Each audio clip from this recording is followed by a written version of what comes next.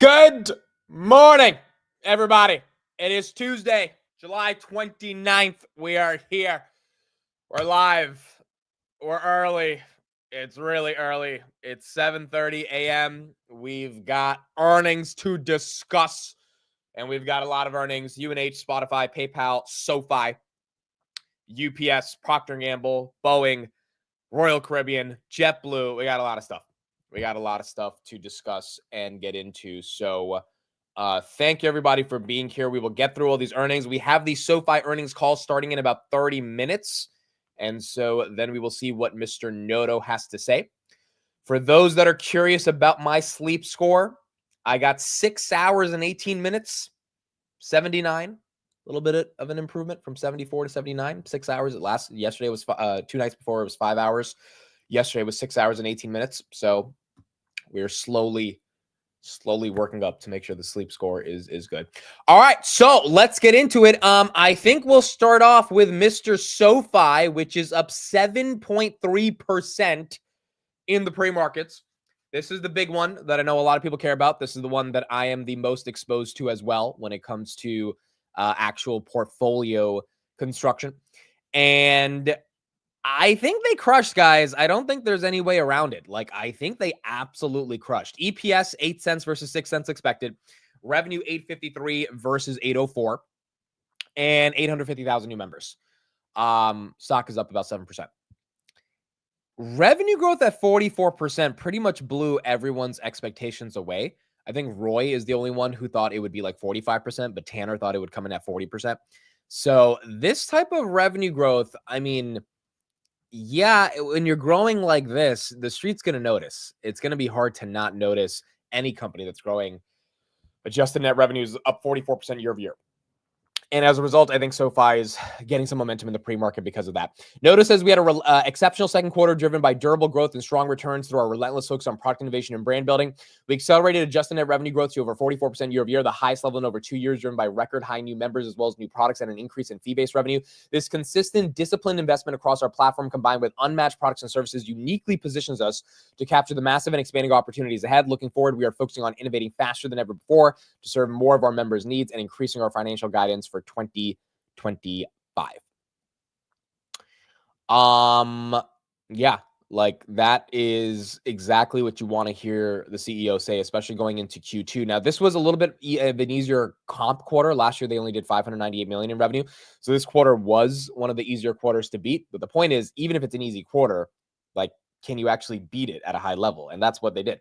So regardless of how easy the comp was, the fact that they were able to accelerate revenues at 44%, I think is pretty incredible. Net income last year, they did $17 million. This year, they did $97 million. So that's a 4.5x increase as well in terms of net income, which I also think is pretty exciting, obviously, for the broader health of the business. So, out of all the companies that reported so far, a lot of them are down. SoFi is the only one that's really holding some momentum. Spotify missed badly, bro.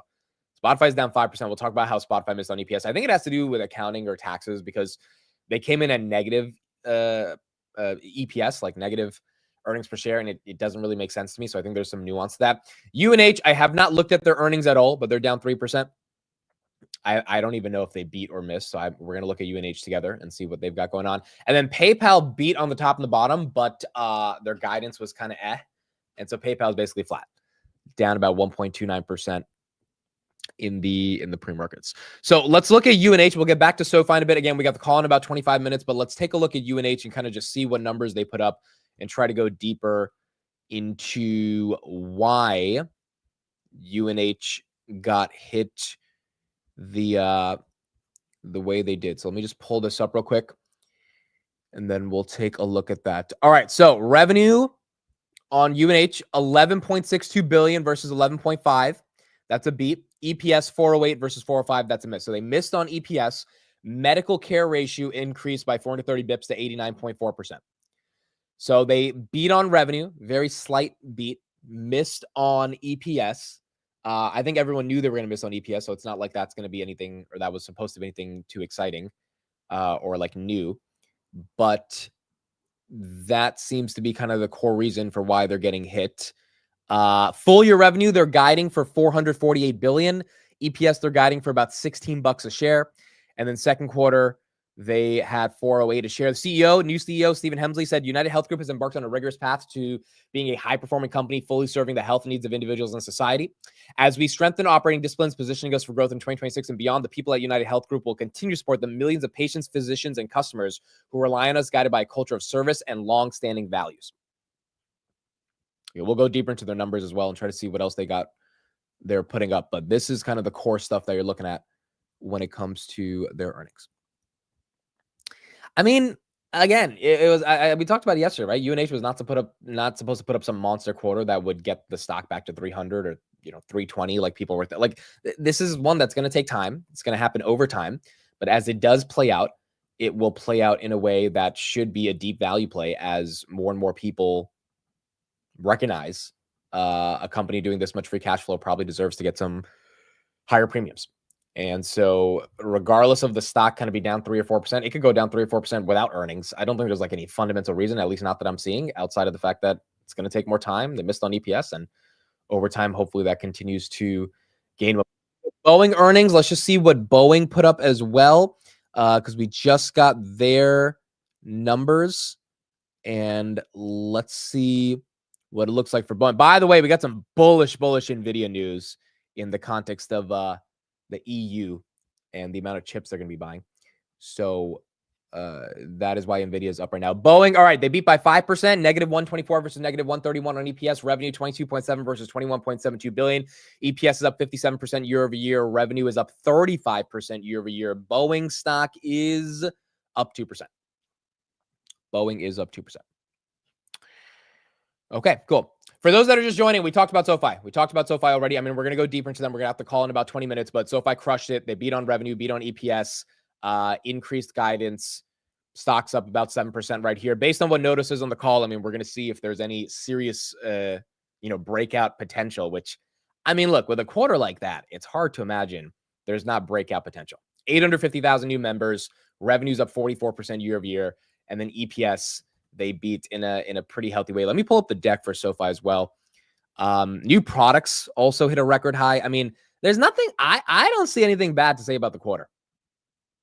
Like, and I know I'm not the most well-versed in SoFi as some other people, but I still don't see like a glaring red flag at any part of this quarter.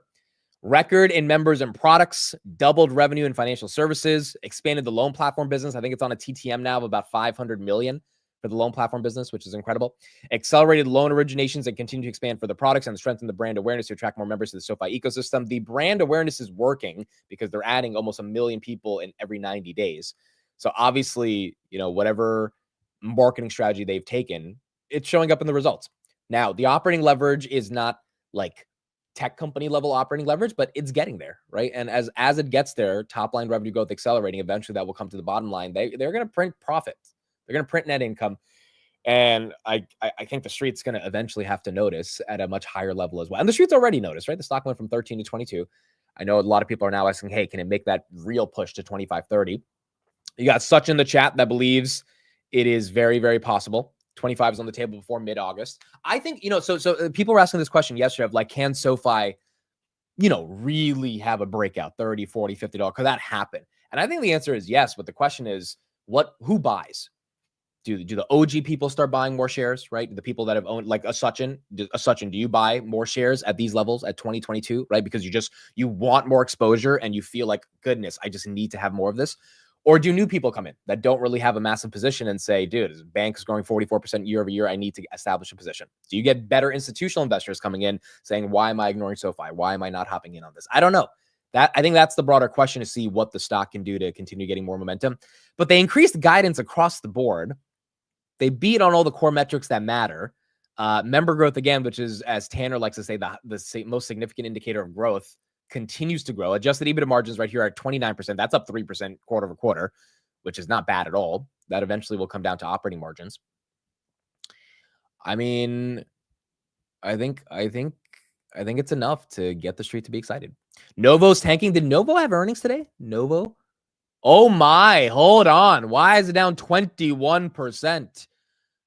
Did these guys have earnings? I didn't even know they had earnings.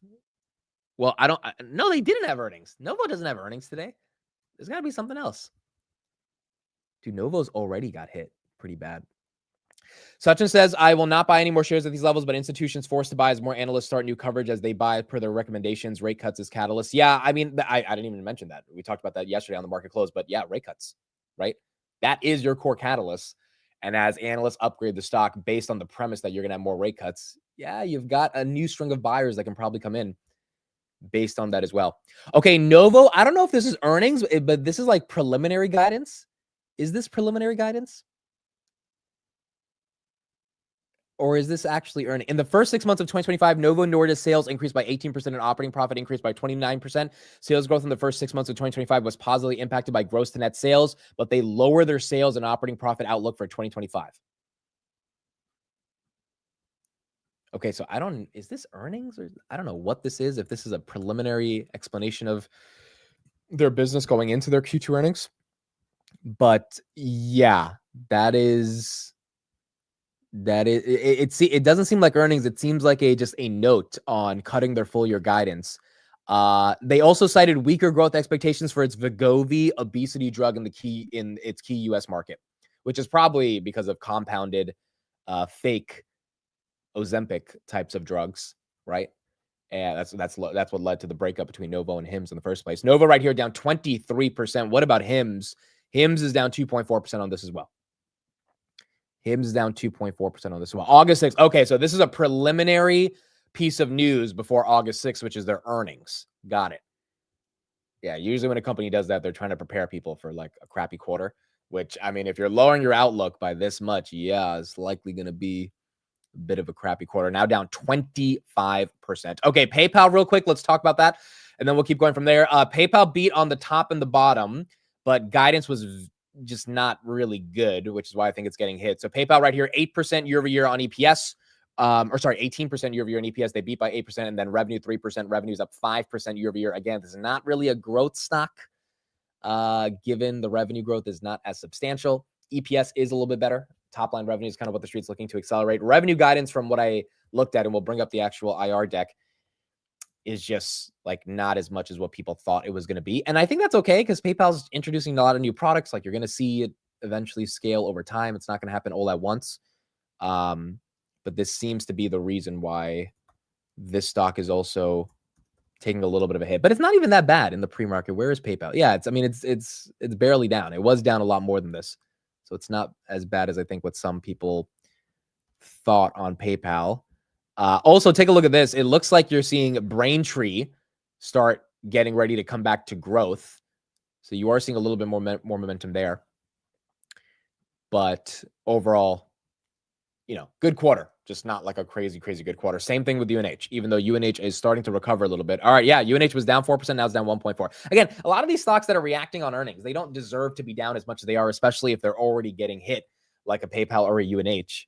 But, if the top line numbers have a little bit of a miss, like an EPS on UNH, you're going to have algos that sell it off. And it's kind of natural for that to happen. BM&R, we'll talk more about this later, but we talked about it last night. They introduced some type of dilution with an offering yesterday. Again, it's inevitable. This is a company that's going to buy more Ethereum. This is kind of what they have to do. If you believe in Ethereum long-term, you kind of don't care about this dilution, because you care about getting more shares, or you care about Tom Lee having more money by issuing more shares to buy more Ethereum. And if Ethereum goes up, BM&R goes up at a higher beta to it. But yeah, there's going to be some dilution in the midst of that process happening. And that's why BM&R took a little bit of a hit. Kind of a nice recovery, though. It was at 27. Now it's at 33. I know it's still down from 40 yesterday, but at least it's not down as much as it was in the after hours yesterday. SMCI right here, that's above 60. Not too bad. Bitcoin right here, 118. And then SoFi, 2258. 2258 on SoFi.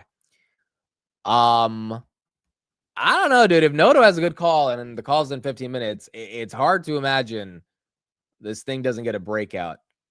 Like, you would think there's a really decent shot for it to do what it needs to do. And now we just have to see what Noto can deliver. I mean, it blew away everyone's expectations, right? Even Roy, he was the only one I knew that had 45% year-over-year growth. They came in at 44%. Even Tannor had 40%. So,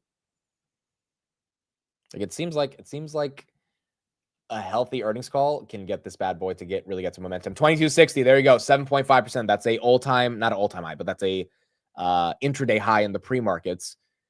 This one can crack above that. The 52-week high was 2274, so it's very close to breaking through those levels. And once she breaks 2324, I think she's off to the races. I think she is off to the races. Okay, Spotify. What's going on Spotty? So Spotty's numbers were not the best. They missed on EPS by a healthy amount, and I think they beat on revenue. So let's pull this up right here. EPS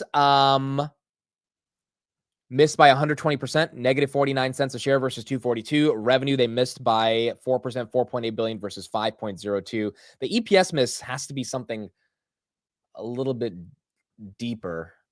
Not just they had a bad quarter, but rather it feels like an accounting thing. But that is one of the reasons why they're down 5%. So here are the detailed metrics. Monthly active users, they grew 11% year over year, 696 million, almost 700 million. Premium subscribers up 12%, ad-supported subscribers up 10%. And all of those are positive quarter over quarter. Financials, premium up 12% year over year. Ad-supported is actually down negative 1% year over year in terms of revenue. And then gross profit, they came in at a 31.5% margin. That's down a little bit quarter over quarter. That's up year over year, 19% on the actual gross profit numbers. Operating margins, this is where I don't know if they had a massive tax issue or accounting issue. It seems to be more about a strong euro, weak dollar, but operating margin did come down 3% quarter over quarter from 12.1% to 9.7%. And that led to operating income coming down from 509 to 406. Even though free cash flow is up pretty nicely year over year at 43% from 534 to 700 million.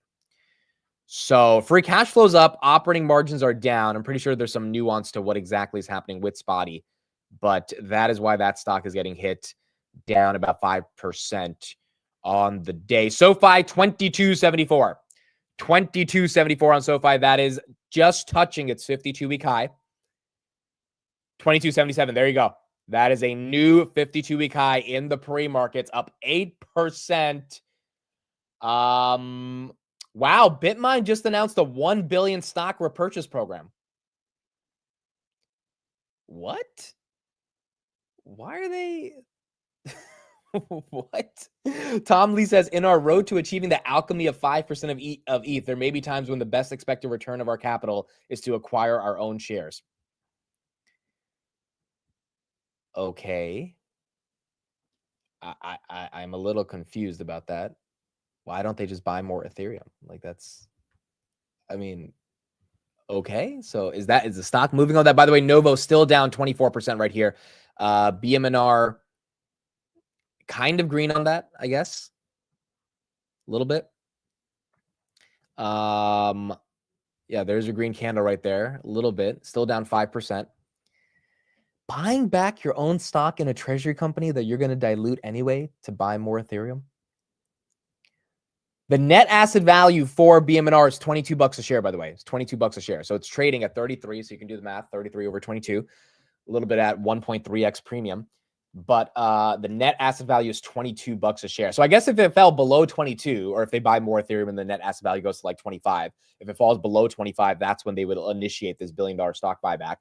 But I think they're also initiating it because they know there's a world in which it could fall below NAV. And if it does, maybe because Ethereum falls, right, for whatever reason, they would want to acquire their own shares. Yeah, kind of. I think it's to show good faith more than anything. Because, again, a lot of people were pissed off yesterday. Like, a lot of people. Because most people didn't know what or how treasury companies work. And you can't blame them, right?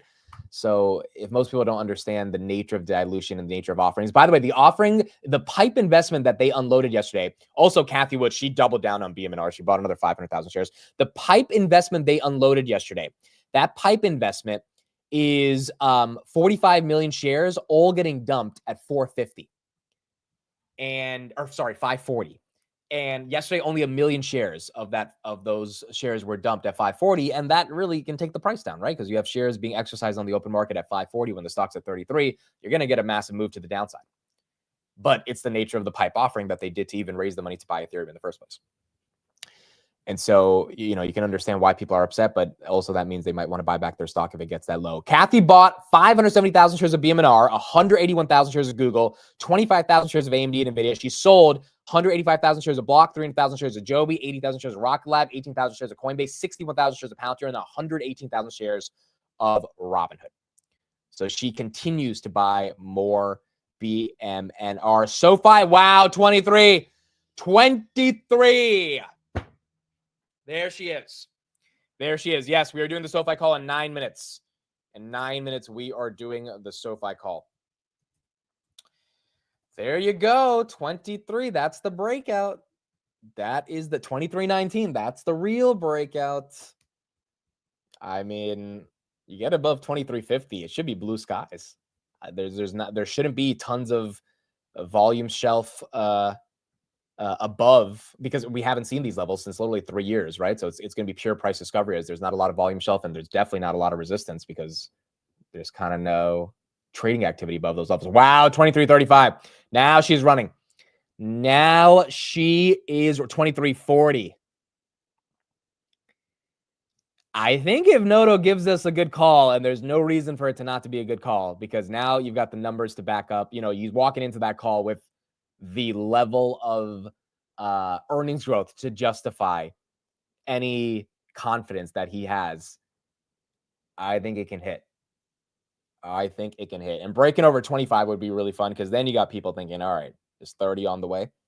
And again, a $25 stock, a $23 stock is not a lot of money, right? Like, forget the valuation, but just in general, when people are thinking, hey, should I buy some SoFi? It's not like buying Berkshire Hathaway, right? Where they have to spend like $400 or something, like, or even Tesla, $300. But SoFi is like, all right, $20, I'll throw $1,000 at it, right? I'll get 50 shares. Like, the average person can afford that. And that, I think, is also very exciting for SoFi as well.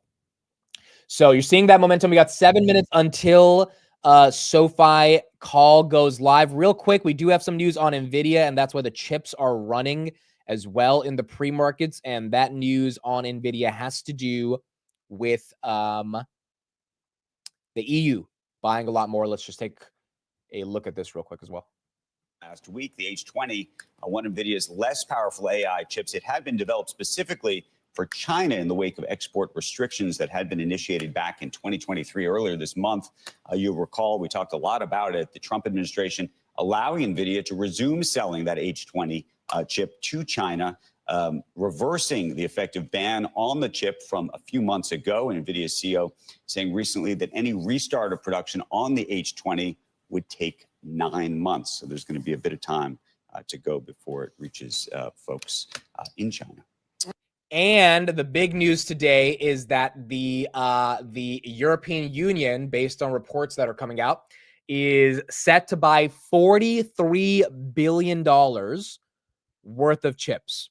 $46.3 billion, according to a statement from the European Commission. So this is not even a report. This is a statement from the EU saying we are ready to buy about $50 billion worth of chips. And that is why AMD and NVIDIA are getting the pre-market action that they're getting. NVIDIA right here, SoFi 23.12. NVIDIA is almost 180, and AMD is, I think, 177, almost 177, 176.01 in the pre-markets. Palantir right here, 158.54. Robinhood, 106.92. Tesla, 325. S&P, wow, S&P all-time high, 638. I mean, we were at this level yesterday in the pre-market, so when the market opens, we should be able to hopefully maintain some of this momentum, but that is green as well. AMD right here, 175.96, and then SoFi 23.31. Here's another visualization of SoFi and this earnings recap.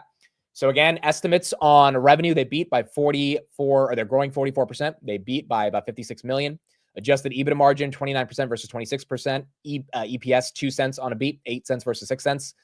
And guidance on revenue, 3.3 versus 3.2 billion.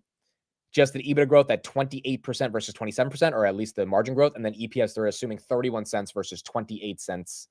That is also a beat by 3 cents. Yeah, we covered the Novo news. They issued preliminary guidance of lowering sales for fiscal year 2025, led by a lack of demand in North America for Wegovy. And that is why that stock is getting hit pretty bad.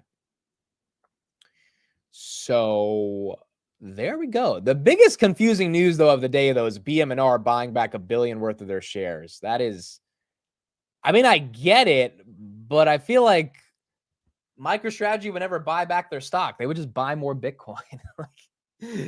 See, the thing about Saylor is he doesn't care. The stock could go to like $1. As long as he has money to buy Bitcoin, he does not care.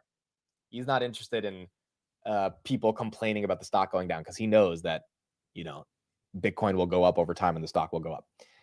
But it kind of looks like Bitmine cares about the $1 billion stock, the stock falling below its net asset value because they want to buy back more of it. But I don't know. It kind of feels like buying Ethereum wouldn't be crazy either. It feels weird.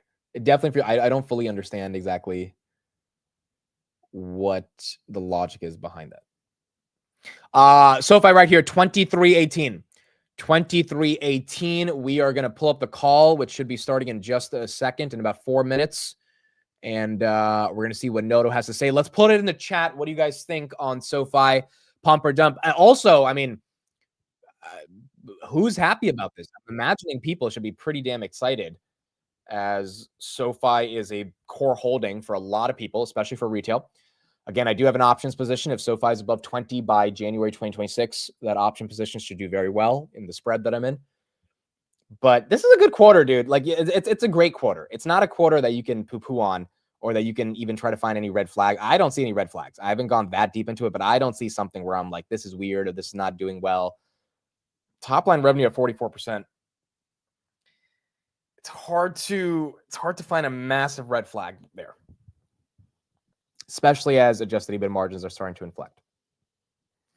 Jose says, wait, there are other things to invest in outside of chips. Jose, you should know, because every time you come on the channel, this little stock that we all care about somehow goes up every time you come on the channel. I don't know how it happens, Jose, but it happens. So you should definitely know about that. What about the tech platform? So I haven't even looked at the tech platform, but I would imagine it didn't have massive growth, but no one's really expecting it to have massive growth either. Okay, so tech platform in Q2 2025. This is tech platform and financial services. Let me see the actual tech platform itself. Revenue was 110 million, up 15% year over year. 110 million, up 15% year over year. And then the accounts went down by 8 million, 168 to 160. Or sorry, no, they went up by 2 million. They're down a little bit from the fiscal year 2024, but they're up 2 million quarter over quarter. I mean, look, this is the platform that Noto said focus on Q1 2026. So if the CEO tells me focus on Q1 2026, then I'm going to wait until Q1 2026. He didn't say Q2 2025 it would reaccelerate. He said Q1 2026. So I'm going to take him at his word. I'm going to wait until next year. And if that starts to I mean, if they can get that tech platform growing at anywhere near 25, 30%, that's when SoFi gets very exciting, because that's when the thesis that a lot of people invested in originally, this AWS of fintech that has all this other integrated ecosystem that supports it with lending and financial services, et cetera, that's when it becomes very exciting. So I guess the quote unquote red flag is that tech is not growing that much. But if it does, and the rest of the company is performing, I mean, I think that's what could also get the multiple to get higher as well and get the street to be buying it in anticipation of what could happen as well. Sachin says, SoFi always dumps before and at open. If the stock is up 11% in pre-market, what matters most is where it ends the day. Yeah, I would agree. I mean, even if it does dump on the call, what matters is where it ends at the end of the day. However, I kind of don't, dude, why is the stock? You guys see the stock, right? It's kind of going crazy on my screen. Is that Legend or is that Webull? Is that SoFi? Hold on, let me look at Webull. I think that's Legend being weird. That's Legend being weird. Yeah. Okay, now it's back to normal. It just went down all the way to 22 or something. Yeah, I think being up 10% right here, we haven't seen that in a while going into SoFi's quarter. Legend's being weird. It's like going up and down that much, but if it can hold 10%, then by the end of the day, that would be an incredible day for SoFi. That's weird, right? You guys saw that going up and down, going up and down. It happens every morning at 8 a.m.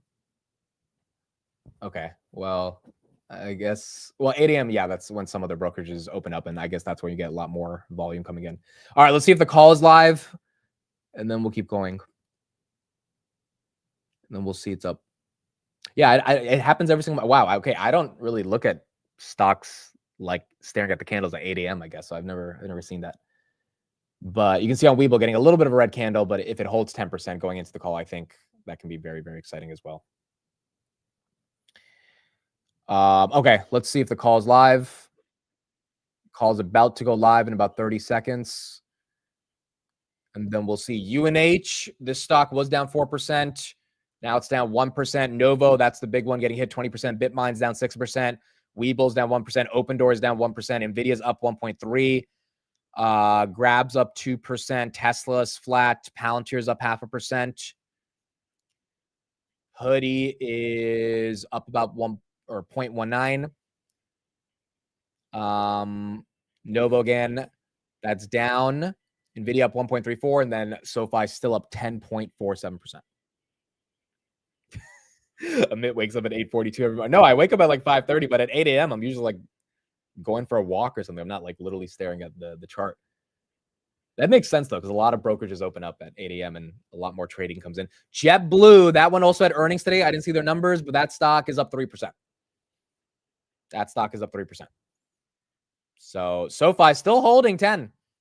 23.50. It's at 23.24. I mean, you hold 10 throughout the call. Market opens up. People like what they heard on the call and the numbers.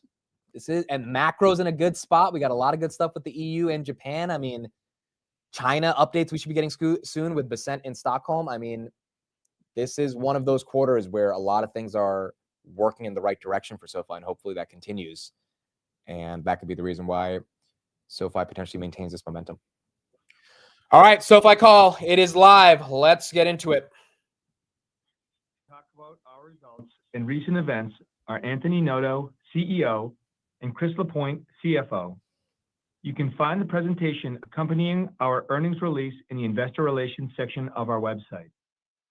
Unless otherwise stated, we'll be referring to the adjusted results for the second quarter of 2025 versus the second quarter of 2024. Our remarks today will include forward-looking statements that are based on our current expectations and forecasts and involve risks and uncertainties. These statements include, but are not limited to, our competitive advantage and strategy, macroeconomic conditions and outlook, future products and services, and future business and financial performance.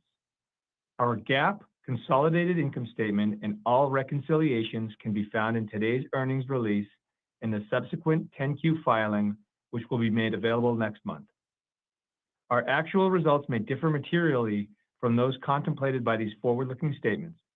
Factors that could cause these results to differ materially are described in today's press release and our subsequent filings made with the SEC, including our upcoming Form 10-Q. Any forward-looking statements that we make on this call are based on assumptions as of today. We undertake no obligation to update these statements as a result of new information or future events. And now I'd like to turn the call over to Anthony. Thank you and good morning, everyone. We had an excellent second quarter as we continue to drive durable growth and strong returns through our relentless focus on product innovation and brand building. Our one-stop shop strategy is stronger than ever, further accelerating our year-over-year growth in adjusted net revenue to 44%, the highest growth rate in over 2 years, and driving a 5.6 times year-over-year increase in earnings. I'll begin by covering our key results for the quarter, starting with our durable growth, which continues to be driven by the growth of members and products. We added a record 850,000 new members in Q2, increasing total members by 34% year-over-year to 11.7 million SoFi members. We also added a record 1.3 million new products, representing 34% year-over-year growth to over 17 million products. Cross-buy remained strong in the second quarter, with 35% of new products opened by existing SoFi members. We have proven once again that our strategy is successful in driving new members to SoFi and getting existing members to do more with us. Our strong member and product growth powered our revenue growth in the second quarter. Adjusted net revenue was a record of $858 million, up 44% year-over-year. Together, our financial services and technology platform segments generated $472 million of revenue, up 74% year-over-year, and now representing 55% of total revenue. In our lending segment, adjusted net revenue grew 32% year-over-year to $447 million, driven by strong originations in the segment of $6.3 billion, up 18% from the prior year. Combined with the very strong $2.4 billion of originations in the loan platform business, total originations reached a record of $8.8 billion for the second quarter. This is an increase of $1.5 billion from just last quarter. Total fee-based revenue across our business was also a quarterly record of $378 million, up 72% from the prior year. This was driven by strong performance from our loan platform business, origination fees, referral fees, interchange revenue, and brokerage fee revenue. On an annualized basis, we are now generating over $1.5 billion of fee-based revenue, reflecting the deliberate diversification of our business towards more capital-light revenue streams. In addition to delivering durable growth, we delivered strong returns and profitability. In the second quarter, all three segments delivered record contribution profit at attractive margins. Adjusted EBITDA for the quarter was a record of $249 million, up 81% year-over-year. Our adjusted EBITDA margin for the quarter was 29%. Our incremental EBITDA margin was 43% as we continue to balance reinvesting in the business to drive long-term growth and profitability. Net income for the quarter was $97 million at a margin of 11%. Earnings per share were 8 cents. Finally, our tangible book value ended the quarter at $5.3 billion, a year-over-year increase of over $1 billion, and a quarter-over-quarter increase of nearly $200 million. This strong financial performance is driven by our consistent, disciplined investment across our diverse portfolio of businesses focused on building a trusted brand name, continuously enhancing existing products, and developing new products to help our members get their money right. As the only one-stop shop for digital financial services, our investments can drive greater long-term growth because we have more ways to attract members to our platform and more ways to grow with them once they're here. Let me give an example of how this works. A member may come to us through SoFi Relay, a free product that analyzes a member's finances and provides tangible options for how they can spend less than they earn so they can invest the rest. For perspective, it costs less than $15 to acquire a SoFi Relay member. Based on the ease of use and the quality of the insights, this member decides to move their checking and savings accounts from a big bank to our SoFi Money product. To get our best APY, the member enrolls in direct deposit, instantly making them a SoFi Plus member with access to our best benefits, including unlimited access to financial planners, loan discounts, more rewards, and unique experiences. This member instantly goes from earning just 2 basis points of interest at the big bank to earning 3.8% at SoFi. So on $10,000 of saving deposits, they earn about $380 in annual interest compared to just $2 at the big bank. With this extra cash in hand, the member opens a SoFi Invest account, taking advantage of the 1% match on recurring investment deposits, paid and reward points, another benefit of their SoFi Plus membership. Later, the same member sees a recommendation in their home feed to consolidate credit card debt, where they are paying north of 20% interest, into a SoFi personal loan at a rate in the low teens, resulting in more savings. The member puts the money they save on a lower cost loan in a SoFi Vault to save for a down payment on a home and take advantage of our home lending product. Every day, stories like this unfold as members turn to SoFi products for every major decision in their financial lives and every day in between. Along the way, we're creating lifelong relationships that deliver real financial value to our members and to our business. Because these relationships often stem from just one initial product with one acquisition cost, we generate significantly more favorable unit economics. In the example above, we would generate a variable profit of about $1,800 on the personal loan before even considering the opportunity to grow the relationship with the home loan or other products.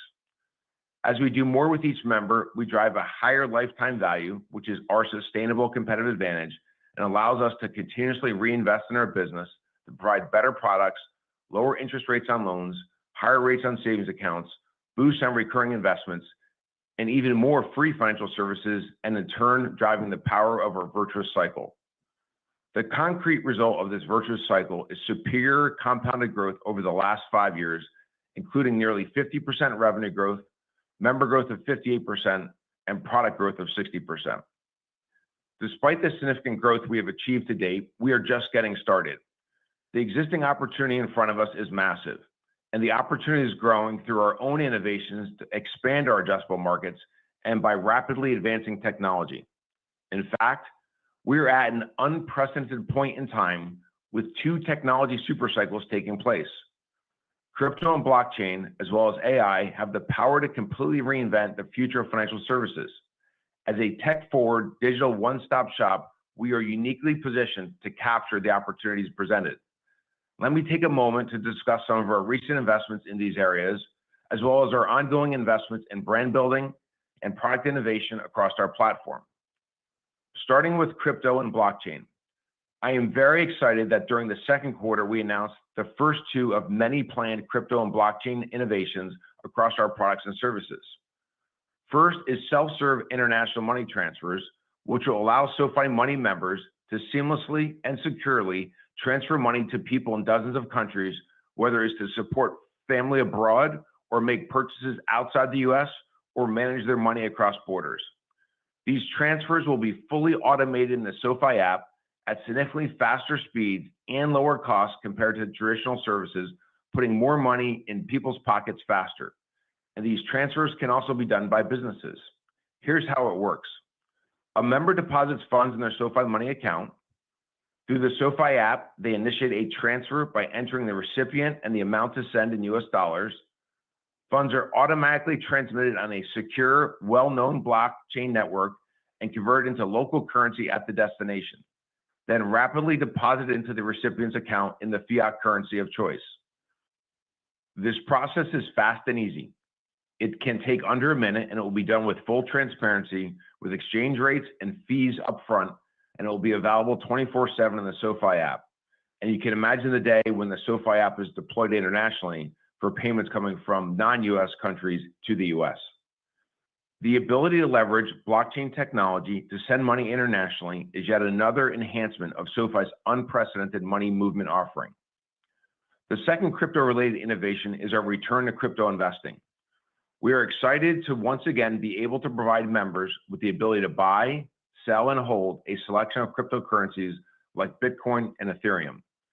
In a recent survey of our members who invest in crypto, we found that 60% would prefer to work with a nationally licensed bank like SoFi over their current primary crypto exchange. This is another benefit of having a bank license, and yet another way we are providing our members options to invest for their future. We now offer members the ability to buy and sell single stocks without commissions or fees, our award-winning robo-advisory products, SoFi-branded ETFs, IPOs at IPO prices, alternative investments including new private market funds from asset management firms including Cashmere, Fundrise, and Liberty Street Advisors, which we added this month, and soon crypto. Both self-serve international money transfers and crypto investing are expected to launch later this year with more innovations to come. Crypto is a key area of focus for our management team, and when we have brought on board significant expertise, including substantial engineering talent, to advance these new initiatives. The cost, speed, and security of paying, buying, and spending are worse today than they will ever be in the future. Faster, safer, and cheaper options will only get better and better every year. Over time, we see opportunities across our entire platform, including offering stablecoins, providing members the ability to borrow against their crypto assets, expanding payment options, and introducing new staking features, as well as blockchain and digital asset infrastructure capabilities for other companies offered by our technology platform. Blockchain and crypto have the potential to be a game changer for SoFi and our members. Turning now to AI. We're implementing and testing AI applications across our business, from enhancing back office processes like dispute resolution and filing suspicious activity reports, to improving how we interact with our members to help them get their money right. And we've brought on teams of engineers to drive these efforts forward. One specific member-facing application that I am particularly excited about is Cash Coach. Cash Coach will be a part of our Relay product and will look across your cash held at SoFi and elsewhere and tell you how much you actually have, how little you might be earning at other institutions, and how you can optimize your cash to drive a better return. Cash Coach is just the beginning. In the future, we plan to roll out coaches across our platform to help members understand what they must do, what they should do, and what they can do across their financial lives every day. Let me now shift to our brand building efforts, which are key to establishing SoFi as a trusted household name. These investments increase the overall awareness of SoFi and have a halo effect that makes our performance marketing of each product more efficient. During the second quarter, we unveiled our first ever music partnership as the presenting partner of the Country Music Association's CMA Fest, the world's largest and longest running country music festival. Beyond the exposure of having our name appear everywhere the CMA Fest brand goes at the festival and on broadcast, we also offered exclusive perks to SoFi Plus members, enriching the value of our premium membership offering. We've also partnered with award-winning artist Kelsea Ballerini across our marketing channels to inspire others about the importance of reaching financial independence. Together, our marketing efforts drove unaided brand awareness to an all-time high this quarter, reaching 8.5%, up from 7% last quarter. Turning now to product innovation within our segments, starting with the financial services segment and the loan platform business, which is having a profound impact on our business overall. As a reminder, LPB leverages our customer acquisition, operations, and service capabilities to originate customized loan portfolios on behalf of third parties. We typically move these loans through our balance sheet in a matter of days, so they don't require additional capital, and we do not retain any credit risk after transfer. With LPB, we collect a fee for each loan transferred, supporting our strong growth in fee-based revenue. Prior to the second quarter, the vast majority of our LPB volume consisted of loans within our prime credit box, but over and above the volume we want to put on our balance sheet. However, during the second quarter, we meaningfully increased the proportion of loans that are near prime with higher WAC, effectively monetizing more of the roughly $100 billion of loan applications that we are not able to meet each year. This expansion, along with the large agreements that were previously announced, helped drive record LPB origination volume of $2.4 billion, an increase of 57% from just last quarter. On an annualized basis, after just 1 year, this business is running at a pace of over $9.5 billion of originations and over $500 million of high margin, high return fee-based revenue. It is now bigger than our student loan refinancing business, our first business, and we see further upside still. We remain incredibly optimistic about the loan platform business, which continues to move closer to becoming a billion-dollar revenue business. As we look further down the road, we see the potential to tokenize SoFi loans to make them more widely available in liquid markets in increments of dollars rather than tens of thousands of dollars, such that anyone can invest in loans just like they do equities. Turning to our tech platform segment. This business has been instrumental in our ability to innovate across the SoFi platform. It allows us to more rapidly develop, test, and roll out new products while also providing significant cost savings versus relying solely on third parties. For example, SoFi uses the tech platform's Cyberbank Connector, an AI-powered virtual personal banking assistant, to provide seamless support to members across digital channels and reduce operational costs. This adoption has led to a 65% faster average response times and cut our chat abandonment in half. Tech platform innovation is not only helping SoFi, but our clients overall. Banco Nación, one of Argentina's largest financial institutions, selected our Cyberbank digital platform to modernize their digital banking infrastructure. The implementation, which started with corporate banking, has already resulted in a 25% increase in organic client growth and reduced implementation time from months to just 4 business days. They've now positioned themselves to unify mobile and desktop banking systems for over 10 million consumer banking customers as well. We also continue to make strong progress diversifying our client base beyond traditional financial service firms and fintechs. Earlier this year, Tech Platform launched a first-of-its-kind reward debit program with Wyndham Hotel and Resorts. and we've signed 2 additional travel and hospitality companies that are expected to launch before the end of this year. In total, we anticipate having approximately 10 new clients that contribute revenue in Q1 2026 that did not contribute revenue in Q1 2025. Now turning to our lending segment, where we had another fantastic quarter of originations. Despite this being our longest standing business, we see significant growth opportunities across our loan types and are enhancing our product offering to capture them. For example, we are already leaders in the personal loan market with roughly 15% of the prime segment. However, we know that the top use of a personal loan is to refinance expensive credit card debt, which makes the real addressable market much larger. Americans in the prime credit category have over $700 billion of outstanding credit card debt, which means that the true opportunity is a large multiple of the volume that we are currently originating. This is one reason why in the second quarter we launched a new personal loan product for prime credit card customers that carry a revolving balance and are making mostly interest-only payments. While it's very early days, we are pleased with the interest in this product and to be generating awareness among members that SoFi can help them get their money right instead of being gouged by our competitors. In student loan lending, we had another strong quarter with nearly $1 billion of originations, up 35% from a year ago.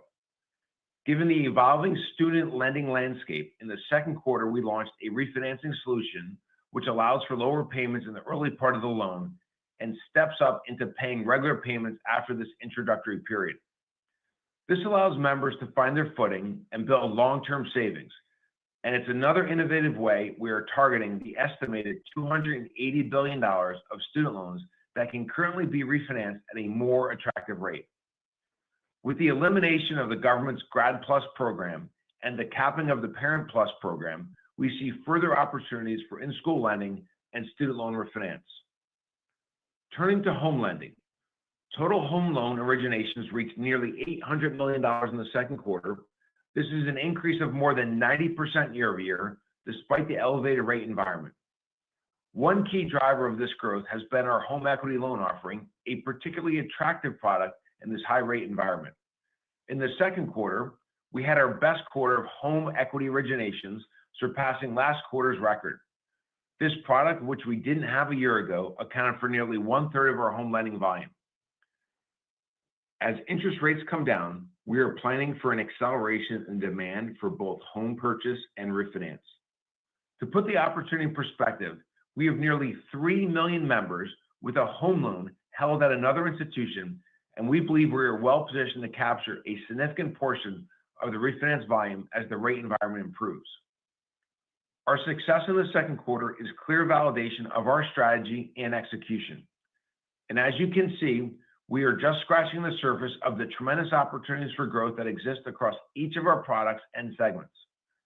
Furthermore, the opportunities are growing, driven by both our ability to expand our addressable markets through our innovation and the rapidly advancing technology, including blockchain and AI.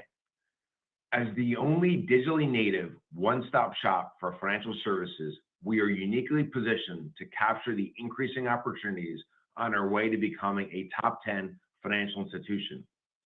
I assure you that our team is working tirelessly to add even more value to members and to seize the opportunity in front of us. With that, let me turn the call over to Chris. Thank you, Anthony. It has been a strong start to the year as we continue to drive durable growth and strong returns. We exceeded each metric that we guided to on our last call on the way to delivering accelerating revenue growth in our 7th consecutive profitable quarter. For the quarter, revenue accelerated and grew 44% year over year to a record $858 million. Adjusted EBITDA was also a record at $249 million and a margin of 29%. Net income was $97 million at a margin of 11%. And earnings per share was 8 cents. This included a small benefit of about a penny related to a lower than expected effective tax rate. An important driver of the acceleration of growth was the increased contribution from capital-light non-lending as well as fee-based revenue sources. Our non-lending businesses generated $472 million of revenue, up 74% year over year, and we also generated record fee-based revenue across all businesses of $378 million, up 72% year over year. Turning now to our segment performance. In terms of financial services, for the second quarter, net revenue was $363 million, more than double that of Q2 2024. Contribution profit was $188 million, up nearly 3.4x from last year. And contribution margin was 52%, up from 31% last year. Net interest income for this segment was $193 million, up 39% year over year, which was primarily driven by growth in member deposits. Non-interest income grew nearly 4.6x to $169 million in the quarter, which equates to over $650 million in high-quality fee-based income on an annualized basis. Importantly, improved monetization continues its strong contribution to revenue growth. Financial services revenue per product increased from $64 in the second quarter of 2024 to $98 in the second quarter of 2025. That's up over 50%, and we see continued upside as newer products mature. In Q2, our loan platform business generated $131 million in adjusted net revenue, up 36% from just last quarter. Of this, $127 million was driven by the $2.4 billion of personal loans originated on behalf of third parties, as well as referrals. Additionally, LPB generated $3 million from servicing cash flows, which is recorded in our lending segment. The growth opportunity for this business continues to be very strong. In addition to our LPB revenue, we continue to see healthy growth in interchange, up 83% year over year, driven by close to $18 billion in total annualized spend in the quarter across money and credit card. Shifting to our tech platform, for the second quarter, we delivered net revenue of $110 million, up 15% year over year. Contribution profit was $33 million at a contribution margin of 30%. Revenue growth was driven by continued monetization of existing clients, along with new deals signed in new client segments. Turning now to our lending segment. For the second quarter, adjusted net revenue was $447 million, up 32% from the same period last year. Contribution profit was $245 million, with a 55% contribution margin. These strong results were primarily driven by growth in net interest income, which increased 33% year over year to $373 million. During the quarter, we had record total loan originations of $8.8 billion, up 64% year over year. Personal loan originations were a record at $7 billion, of which $2.4 billion was originated on behalf of third parties through LPB. In total, personal loan originations were up 66% year over year. Student loan originations were $993 million, up 35% from the same period last year. And home loan originations were $799 million, a year-over-year increase of more than 90%. Capital markets activity was very strong in the second quarter. We sold and transferred through our loan platform business over $3.4 billion of personal and home loans. In terms of personal loans, we closed $201 million of sales in whole loan form at a blended execution of 105.8%. All deals had similar structures to other recent personal loan sales, with cash proceeds at or near par, and the majority of the premium consisting of contractual servicing fees that are capitalized. These sales included a small loss share provision that is above our base assumption of losses and immaterial relative to the exposure we would have otherwise had if we held on to the loans. Additionally, we sold $90 million of late-stage delinquent personal loans. By selling these loans, we're able to generate positive incremental value over time versus selling after they charge off, both from our improved recovery capabilities and by maintaining servicing. In terms of home loan sales, we closed $779 million at a blended execution of 102.2%.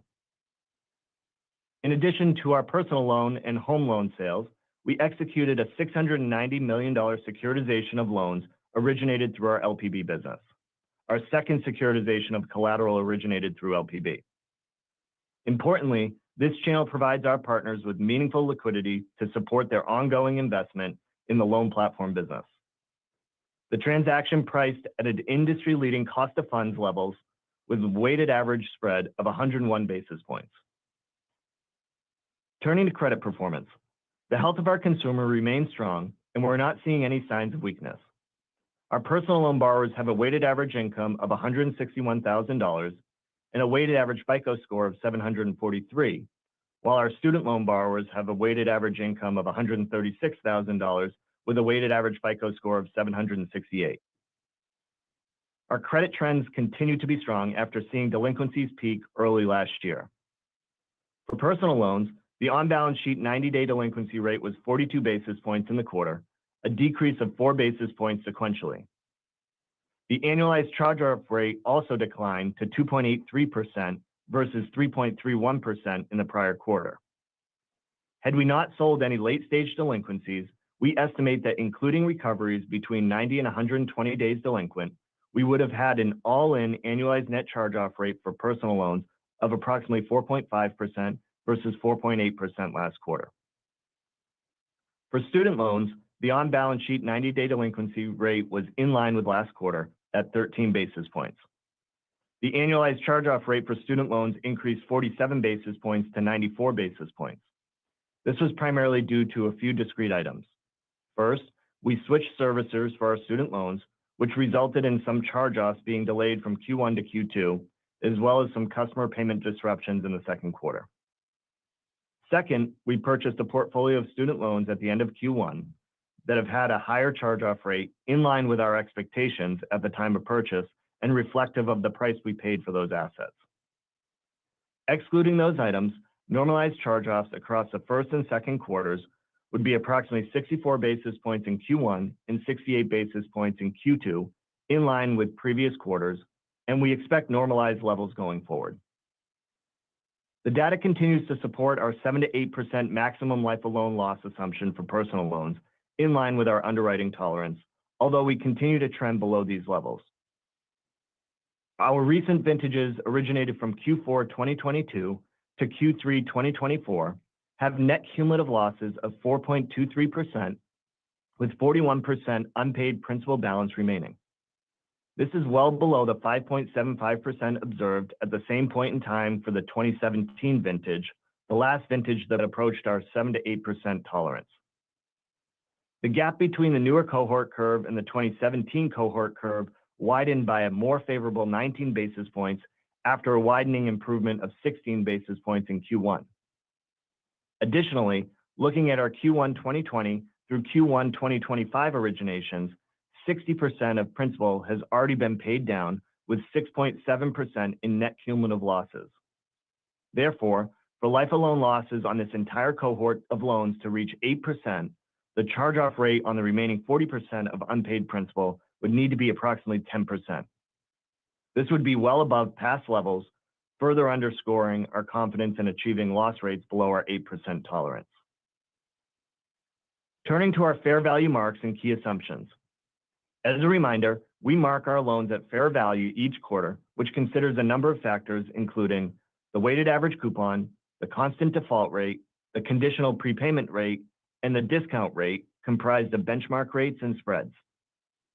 At the end of the second quarter, our personal loans were marked at 105.7%, up 28 basis points from the end of the prior quarter. This change was primarily a function of the discount rate decreasing by 20 basis points to 4.67% due to the underlying benchmark rate decrease by 25 basis points and spreads widening by 5 basis points. As we've previously noted, both of these changes are empirical based on actual market data, not assumptions. Additionally, any fair value impacts that resulted from interest rate changes were offset nearly 1-for-1 by hedges. Additionally, the annual default rate decreased by 9 basis points and the conditional prepayment rate decreased by 8 basis points. Slightly offsetting these impacts was a 13 basis point decrease in the weighted average coupon. At the end of the second quarter, our student loans were marked at 105.8%, up 61 basis points from the end of the prior quarter. This change was a function of the discount rate decreasing by 25 basis points to 3.97%, driven by the underlying benchmark rate decreasing by 27 basis points, partially offset by 2 basis points of spread widening. Slightly offsetting this impact was a 35 basis point increase in the conditional prepayment rate and a 3 basis point decrease in the weighted average coupon. There was no material change to the annual default rate. Turning to our balance sheet.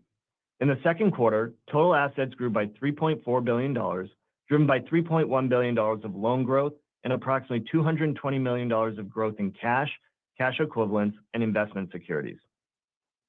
Total company-wide cash at quarter end was $2.7 billion. On the liability side, total deposits grew by $2.3 billion to $29.5 billion, primarily driven by growth in member deposits. Net interest margin was 5.86% for the quarter, down 15 basis points sequentially. This included a 24 basis point decrease in average yields as we saw a modest mix shift from personal loans to student loans, which was partially offset by an 11 basis point decrease in cost of funds. We continue to expect a healthy net interest margin above 5% for the foreseeable future. In terms of our regulatory capital ratios, we remain very well capitalized. Our total capital ratio of 14.4% at quarter end remains comfortably above the regulatory minimum of 10.5%, as well as our additional internal stress buffer. The quarter-over-quarter change in capital was driven by the strong loan growth during the quarter. Tangible book value grew $194 million sequentially to $5.3 billion. And tangible book value per share at quarter end is $4.72, up from $3.94 a year ago. Let me now finish by providing our revised outlook for 2025. Given our strong first half of the year, for 2025, we now expect to add over 3 million members, which represents approximately 30% year-over-year growth. We now expect adjusted net revenue of approximately $3.375 billion, above our prior guidance of $3.235 to $3.310 billion. This equates to year-over-year growth of approximately 30%, an increase from our prior guide of 24 to 27%. We now expect an adjusted EBITDA of approximately $960 million, above our prior guidance of $875 to $895 million. This represents a 28% margin. We now expect adjusted net income of approximately $370 million, above our prior guidance of $320 to $330 million. And adjusted EPS of approximately 31 cents, above our prior guidance of 27 to 28 cents. We now expect growth in tangible book value of approximately $640 million for the year, above our prior guidance of $585 to $600 million. Overall, it's been a strong first half of 2025, and we're looking forward to a great second half. Let's now begin the Q&A. At this time, I would like to remind everyone, in order to ask a question, press star then the number 1 on your telephone keypad. Please keep in mind we'll take only one question per person at a time, and please rejoin the queue for any additional questions. Our first question today comes from John Hecht from Jefferies. John, your line is open. Please go ahead. Thanks very much, and congratulations on another good quarter, guys. I'm just, maybe a broad question about guidance. You've given full year guidance, but I'm wondering if there's anything you can share about the cadence from the third and the fourth quarter, maybe all the way to the segment level, if there's any changes there in terms of the contribution. And then, you've given medium-term guidance. I'm wondering, maybe you could give an update on that or your confidence around achieving that. And thanks very much. Yeah, thanks, John. So overall, we're really pleased to be able to raise our 2025 guidance. In terms of some of the segment level specifics, for financial services, what we had previously guided to was 60 to 65% year-over-year growth. We're obviously pacing well above that, and we expect that to continue in the back half of the year. For both tech platform and lending, what we had originally guided to was low double-digit to teens year-over-year growth in 2025, and we remain confident in that. And then in aggregate, what you should expect is for Q4 to be higher than Q3 across all of our metrics: revenue, EBITDA, net income, and EPS. In terms of our medium-term guidance, what I would say is we feel really good about it. We continue to expect to exceed 25% compounded annual revenue growth from 23 to 26, and we really remain confident in delivering our EPS target of 55 to 80 cents in 2026. What I would say is that the mix of our business continues to change meaningfully. And as such, our outlook for each respective revenue segment is going to change. And we're going to update our outlook when we give our detailed 2026 guidance. But at a high level, our mix and growth expectations are changing given the real-time opportunities that have presented themselves, including faster than expected adoption of our LPB business. And what's even more significant than that is participation by LPB investors outside of our credit box. In addition to that, some of the news that we got on the OCC that certain crypto activities are permissible and the implications for large banks and their tech decisions based on recent regulatory climate, both also impact our outlook. So suffice it to say, these opportunities and dynamics have changed our priorities and how we've allocated resources thus far in 2025 and how we're thinking about allocating resources in the second half of this year and into 2026. So overall, the mix and drivers are likely to change, but we remain even more confident in the aggregate outlook of 25% or more of compounded annual revenue growth from 23 to 26 and EPS in the range of 55 to 80 cents in 26. And John, I would just add, we feel great about the business. It's operating on all cylinders. The results show that. Our outlook shows that for 2025. I think our biggest challenge beyond 2025, quite frankly, is deciding what not to do. There are more opportunities on the table for us than ever before. It feels like we're just getting started, even though we've been at this for 8 years and have delivered good, consistent growth over that time period.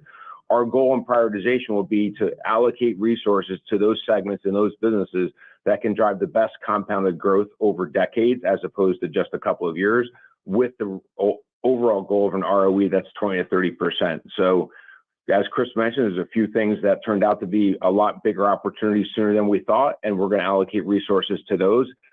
We hope to be able to allocate resources to everything, but that's unlikely. But feel great about the outlook.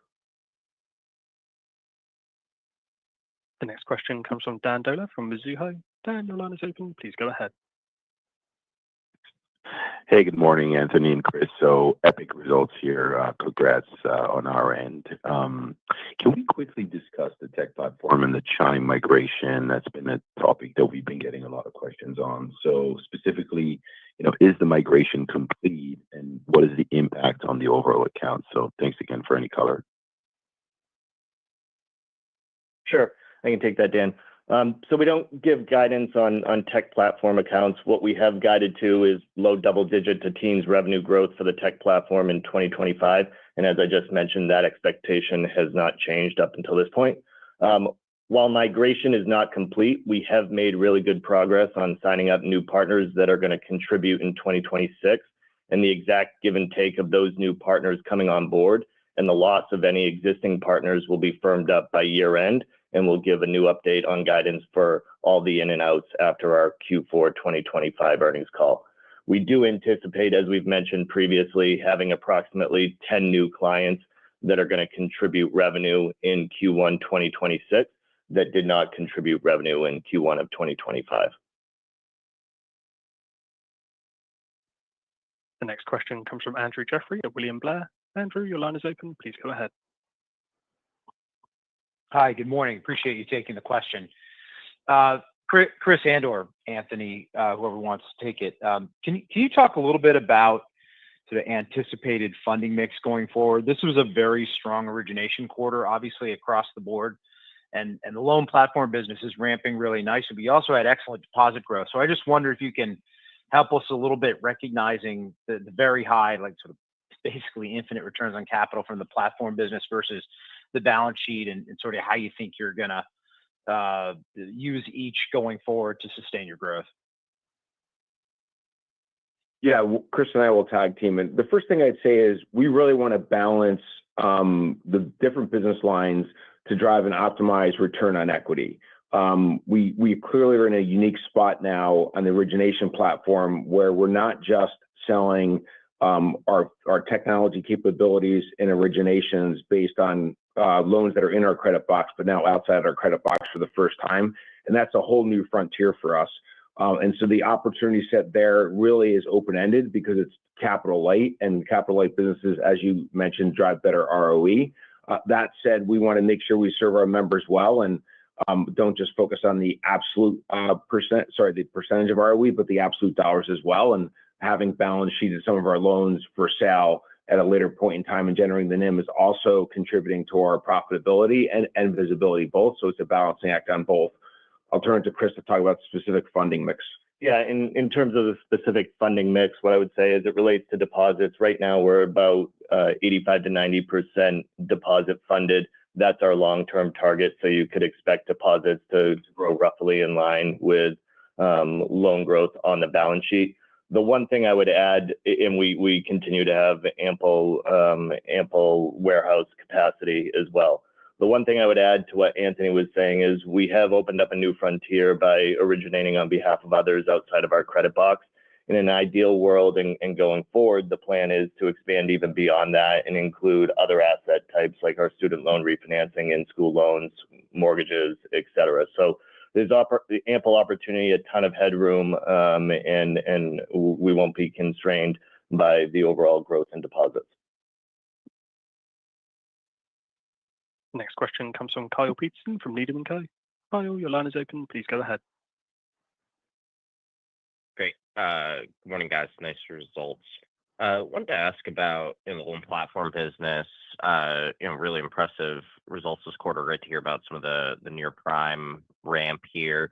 Wanted to think about, could we see another leg up in 3Q as some of this near prime stuff continues to ramp, or was 2Q kind of a pretty good run rate that we should use moving forward? Just want to get a sense of your appetite as to what the growth opportunity is here versus what the implied second quarter run rate is. Sure, I can take that. So overall momentum's really strong. We just did $2.4 billion of originations on behalf of others. That was up from 1.6 last quarter. We did expand outside of our credit box. What I would say is we aren't guiding specifically to LPB originations in the back half of this year, but we do expect continued growth in momentum in both Q3 and Q4. The next question is from Moshe Orenbuch from TD Securities. Moshe, your line is open. Please go ahead.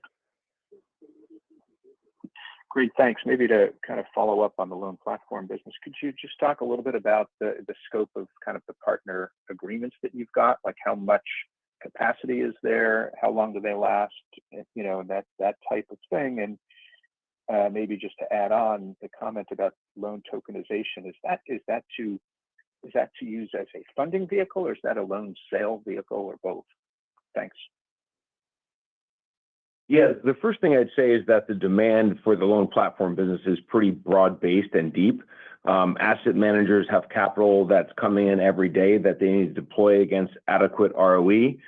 We are very unique in our origination capabilities across the credit spectrum, but also we have great history and reliability in our underwriting capabilities from a technology standpoint, our marketing servicing capabilities, and our servicing.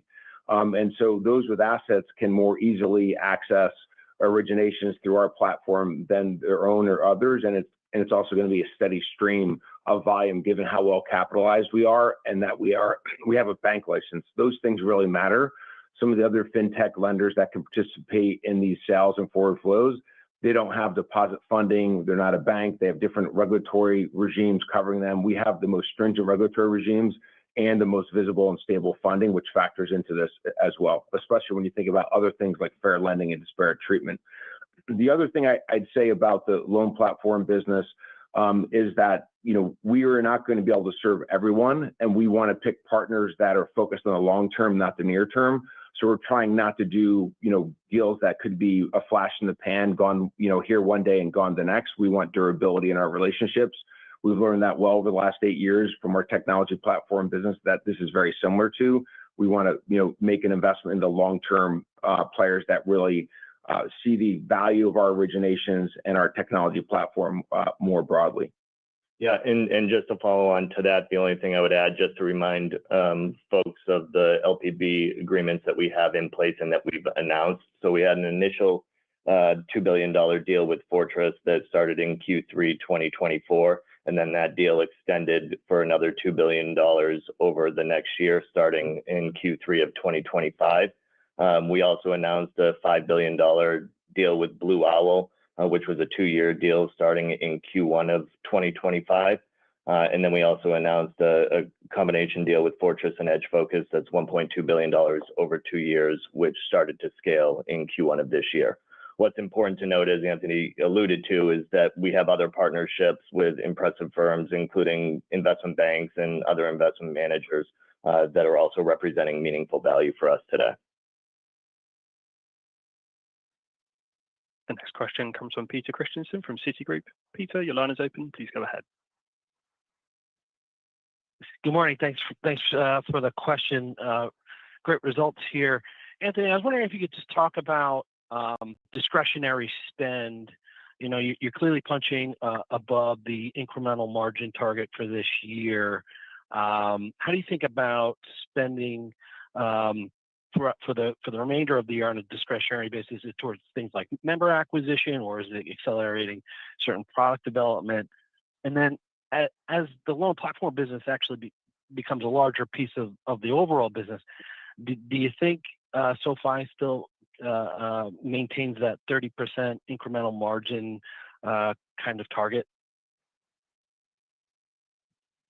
So I think you're starting to recognize we clearly have a lot of operating leverage in the model, and our margins could be well in excess of 30% on the EBITDA line. I've been a student of the evolution of direct-to-consumer technology companies starting back in 1999. And I think it's really critical that we invest for the future. We want to compound 25% revenue growth for decades, not just for a couple of years. So we don't want to underinvest in the business. You know, in the quarter, if we start to outperform relative to expectations on the revenue line, we're going to have a hard time spending that money back in the quarter. And so if you see us above the 30% incremental EBITDA margin in a quarter, it's because we outperformed relative to what we thought, and we couldn't spend the money fast enough. But we are going to make sure that we keep putting 70 cents of every incremental revenue dollar back into the business. In terms of where we're spending it, the greatest increase in spending the back half of the year is in our engineering, product, and design areas. Specifically, we're investing in some new products that complement the SoFi Money product. We're investing in level 1 options as it relates to the Invest business. We're investing more and hiring more people in the user experience in Invest. Our Invest business is starting to gain really nice traction and momentum as we continue to see greater awareness of the broad selection we have. We're really unique. We're the only digital provider that's providing individual stocks without commissions, fractional shares, which I'd note we pioneered, our own SoFi ETFs, one of which is award-winning and outperforming its peer class quite significantly, symbol share Foxtrot Yankee. We also offer IPOs. We're currently offering the Figma IPO.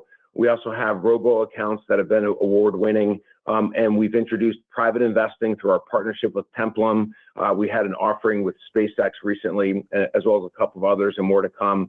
And then alternative assets were launched a year ago. And within alternative assets, we're providing opportunities to invest in venture capital funds, venture fund of funds, private credit, private real estate, public long short hedge funds, in addition to private growth equity. So the Invest business is getting incremental investment as well. In addition to that, we're hiring significantly in crypto to relaunch buy, sell, and hold by the end of the year. We'd like to also introduce a stable coin. We're really happy that the Genius Act was passed into a bill. It's going to take about 12 months to 18 months for all the different regulatory bodies to come out with rulemaking as it relates to the Genius Act. So all those potential competitors in stablecoin, they won't be able to really apply and get a license approved by the OCC until the back end of that time period. Because we're already a bank, and because the OCC put out an interpretive letter that allows and it's permissible for stablecoins at banks to be launched, we can launch sooner than other people. We want to be very thoughtful about how we launch that product and how it's differentiated in the marketplace. So we're not going to rush to get there, but we definitely have a head start because we already have the bank license. So we've allocated a lot of capital to crypto. In addition to that, we're spending a lot. All right, folks. I think that's it for SoFi. If you want to get some more coverage on it, go to Tanner's channel. He'll probably be listening to the rest of it, but I think we got the gist of it from the Q&A. We got Lutnick live talking about some of these trade deals with China. Let's get to that real quick, and then we'll get into all the topics that we have today. I'm going to go right to who it really seemed to upset, and that's France and Germany. And even the European Commission president, you heard what she said. I thought it was very telling. She goes, look, I know this is awful for us. It's the best I could get. I'm trying to salvage them. So I think that indicates, and I don't want to be too jingoistic or America first, but to me that indicated that that the president was able to get a pretty good deal. Exactly right. The president knew how far he could go, and he went exactly that far. The thing about our president is he's got that intuitive nature when he's sitting across the table and making a deal. He knows how far he can push it. I mean, imagine they committed to $750 billion of energy purchases, natural gas and oil and nuclear during his term. They committed $600 billion of companies investing in America, and then 15% tariffs. They will pay 15% pretty much across the board. And we, of course, have an open market to the $20 trillion European market. It's 5 times bigger than any other, Japan and India, 5 times bigger with 450 million people. It was a masterclass by President Trump. I think that they, and everybody's saying it, that the decision to accept the 15% level was in sharp contrast to where they were recently, just weeks ago, with a much more adversarial tone. And they came to the realization that the President Trump thinks that these 15% tariffs should be permanent. And my question is, can you make a strong rationale for why that is the case? Wouldn't it, if it was 0-0 on both sides, and even, got some other things extracted from the EU. Do we want this 15% to onshore? Is that what it's all about, bringing stuff back here? Or is it about all the revenue that gets collected from whomever you want to say is paying it, whether it's, you say it's foreign countries or companies here or consumers or whatever? Why is that the status quo, that it's going to be permanent? Okay, so Europe has a $235 billion a year trade surplus with us, which means at the end of every year, they end up with $235 billion worth of dollars. They sell us more stuff than we sell them. And you know what they do with those dollars? They just buy America. We're basically having America sold out from under us by continuing to have these 1.2 trillion globally trade deficit, which every economist says should not be able to happen, but it's been staying with us for more than decades. So it's got to end. The president is changing it. So his view is you can onshore to get rid of it, or you can pay a tariff to get rid of it, but let's figure out how to get rid of it. And the key to why the Europeans did the deal is autos and pharmaceuticals. I mean, remember, we are the payer of the world, right? All pharmaceuticals, they all make their money by selling to America. And President Trump has been very, very clear. If you're going to sell here, you're going to produce here. And so the Europeans got in front of that freight train and said, we'll pay you 15% for that, but we don't want you to rip all of our companies out of Europe and move them to America. So while the French have got a lot to say, they were able to protect Sanofi from staying in France, because if they didn't do this deal, Sanofi would become an American company. All right, so that's what we got from Lutnick. We'll try to get some more updates in terms of what's going on with China. Besant is in Sweden right now trying to negotiate a better trade deal with them. So we'll keep going from there. In general, what do we got going on? S&P's at basically all-time highs in the pre-market, 638.20. Palantir's at 158. Robinhood's at 106.20. Tesla at 325. NVIDIA 178. The big headline on NVIDIA is that the EU is officially buying $43 billion worth of chips. That's not just from NVIDIA, but that's probably going to be from the entire semiconductor stack. Good for NVIDIA and AMD, both of them up about 1.2%. NVIDIA looks like she wants 180. She was at 179.90 in the pre-markets right now, just below 179. So will be nice to see if we can get there. Google right here, 192. And then SoFi, again, up 8%. SoFi tends to dump after earnings. I think what matters the most, as even Sachin was saying about an hour ago, is that how does it close? How does it close? Does it close below 21? Does it close back, below 20 or in the 20.50 range like it was yesterday? Or does it actually get a new close above 23? And if it does, which I don't see any reason why it wouldn't, I mean, it was a hell of a quarter. We already talked about the earnings.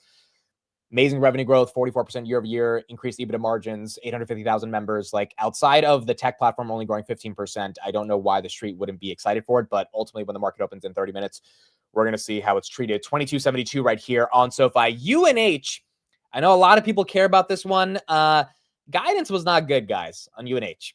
And maybe they're sandbagging. but the guidance was not good. They're guiding for $16 a share. $16 a share. If you put a 20 PE on that, that gives you a $320 price, which is, upside from here, but it's not the massive upside people are looking for. If you put a 15 PE on it, which is more accurately discounting the risk on the DOJ investigation, all that stuff, you get a 240 price, which is a lot lower from here.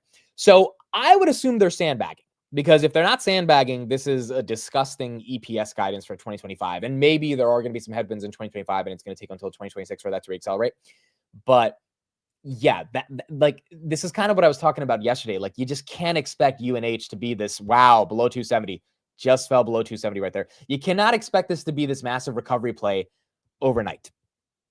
You got, I mean, if you can buy Google for 18 times earnings, right? Like, why would you buy UNH at 20 times, right? It's hard to justify it. Now you can say UNH is deeply undervalued, but Google is also deeply undervalued, right? And Google probably has much more of a optimistic future versus UNH. So my thesis on UNH has been very simple for a long time. If you buy it, you kind of don't look at it for the next couple of years. I think people are getting this false impression that if they buy it, this is this massive recovery play that's going to happen overnight. And it's like, there's not enough volatility in this to the upside or earnings growth to the upside to justify massive momentum, along with the fact that there is a DOJ investigation going on, which probably will be resolved and it will turn into a nothing burger. But the point is, if Google's getting held down because of a DOJ investigation, UNH is definitely going to have a lot of things to deal with from a narrative perspective. So yeah, I think a lot of people that are buying this thing that are expecting 300, 320 tomorrow, it's just not the right way to be thinking of this philosophically. You got to assume it's going to happen years from now. But it is a name that's getting a lot of people excited on, at least, FinTwit people are, just because I agree, it's 25 billion in free cash flow. It's undervalued. It's just undervalued for a reason, and that might take some time to recover. So I mean, we'll see how the market opens and treats this one. But this EPS growth, not to mention they also missed on EPS at 440. They came in at 408. It's not horrible, but it's not good. And as a result, I don't think you're going to get a lot of momentum in the insurance names. Oscar, by the way, that stock right here is down about 2.93%. CNC is also down about 1%. There's another thing on insurance that I wanted to show everybody. Oh yeah, take a look at this. So Medicare drug plan premiums are set to jump in 2026. If you're a insurance investor, you've had to already know this. But this could also be tearing down some of these stocks as federal subsidies drop by 40%, aka big beautiful bill, and insurers are passing on the rising drug costs. The $6.2 billion subsidy that held 2025 premiums down is being scaled back, and CMS warns that premiums will rise a lot. That piece of news coming out is also not the best for something like UNH. So you just have to give it some time. And I think it will be a healthy stock that recovers, is because you can't ignore 22 billion in free cash flow, but that doesn't mean it's going to happen overnight. And I think that's okay. If you're wheeling it, if you're selling covered calls on, I mean, I don't think the premiums on UNH are fantastic, but I mean, if you're looking for stock that stays within a range, covered calls can be a very good strategy here. The question is just when it does break out, and that might take some more time before we get there. But who knows? Maybe at 9:30 when the market opens, this thing reverses because people are like, all right, it's getting too low. I mean, we're going to see how it plays out. But I think having a long-term trajectory on this is not the worst idea. And by the way, the people that are really buying this stock, like actual bulls that are buying it, they have a 3 to 5 year trajectory. They're not expecting 300 overnight because they know it's unrealistic for a name like this. But they're buying it because market's frothy. There's a lot of expensive names. This is one of the cheapest names that's out there. That is cheap for a reason.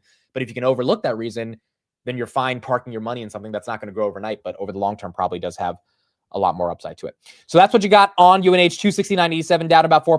AMD 175.63. The S&P 500 638. Spotify right here. That stock is down 7%. Here is Daniel Ek, CEO of Spotify, on their earnings and some of the numbers that they put up as well. Summer here from Stockholm, Sweden, and I'm about to head into the office and do our earnings call shortly, but I wanted to share some of my thoughts and observations about the quarter here with you guys first. So we had quite a quarter. It was a great user addition quarter. We hit over 100 million subscribers this quarter in Europe alone, which is just astounding, and the growth was really happening in both developed and developing markets, which is really great news. And what we're seeing is the more product improvements we're driving, the better people are engaging. The more formats we're adding, for instance, new videos on Spotify. We have over 400,000 new video shows on Spotify. People are now spending more days than ever with Spotify, which is just phenomenal. And all of this drives lifetime value. And lifetime value is a metric that I've been talking about before because it really is the North Star metric at Spotify, because it really thinks through and really encompasses all the decisions we got to make. If we're making great recommendations in the short term, but it really upsets our users, then it's not a great thing in the long term. The one thing I like to be transparent to, didn't go as planned, is our advertising side. And it really comes down to more of an execution thing on our side, and we really got to step it up. So I feel good about the strategy. By the way, you got to give respect to a CEO who can publicly say, hey, this is what we messed up on. I mean, Spotify stock has 7x since the lows of 2022, actually 10x. It went from 70 to 700. So you got to give some respect to a CEO that can say, hey, this didn't work out that well, but it's our fault and we're going to try to execute even better. But I feel we have still a room to improve when it comes to the execution. Other than that, I would just say a huge thank you to all of your Spotifyers. It's amazing to see about all the amazing innovations that we have coming, and I can't wait to talk more to you guys shortly. Have a good rest of summer, everyone. So that advertising revenue hurt some of their operating margins, and that's why they missed on, from my understanding, their EPS. I don't think there might be some tax and accounting thing, but they missed by EPS. They came in at negative 49 cents a share, which was way worse than the street expected. So that's why this stock right here, by the way, this stock's been on an absolute tear. It's down 7.4% right here. Spotify year to date, I think it's up like 50%, is up 53%. So giving back some of the gains, that's not the craziest thing in the world. But that advertising lack of growth is one of the reasons why the stock is down 7.42%. All right, Novo, let's talk about that. We discussed it a little bit when the news broke. That stock is down 21%. It got to $50 at one point. And the reason for that is because of their guidance. Real quick, Triple V, thank you for the $200 super chat. Mr. Triple V, he's been out from the streams for the past week, but he is back. Thank you for being here, sir. Thank you for the $200. I think Triple V also likes UNH because although he is in a lot of growth names, UNH is value, right? At the end of the day, he's more of a value investor than anything. So thank you, sir, for the $200 super chat. Appreciate you being here. And I'm curious if he's buying the dip on UNH. He might be buying the dip. But yeah, Triple V, from the way I understand him, is very, very more a value investor than a growth investor, even though he's in a lot of growth names. And UNH is one of the deepest value moats that is out there in the market. It's just not something you can expect to go to 300 overnight, which is what I think a lot of people are expecting as well. So shout out to Triple V. Thank you for the $200 super chat. Novo, they cut their fiscal year guidance. Also, oh yeah, that's another thing. He loves JetBlue as well. Forgot to mention that. JetBlue up 4%. We'll look at their earnings in a second because I haven't looked at JetBlue's earnings, but that's up 4%. So it looks like they got a beat on the top and the bottom.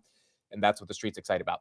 Now, Novo, street's not excited about them because they're down 22%. They put out a press release saying that they're lowering their expectations. So they write, and I quote, "This is related to lower growth expectations for Wegovy in the U.S. obesity market, lower growth expectations for Ozempic in the U.S. GLP-1 diabetes market, as well as lower than expected penetration for Wegovy in select IO markets."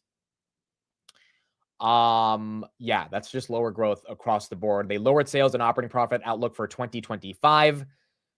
This is not what the street, I think, expected to see sort of randomly. Novo's just been an unbelievably horrible stock in a variety of areas. I mean, this thing a year ago was at $135. It's now at $54. So you're talking about more than a 50% decline from here. And I think the reason for that is a lot of hiccups in regards to GLPs, Wegovy, as they're talking about, and then their overall sales outlook. Now, Novo is a phenomenal company, and market cap $232 billion. It's a very, very large company, one of the largest companies in Europe. The question is, what does the growth outlook look like? And one of the reasons why I think Wegovy is not having as much product market fit as it was before is because companies like Hims that used to have a partnership with Wegovy or with Novo, that now the partnership is terminated, is companies like Hims were selling compounded versions of Wegovy. And Novo doesn't want them to do that anymore. And if they don't want them to do that anymore, that could be because that's commoditizing and frontlining their growth, which is obviously not a good thing. And now we're seeing it in the numbers by Novo that, hey, our growth is taking a hit potentially by some of these compounded drugs, which I think is one of the reasons they mentioned in the press release.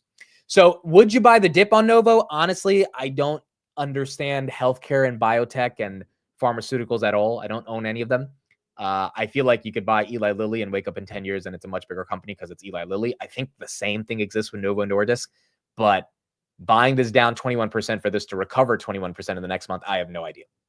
It would take a much better understanding and a sophisticated understanding of what their profit and sales outlook looks like in regards to the increased or the decreased guidance, along with what's in their pipeline, which one could argue without Wegovy, there's not that much in their pipeline compared to something like Eli Lilly, which is also getting hit 4% right here because of some of this Novo news as well. So I think, I mean, I wouldn't be buying the dip, but obviously this is one of those things where I think you kind of just let the dust settle and then see how the street thinks of it getting into the market open. In terms of JetBlue, I will try to pull up their numbers. By the way, Royal Caribbean also not the best earnings. I mean, not a horrible earnings, but definitely something that I think the street didn't love. So 7% EPS, they beat 438 versus 408, and then revenue, they had a slight miss. Stock was down 5% in the morning. Royal Caribbean, yeah, still down. It's the opposite of Carnival Cruise. So I'm curious, what did they say? What did they say here that got the street to be that upset?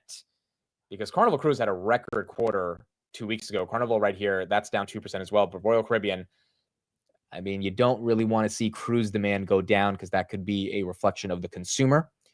But I think we have to go deeper and to try to figure out exactly what could be happening there. Real quick, let's get a little bit more coverage on UNH, and then we'll keep going from there as well.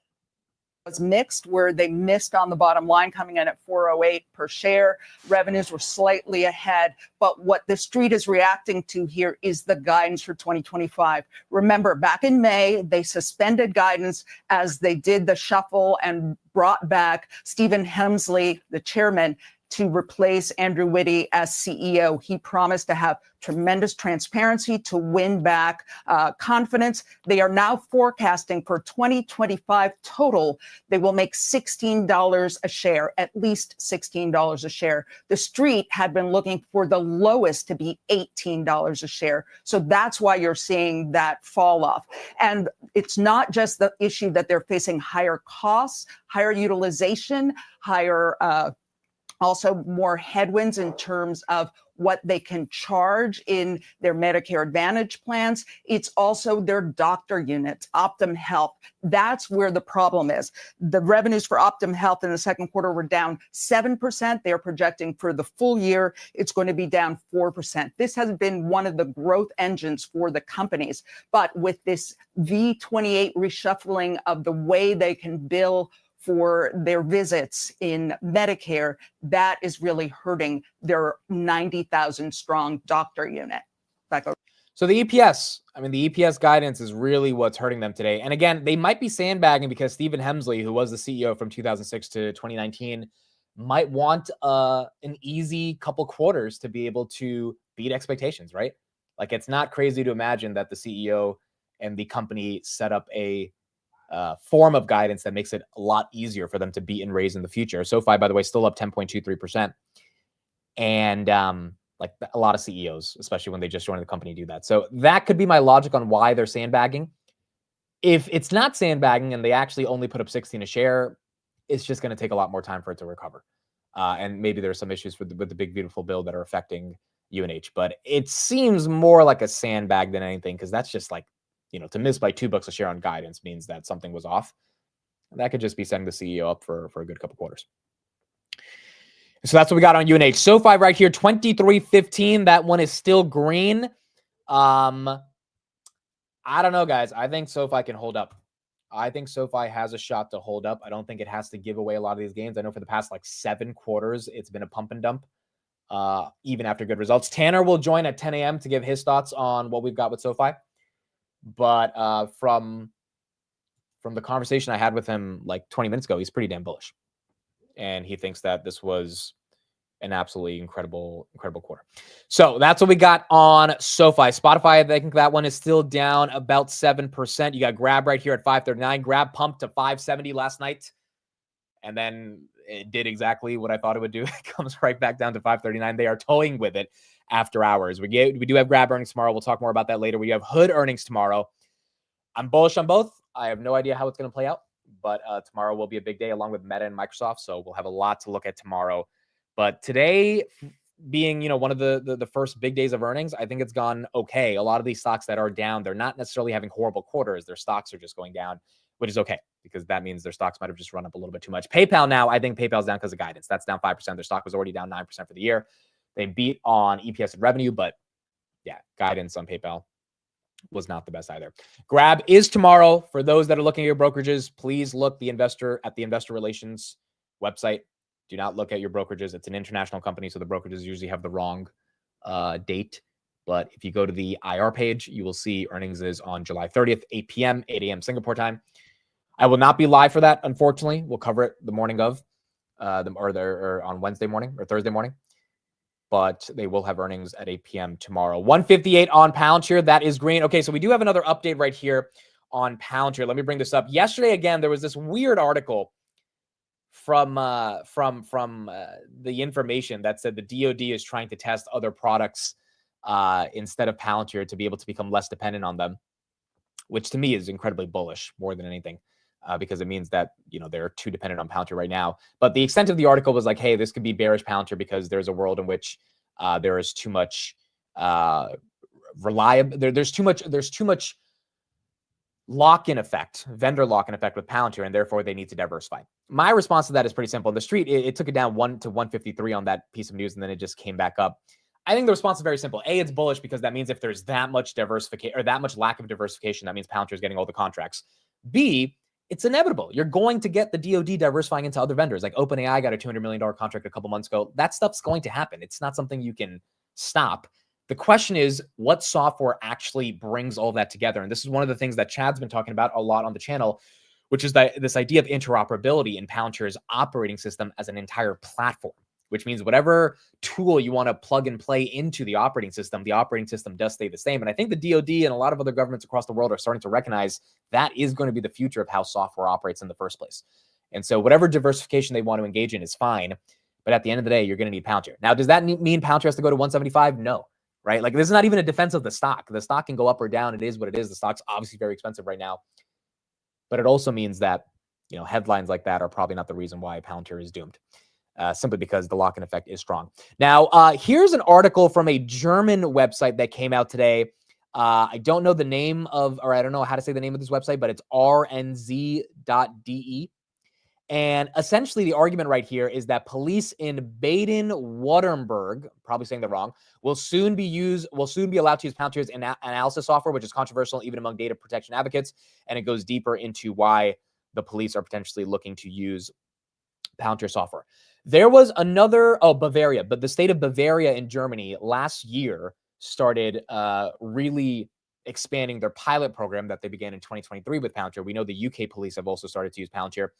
And so now you're starting to see other agencies or other states and localities inside of the European countries, which Palantir is not growing in at all. It's like negative growth. So we really need to pick up the international growth.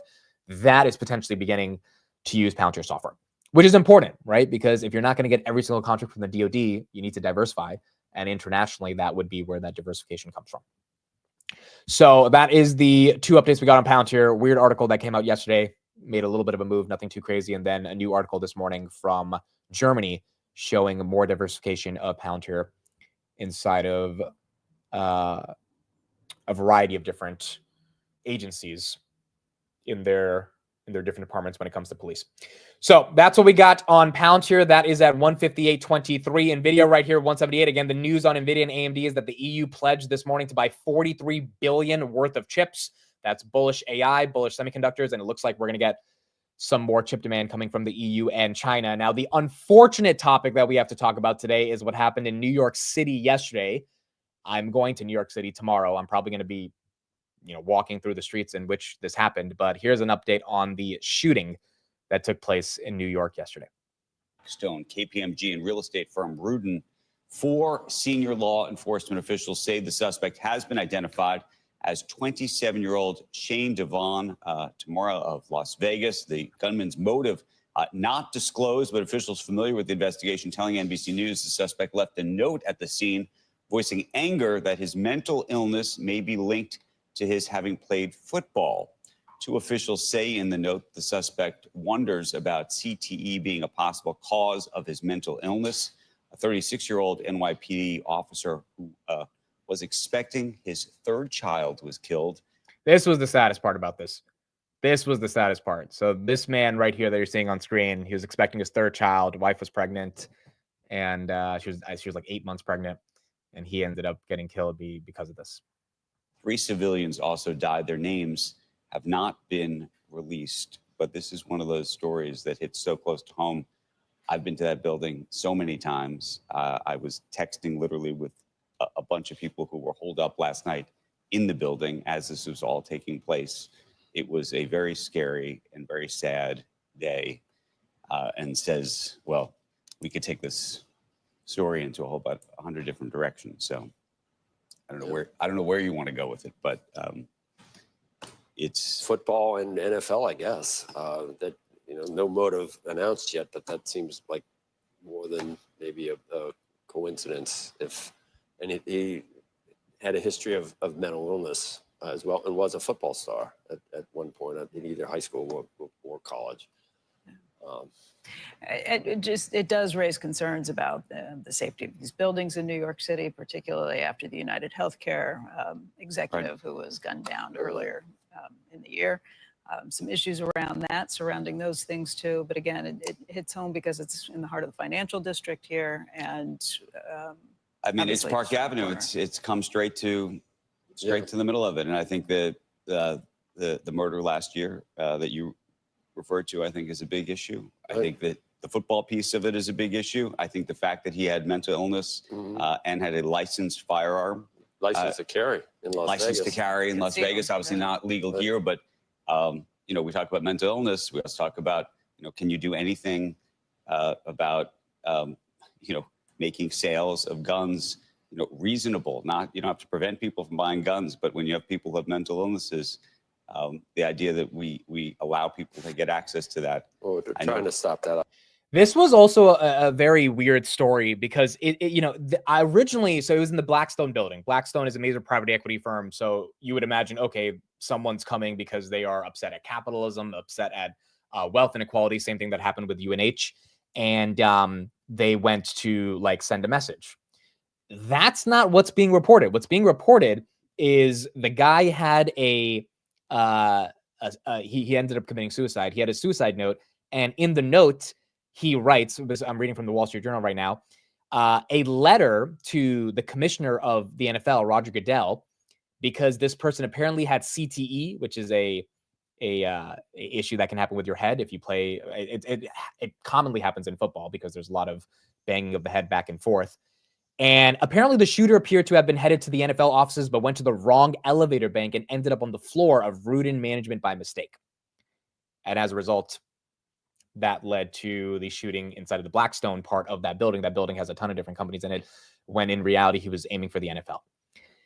I think there's a lot more to the story, and hopefully we'll get more details soon, but obviously it is very sad to see, especially in New York City, when you have civilians who die because of something like this. It is just insane that someone just walks in with a gun and that happens. But we'll get more updates on that story throughout the day, and we'll try to get some better details in terms of how that's playing out.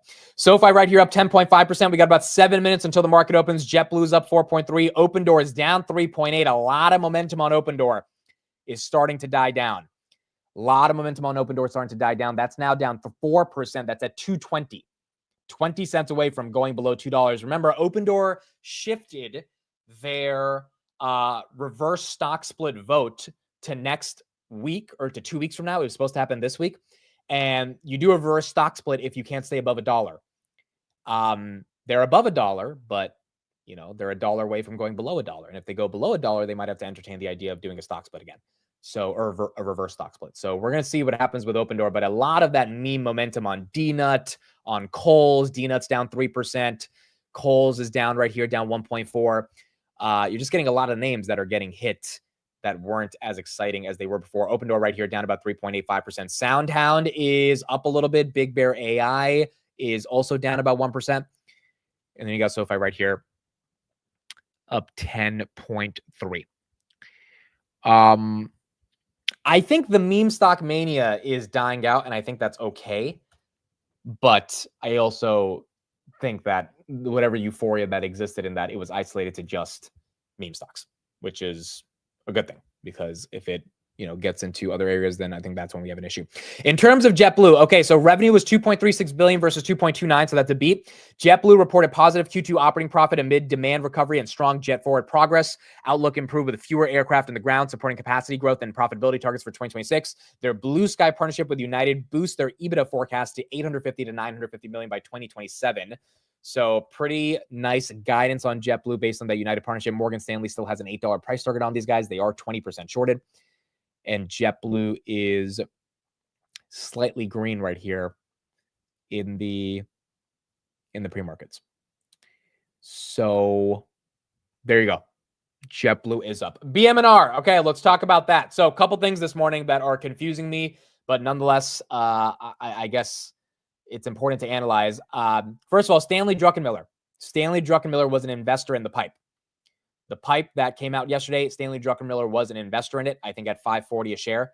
So he is putting his hat in the ring when it comes to Ethereum and treasury strategies leveraged against Ethereum. So that's number one.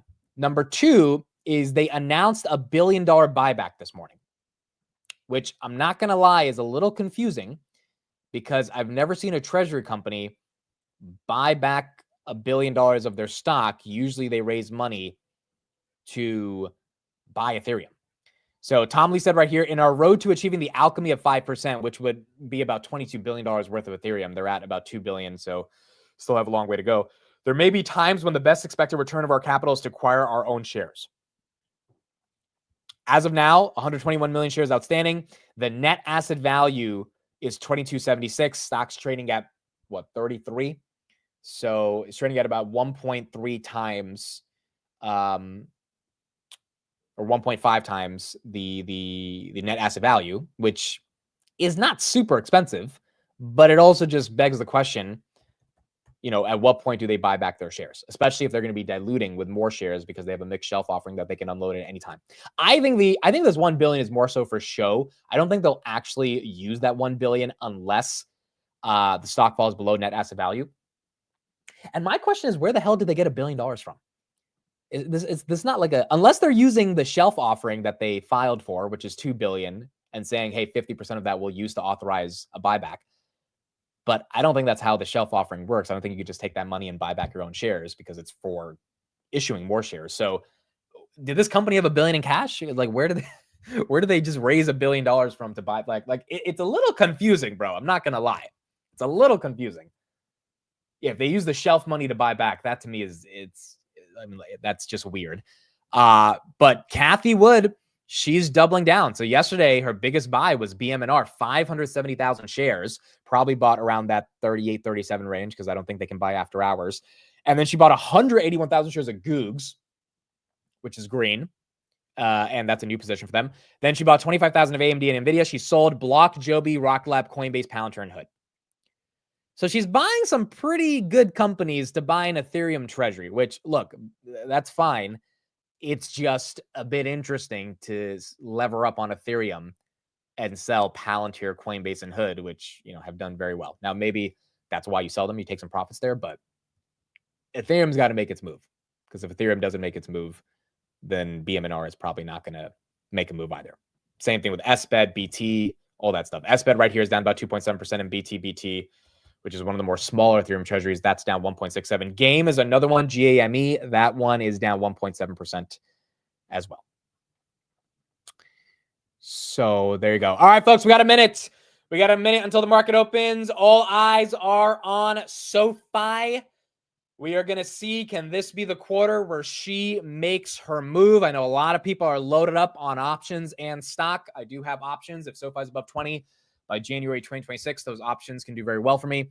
But I know a lot of people have been loaded up since $7, $8, heavily leveraged into shares and options. And so this would be the day where if they can make a move and a real breakout, then maybe SoFi never has to see the low 20s again. So we're going to see in the next 20 seconds as we get into it. We'll check on PayPal, UNH, Spotify as well. We got a bunch of other stories that we'll talk about. And then we will keep going from there. All right, folks. Thank you, everybody, for being here. Tuesday, July 29th, 9:30 a.m. The stock market is now open.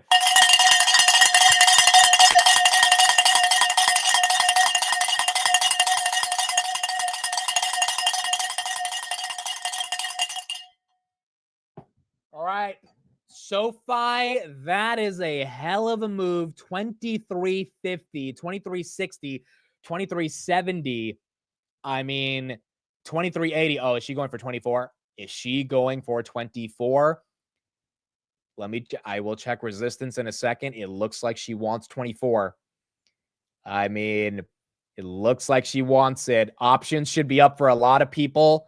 My spreads are up 25% on the day. SoFi holding 12%. If she can even hold 23, I think everyone would be happy. 23.38. She hit 23.70.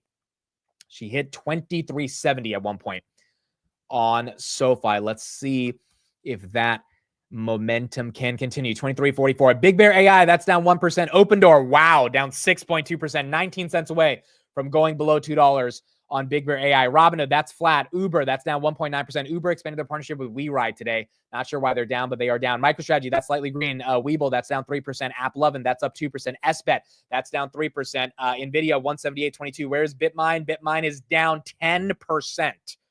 Bitmine continues to decline, even with the $1 billion share buyback that was announced today. Wow, 24 on SoFi. 24 on SoFi. She's moving 15% up on the day. And not just 24, 24.30. I mean, 24.50, folks. Oh, Tanner's going to be excited. Tanner will be on in 30 minutes. Tanner will be excited. And quite frankly, Tanner's been covering this stock for the past 3 years. He deserves all the credit on this one. He has been vital in me being able to understand SoFi and vital for, I think, so many thousands of people across the world to understand SoFi. So shout out to Tanner. 24.07 right there on SoFi. JetBlue, 487. Shout out to Mr. Triple V. He's probably happy looking at this one. That's up 12% on the day. Not doing too bad. And then SoFi right here, 24.21. 24.21, 24.50. Where is Fubo? You guys are saying Fubo. Fubo's up 14%. I don't know the news on Fubo. I'll check in a second. If anyone has the news, put it in the chat. I don't think they had earnings today, but that one is moving as well. Wow, SoFi, 16%. 16% on the day, 24.56. I would imagine this. Is Tanner live right now? I think Tanner ended his stream already. But this one, yeah, Tanner ended. Okay, so Tanner will be on in a couple minutes, and we'll see what he thinks. But this is big. This is big. Let me see if I can get some updates on resistance for SoFi at these levels. But this is pretty good. 24.60 now on SoFi. Okay, 25 resistance on SoFi. 384,000 shares. Sorry, 348,000 shares. Wow, 24.79. 24.79, 351,000 shares at 21 on SoFi. I mean, 24.90, she's 2 cents away. 350,000 shares is a lot, but the volume isn't. Let me check the volume as well. Volume seems to be up there. 37 million. 37 million on SoFi at 24.92. Pouncer right here, 159.34. Pouncer did hit 160 today, again, after hitting 160 last Friday. It also hit 160 yesterday in the pre-market, so we're back at 160, just below 160 now at 159. NVIDIA right here, 177. That's going down a little bit. Tesla goes red, 322. Robinhood, 106.85. Grab, 537. That's up 2%. Google, 193. That's green. And then SoFi, 9 cents away from 25. Oh, we touched it. 25.11. There you go. 25.11 on SoFi.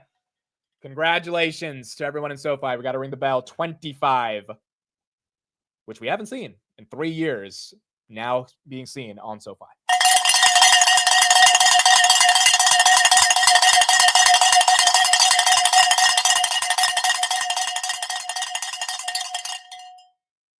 That's big, dude. That's a big deal. 25.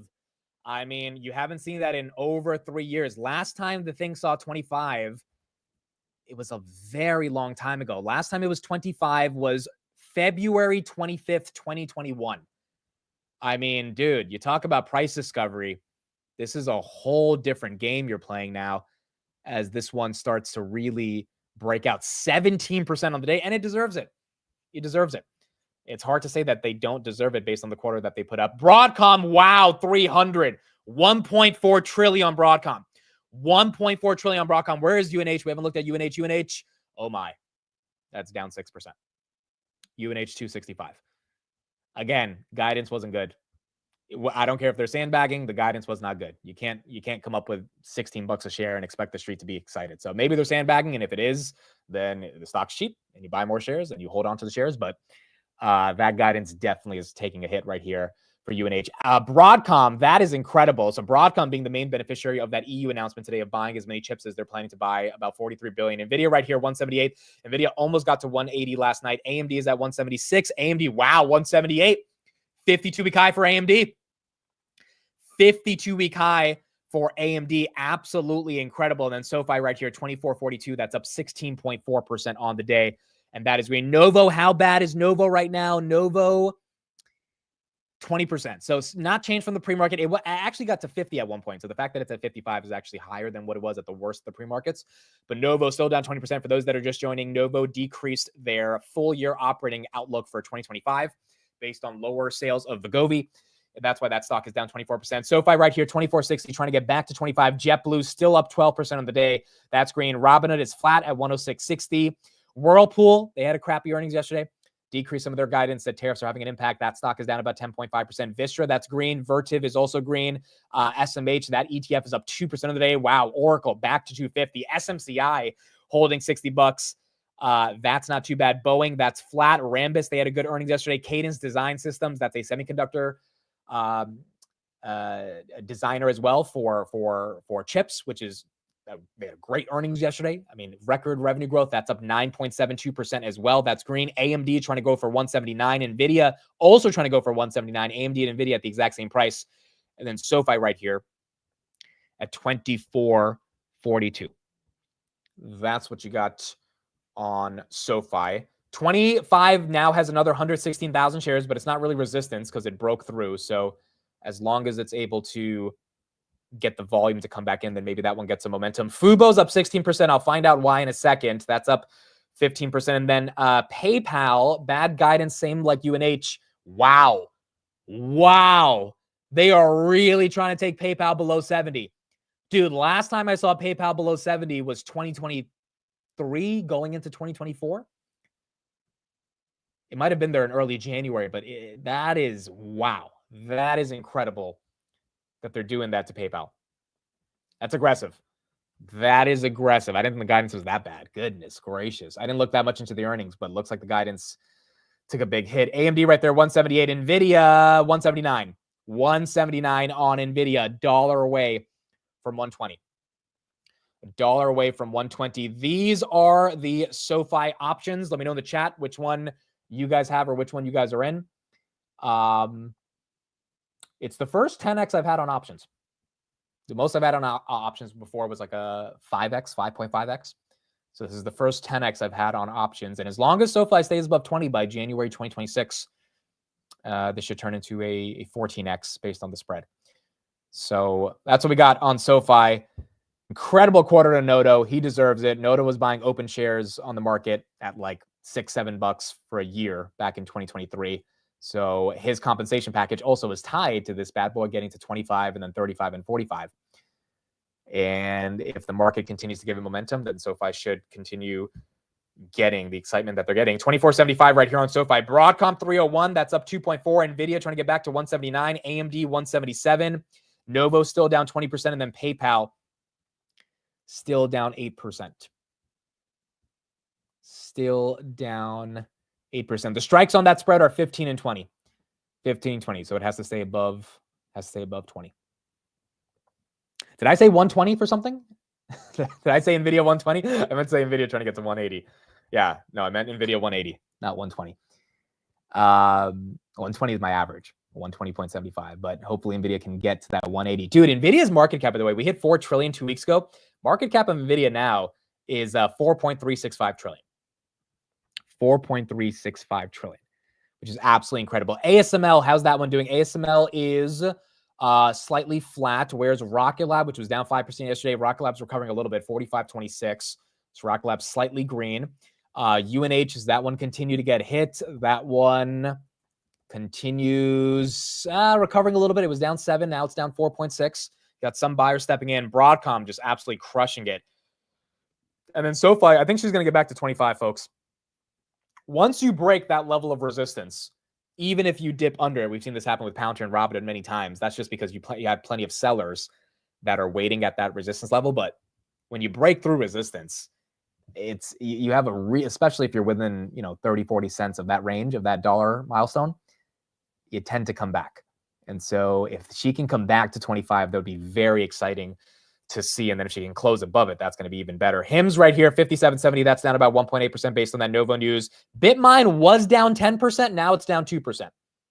So you got a string of green candles on Bitmine as that's recovering. Wow, JP Morgan as well. JP Morgan 300. JP Morgan 825. I think that's all-time highs on JP Morgan.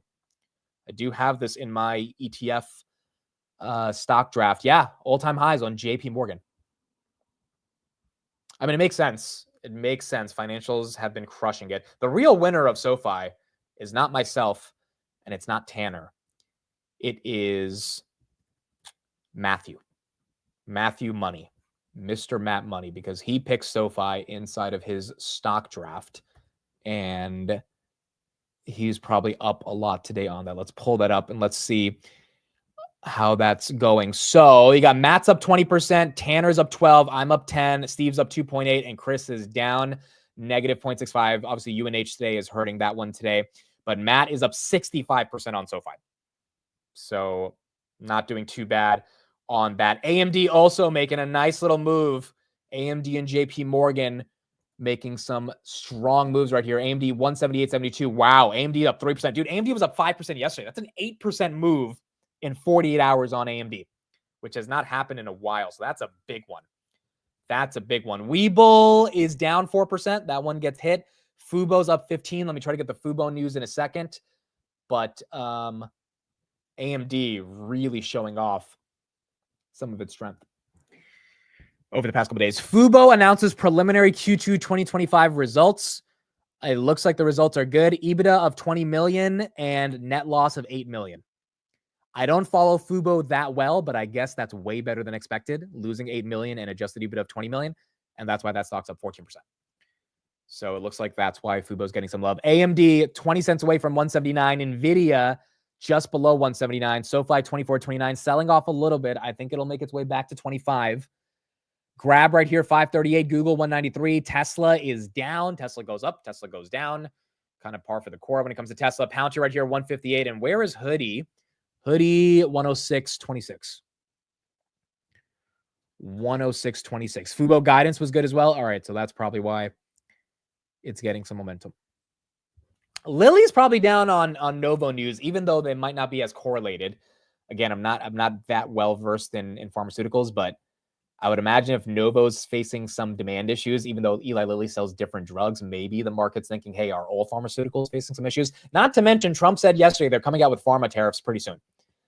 And so, that could be a broader headwind for the entire pharmaceutical sector, which is something to watch out for. NVIDIA back to 179. PayPal, I don't know why they took PayPal down this much. Guidance was not the best, but I mean, PayPal was already down 9% year to date. PayPal's buying back 10% of their float. Like, it's just absolutely the definition of a value trap right here, not getting any respect by the market, even with all the new products that they put out. And it looks like they got to do something to get the street excited, because right now they are not seeing the vision on PayPal. UNH still down 5.3%. That one's trying to recover, but it continues to go down. ASML down a little bit. Rocket Lab down. Hoodie 106.07. Eli Lilly 765. That's down. Novo 20%. NVIDIA 178. AMD continuing to stretch forward to trying to get to 179, 178.26. And now SoFi selling off a bit back below 24. But trying to hold these levels.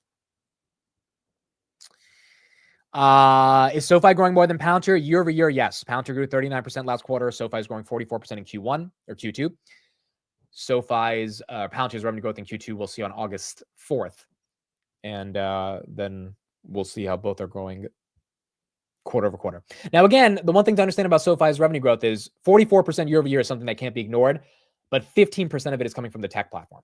So this gets into that debate, right, that we've been having for a very long time, which is that will the street respect revenue growth that is not necessarily tech-oriented revenue growth? And I think the answer to that question today is yes. The broader question becomes, how much will they respect it? Because when you have tech revenue growth, you get a multiple like a Palantir, like a Hood, right? You see the multiples really expand.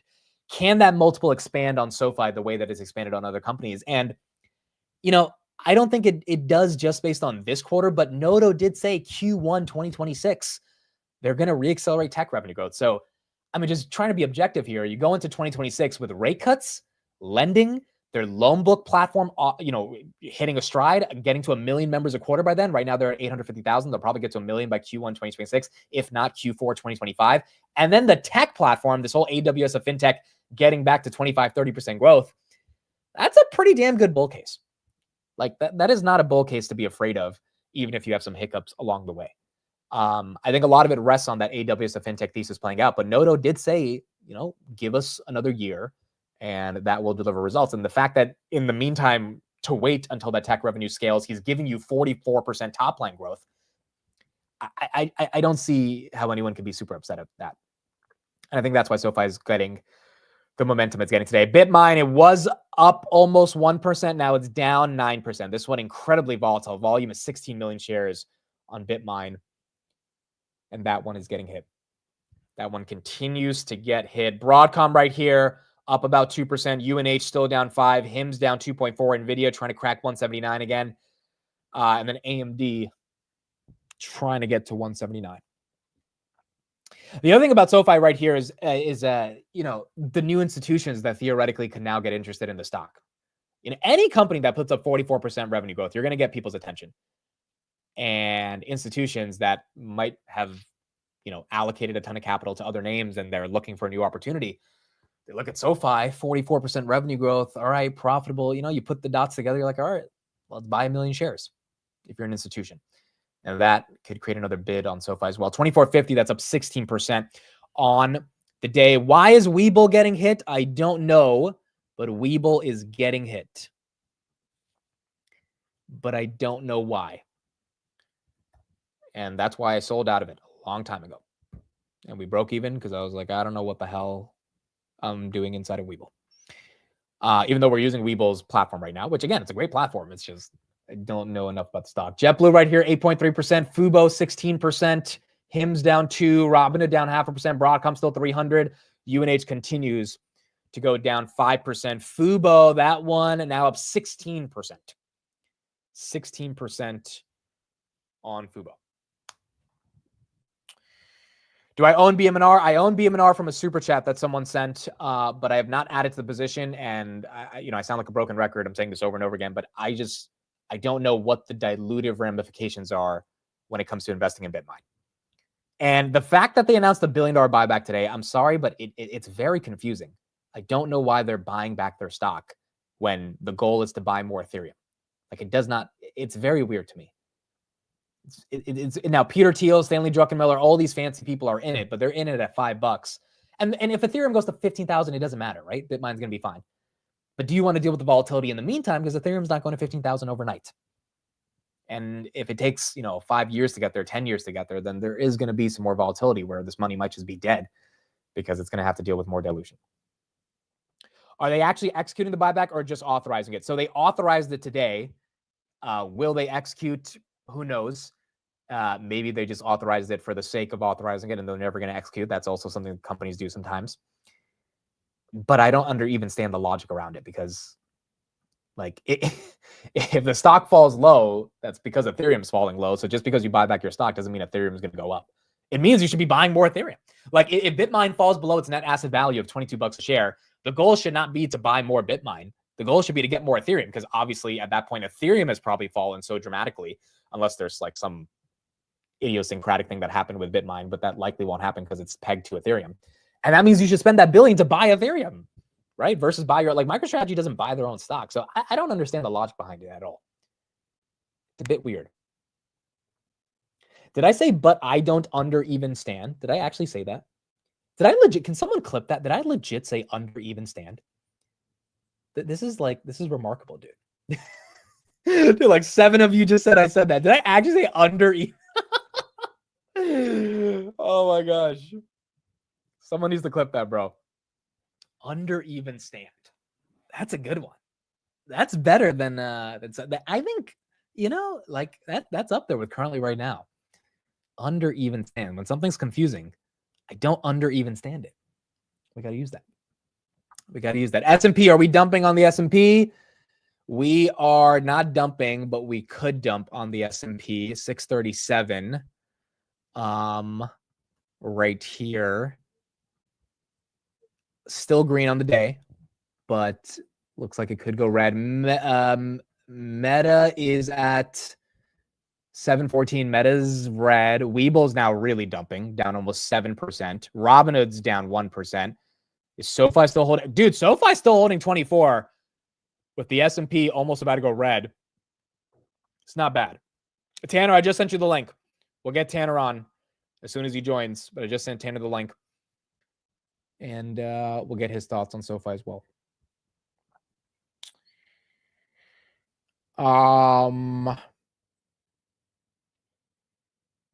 Since I listened to you a bit, my English has got worse. I'm sorry. I'm sorry for all the international people listening to me every day.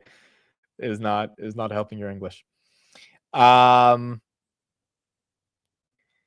Okay, so SoFi right here, 24.23. That is holding up the NASDAQ. Are we dumping on the NASDAQ too? We are. I mean, we're not dumping, but we do have some red candles.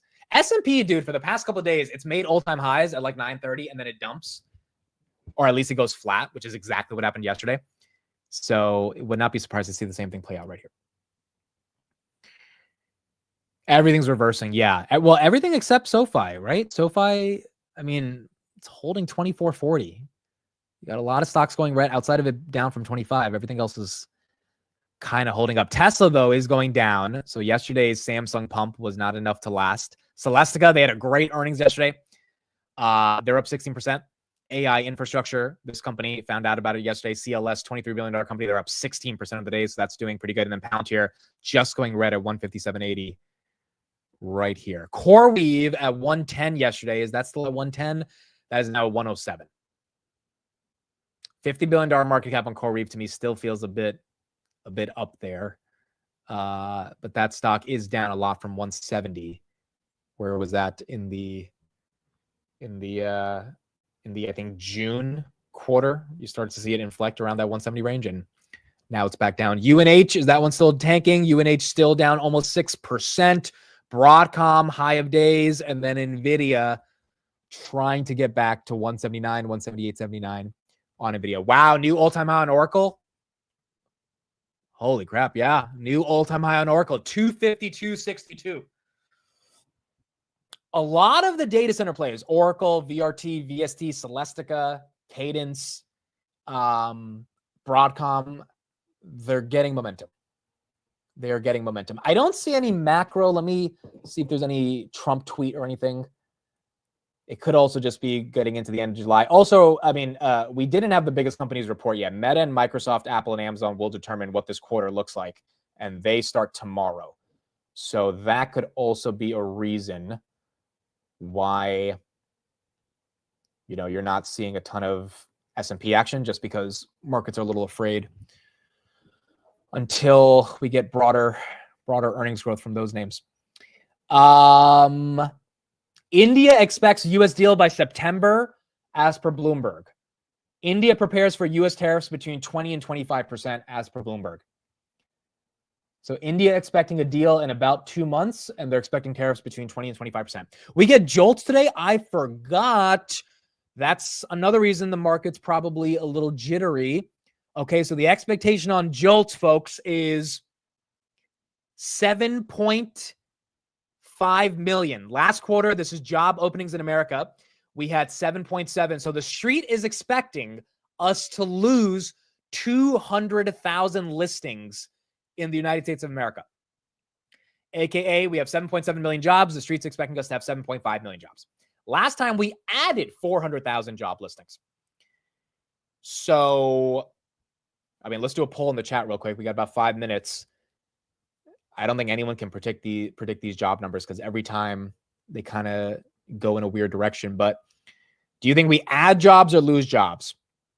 Do we add more jobs or lose? I should say job listings. It's not really jobs, but jobs listings. But what do you think? Are we up or down on this? AMD is back to 179. Wow, AMD. She might beat NVIDIA to 180, folks. She might beat NVIDIA to 180. 179.34. Nvidia is 178.87. I think AMD might beat her to get to 180. Let me check resistance on AMD. And see what 180 is at. I'll check Nvidia's as well. So AMD 180, we have 182,000 shares for AMD waiting at 180. For Nvidia, we have at 180, 447,000 shares. 447,000 shares.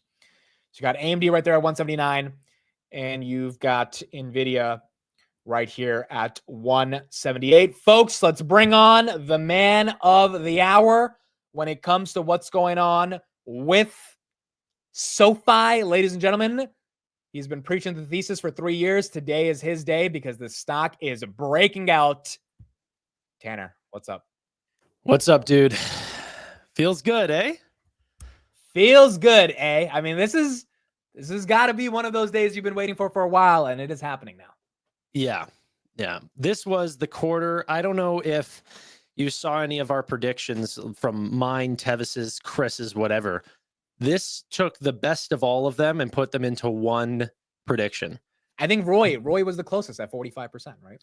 Roy's financial services prediction, like, we laughed at him. We were like, I don't know what you're thinking is going to happen, but that's not what's going to happen. And this was an amateur prediction. And yet it did better than what he said. I had the highest member count at like 840,000 accounts. It came in higher than that at 846. Like, it just beat across the board. It was insane. The loan platform business is now doing like $500 million a year. Like it's nuts, man. Okay, so Tannor, I'm just going to stop you real quick at 10 a.m. to get the JOLTS number, and then we'll keep going from there. So that'll be out in 3 minutes. There's Tanner's Twitter right there in the chat, guys. You can follow him. So tell me why. Why do you think SoFi was able to put up 44% revenue growth? Like, what in this quarter changed from the previous quarters? Well, I mean, some level of macro certainty that I think the market's starting to realize that there will be a rate cut. So asset managers feel very comfortable purchasing SoFi's loans. And whenever you have that, then you have so much ability to go out, get new customers for loans, pay a lot for those customers, and immediately see a return on them through their loan platform business. Once you're able to do that, then you have this flywheel effect that already works. And then you can get them for checking accounts, credit cards. By the way, credit cards saw a massive inflection this quarter. So credit cards have been a hard subject for SoFi over the last 2 years. No longer the case. Their defaults are completely normalized. They just doubled the amount of new credit cards that they just put out quarter over quarter. So, like, that's completely inflected. SoFi Invest is back to working very well. The tech platform is starting to recover. They increase guidance on every segment, increase guidance for the year, the margins, everything. It was insane. This was a perfect quarter. There's not one thing. You know what the bear case is going to be? What they're going to update is that SoFi is growing faster than what the market can sustain. That's what they're going to say. That's like too much demand, not enough supply type of argument, right? Yeah. So okay, so 17% up on the day. I mean, I know you have a heavy SoFi position, but when you think of someone buying SoFi here after this quarter, how are you thinking of like the stock in relation to it being a buy or sell at $24.50? You know what, man? I have to take a page out of your book sometimes, and you're such a phenomenal long-term investor. And whenever I think of SoFi being a compounder over not years, but this is the one thing that I heard through the call. Anthony Noto has been consistent talking in decades. He believes for this company in very, very long-term means. So if you're a believer like he is of a long-term view for SoFi, what is $24 a share? What is a $27 billion market cap whenever the total addressable market is measured in the trillions of dollars? Yep. So just like you would say, I think that it's a long-term buy, or it's a buy right now for long-term investors. And I do believe that after this quarter just proved that the flywheel is absolutely working and that it can continue to push higher. I agree. So You're going to see products per member counts. Just stop me, by the way, whenever that report comes out. You're going to see products. It just came out, so let me stop you right here, and then we'll get back to it. 7.4 million, folks. 7.4 million. That is worse than expected on Jolts. Street wanted 7.5. We came in at 7.4. That means we lost about 300,000 job openings, which, quite frankly, is reasonable based on what people have been expecting. If this was like 7.8 million, I don't think anyone would believe the numbers. Consumer confidence is at 97 versus 95, a little bit of a beat. Not crazy, but a little bit of a beat. And job openings are down. This is also technically good for rate cut expectations because you need some weakness in the labor market to get rates to come down. And I just don't think anyone believed the amount of job openings we had before. So maybe that seems more realistic. 3.142 million on job quits versus expectations of 3.2. So a little bit less on the job quits and a little bit more on the job openings than expected. AMD, by the way, as well, 180. 180 for those that are in AMD. Congratulations, busting through 180. That's up 4%. And SoFi as well at 2450. And NVIDIA, holy. Yeah, and NVIDIA. I mean, the chip names are such an easy bet right now. You know, I think that these fintechs are huge, like easy bets right now too. Robinhood, SoFi, Chime to some degree. I can't wait to hear what they have to say. I'm not anti those businesses just because I'm an investor in SoFi as well. But I look to them to see like what kind of multiple they're being given versus what SoFi is being given. And honestly, they're still cheap to some degree whenever you compare how much they're leaning into fee-based revenue, which is taking away from what they could potentially lose on loans. It's incredible how fast they've been going over to more fee-based revenue. We're now at 44%. That's an all-time high for SoFi. Dude, honestly, you're like, as these reports come out from analysts that you follow, that you trust, Devin Ryan's report, I can't wait to see the price target that he adjusts this to. Yeah, because originally he had like a bit of a bull case of 25. I mean, he's probably going to bring it up to 35.40. Bro, he said it was going to be an 800, what was it? 806, 805 million revenue quarter. They did like 858. You know, where do you find 50 million between the cushions to just add to the, top line? And then on top of that, he added, or all that extra revenue was added at a higher margin than what, Devin Ryan thinks is going to happen even in 2026. So 18 months ahead of schedule, they are putting up higher margins than what he expected in 2026. I mean, analysts are going to have to severely update their targets. Do you think this is a narrative changing quarter for SoFi? Yes. Yeah. And well, here's the thing. Here's what investors missed. The narrative changed in Q3 of 2024 with the loan platform business. We're just seeing the impacts of it now. So I told you this. I told my entire audience this. The loan platform business is a doubling of the stock. That changed the entire business. And now we're seeing the impacts of it. And right now, it's only for it's only for personal loans. Wait till they roll it out to student loans, home loans. I mean, this could be one of the largest financial services products ever released. It's very, very exciting. Tech platform grew 15%. Do you think that can accelerate upwards of 25% by 2026? And if that does, what do you think that does to the stock? Honestly, I'm not super bull. Like, my bull case is not the AWS of fintech, like what Steve is looking for. I think it's great additive fee-based revenue. And they said that they have 10 deals that they're expecting to close or that will add to Q1 2026's revenue. Okay. They're signing massive banks in international markets right now. So I do think that it'll be an additive part of their business. I think that it's margin accretive. I think that the more money that Galileo ends up making allows them to put more into technology development, which it's like Amazon. The better that AWS does, the better tools that AWS gets to create for Amazon.com. Okay. Right. So this will even make SoFi's products even better. I'm very excited. He was talking about so many things about artificial intelligence, blockchain, and crypto this quarter. That was really exciting. International payments, stable coins. He wanted to tokenize the loans for sale to offer up to retail investors. I heard that. That was quite interesting. So he said, instead of having to sell them in millions of dollars, we can sell them on a dollar basis. I mean, if that's the case and they're embracing crypto, which a lot of these fintechs are doing, you got to imagine that's going to decrease their costs. That's going to increase their TAM. That's going to increase liquidity. And that should be something that everyone benefits from, and SoFi uniquely, because they can actually issue out loans. He snuck in a little comment, and I'll leave on this, unless you have any other questions. But that he said, we're going to do international payments. They're all on blockchain technology, so it's going to happen instantly. And the end game is that the receiving customer internationally is also a SoFi member.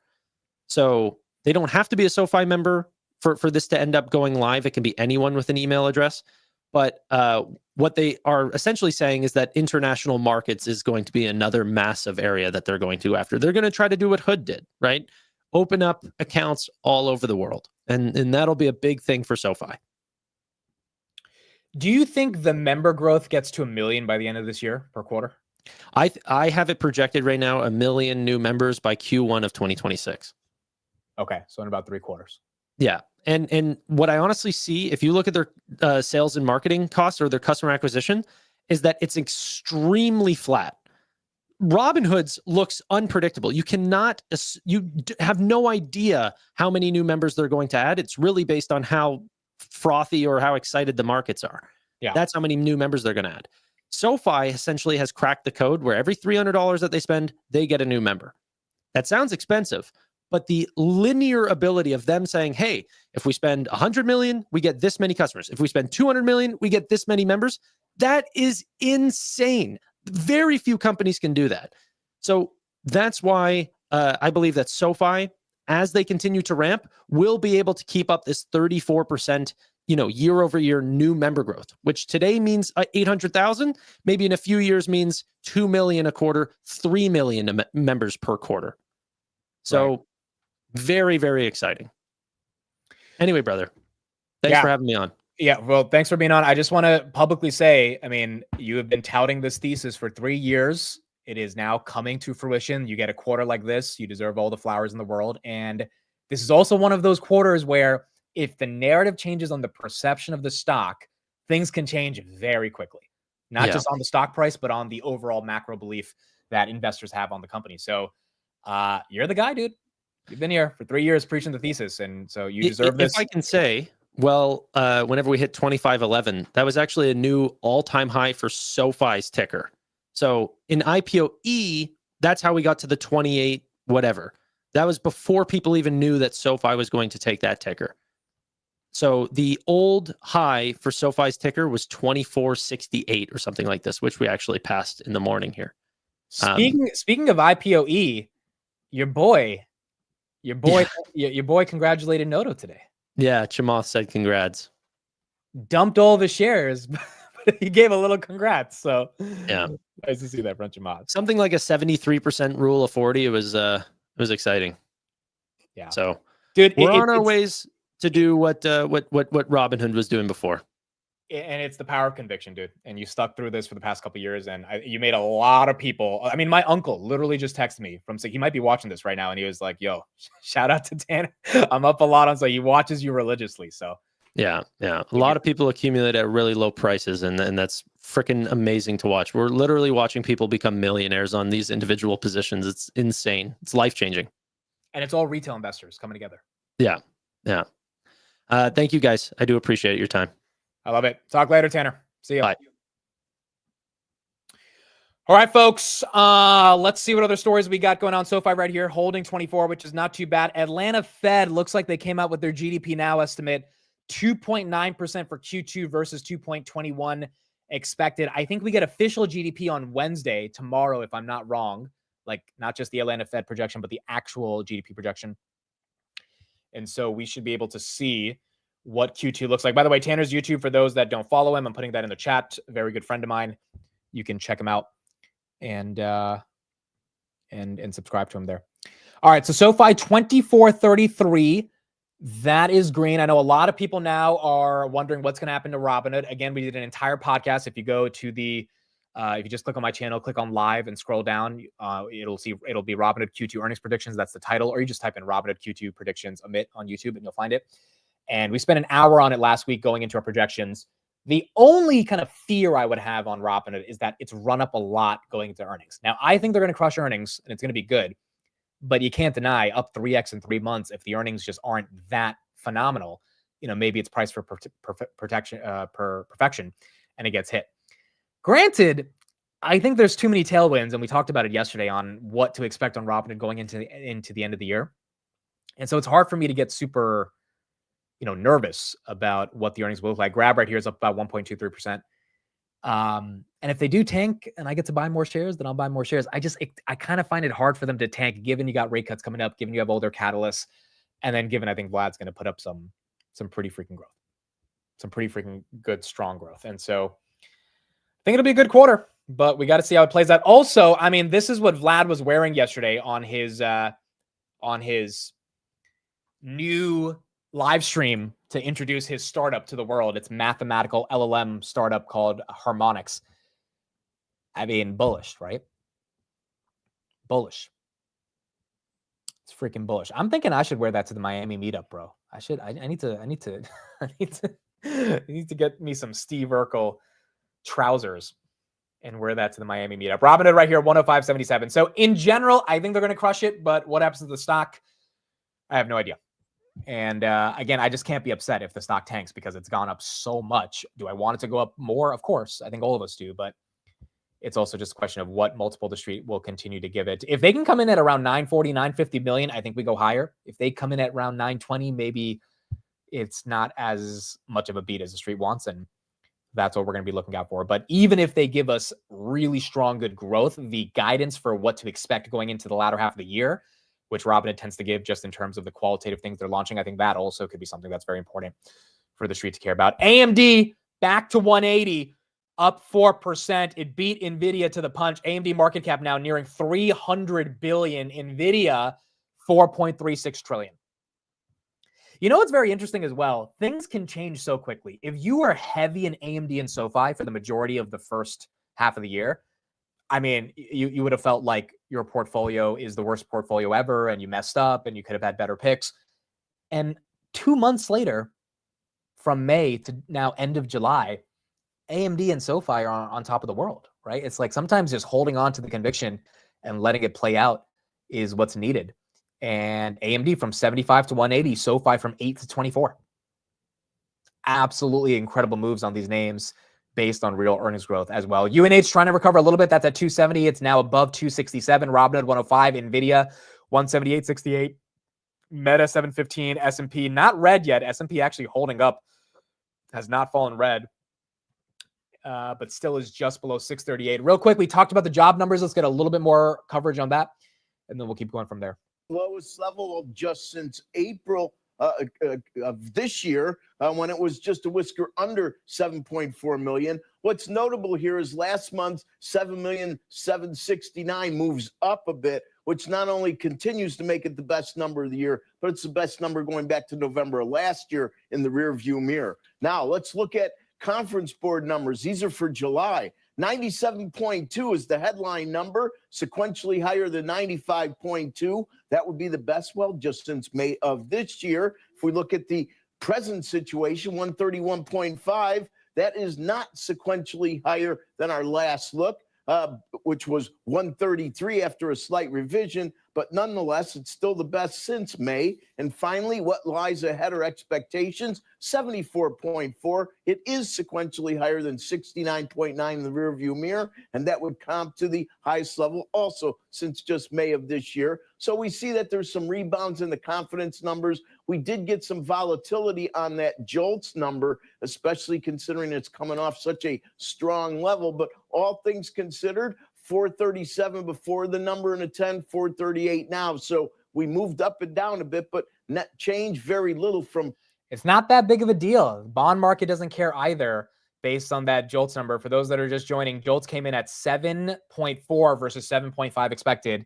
So it's down about 300,000 jobs since the last report. SoFi back above 2450. And the 10-year not really getting affected. The 5-year not getting affected. 10-year right now, yeah, it's down. 10-year 4.374. I think it was at almost 4.5 last week. And the 30-year back below 5%, 4.91. Now, obviously, Trump wants this to come down a lot more, and you're going to need rate cuts. But part of the way you get rate cuts is by getting a weak jobs report. And this is not really weak, but it is not as, high as expected, which is maybe enough to get Jay Powell to potentially think of lowering rates, at least in September. SoFi, 2463. 2463, you have about 120,000 shares at 25 waiting for SoFi. It cracks above that, then we will get back above 225. Fubo as well. Again, we looked at their guidance. They gave preliminary Q2 guidance. That stock, it was up 16. Now it's up 10. So a little bit of a red candle from the highs. AMD just below 180. Oracle just below 252. But overall, a pretty incredible day across some of these names. Webull, ugly day. Don't know why that's down 5%, but that's down. Bitmine, I think it's down 8% because some people are looking at this buyback thing and they're not that impressed by it. I still don't understand why they would do $1 billion in buybacks, but that one's down 8%. Hoodies down about 1%. UNH down 4%. SMH is green. Cadence is green. Rambus is green. Welltower is green. Broadcom's green. NVIDIA is green. AMD is green. Oracle's green. All of the data center plays are getting their momentum. NVIDIA 178 and then Robinhood 106. Where is Palantir? I think that's at 158. That's at 157.85. So that's slightly down as well. If job openings are lower than expected, that means more jobs were filled than expected. Maybe the opposite perspective is that employers took away those job listings because they don't need those jobs. So you have the bullish and bearish perspective. You have, hey, this restaurant chain had 1,000 jobs open. Now they have 500 jobs open. Did they fill those 500 jobs? Or did they just not need those extra 500 jobs? And based on the scale of jolts, I think it's more so a question of them taking away the job listings versus I'm sure some percentage of that was people getting hired. But a lot of it was already seeming to be ghost jobs. There's been a lot of research done on like these job listings that are not real. Like LinkedIn. Dude, I saw this stat the other day on LinkedIn and job hirings or job applications. And it was some, I'm trying to pull up the stat. It was like, yeah, here it is. LinkedIn is now processing. You guys ready for this? LinkedIn is now processing 11,000 job applications. Not a day, not an hour, a minute, which is up 45% from last year. That's a lot of job applications coming in. And that kind of is indicative with this idea that there are probably a lot of jobs open via JOLTS, but they might not be being filled, which is, something that theoretically could be concerning if we do see any cracks in the broader labor market. 24.70 right here on SoFi. Where will Open Door go? I have no idea. You guys know my thoughts on this. I am not a fan of this. I think it's a pump and dump. I think a lot of people are filling their bags with this one. It's 10 cents away from going below 2. They've got to put up a good quarter next week, and maybe that can change the narrative. But I think people got bored. That's why they got into it, and people are getting bored, and that's why they're getting out of it.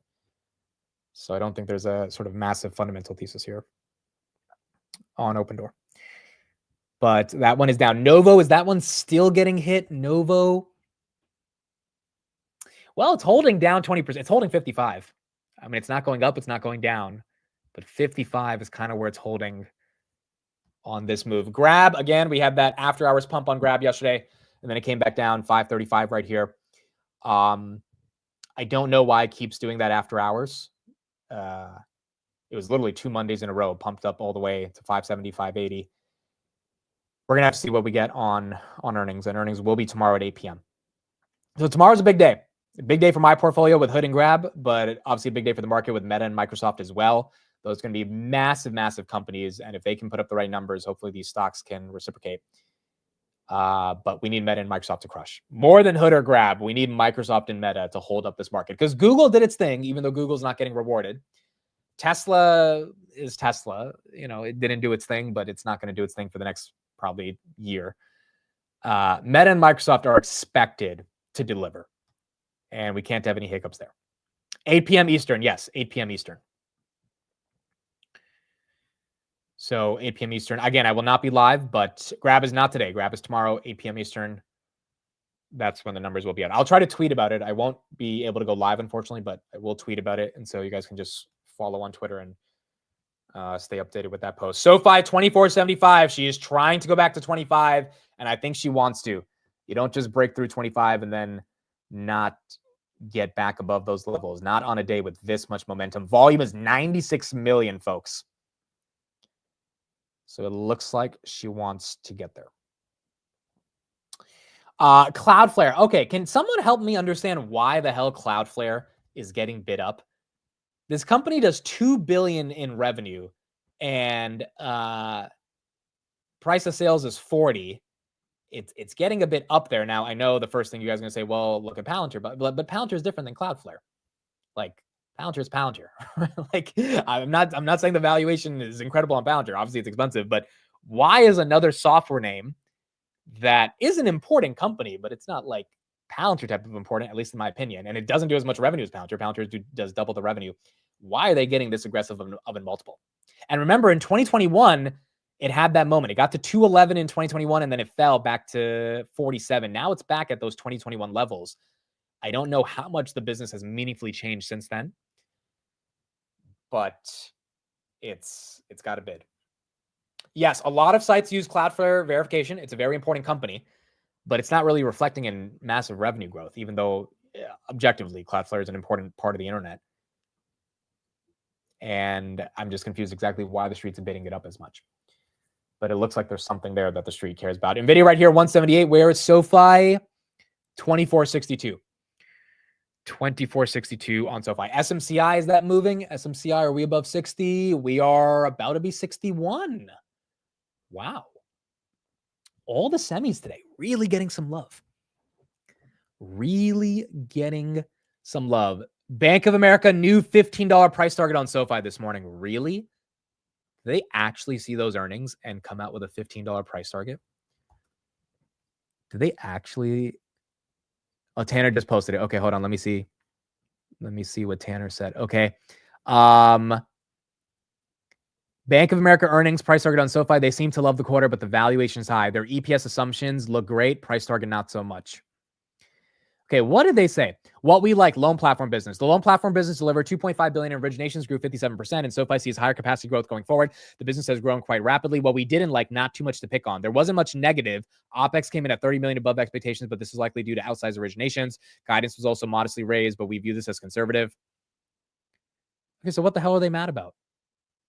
Valuation keeps us wary. That said, we believe shares are priced to perfection. Shares are trading at 36x the midpoint of 2026 guidance, which we view as overextended relative to their peer set. Dude, we're talking about 25-30. Bank of America is talking about this thing is too expensive. Like, there is a disconnect here. There is a disconnect here. I mean, I don't know. That's a bit weird. SoFi trying to get back to 25, 24.59, Palantir 157, Grab at 540, and then Googs at 193. They're just being safe. Yeah, it could be that. I mean, you know that narrative that it's bank on bank violence. I mean, like, dude, I don't think Bank of America feels like SoFi is going to take away their ability to exist as a bank. I don't think JP Morgan's scared of that either. Like, JP Morgan, Bank of America are massive companies, right? And SoFi, even if it keeps growing, is not taking away JP Morgan or Bank of America. However, when you get a report like that, you start to wonder what exactly that Bank of America analyst is really thinking. Because after a quarter like this, you should not be getting a $15 price target. Even if you want to look at the multiples, like just like the pure environment that we're in doesn't suggest a $15 price target, especially given SoFi was stuck at 15 for the past 5 months, or 13 to 15. So it makes you wonder, like, all right, this Bank of America analyst, like what? Because theoretically, the Bank of America research division is not supposed to care about Bank of America, the company, right? They're not associated with like Bank of America itself as a company. They're part of the research division. They will be analyzing tons of different stocks. But then it makes you think, okay, well, are they actually worried about the health of their company if they see SoFi moving like this? And who knows? But reports like that definitely makes you feel a little weary. What is JP Morgan's price target? Does anyone have that? I think JP Morgan has like a $12 price target, if I'm not wrong. So we should be seeing a barrage of price upgrades today. The highest on the street is Devin Ryan at 25. Or Barclays is at 18. So we might see that go higher. Palantir right here, 157. Fubo losing a lot of its pump. It was up 16, now it's up 7. Nvidia still 178.38 as well. Former B of A, the business lines hardly ever talk. Yeah, that's my point, right? It's like they don't, the equity research team and the actual Bank of America, like employees that make sure Bank of America stock is going up and that they're delivering for shareholders. Those are two different lines of business. There's just a totally different perspective, right? From the equity research line and the actual people that pull Bank of America forward. So that's why I always thought that conspiracy is kind of weird. Like, I just don't think those two lines of businesses care that much. But then again, you get a report like this and you start thinking. Tanner says there's a $34 price target on SoFi. Who has the $34 price target? It's got to be one of the firms that's lesser known, I would imagine, for 34. This is why analysts are largely considered a joke. Yeah, dude, when you look at analysts, you got to find the right ones because, dude, at the end of the day, analysts are no different than you or I.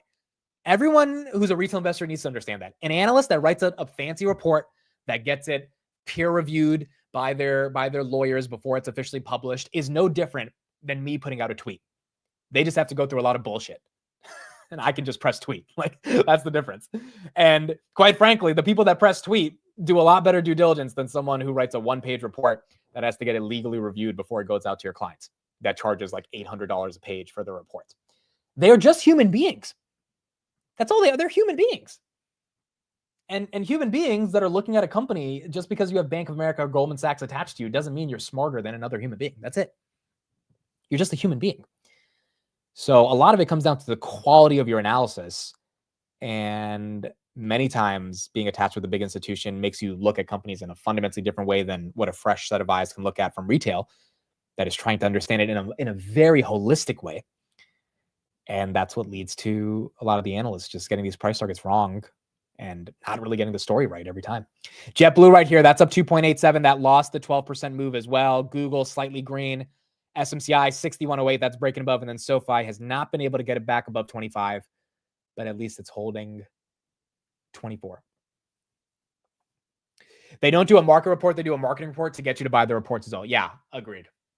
Agreed. I mean, there are some analysts that really do know how to analyze, but a lot of them are selling. I mean, that's their business, right? They're selling research. And to sell research, you got to... I mean, Gordon Johnson has said this many times. Gordon Johnson literally has admitted he gets paid to write bad stuff about Tesla. And the reason he has a career is because a lot of funds that didn't want Tesla to succeed gave him a lot of money to put out equity reports, quote unquote, about Tesla. And when it comes from something called GLJ Research, it sounds official. And it's like, no, it's just some dude whose initials are GLJ. And that's why he, you know, that's why he puts out the report. And then people think it's like some official firm. It's like, no, it's not. It's just some guy who got paid to write stuff about Tesla. Tanner says William Blair has a $34 price target. Okay, so that seems to be the highest on the street then for William Blair on SoFi. Yeah, Gordon admitted that. I'll try to get the clip for you guys. He was on a Meet Kevin podcast like I think 2 years ago, and he literally admitted to start up his career, he got funding from people that wanted him to talk bad about Tesla. I can't believe he admitted it, but he kind of just said it. And he was like, yeah, you know, people told me to talk bad about Tesla. They gave me money. And I started writing reports on Tesla. The way he framed it is that, you know, he had investors in his research firm, yada. But the point is, like, it's almost like a media company that gets funded to assert an agenda. But in this case, it was an equity research firm.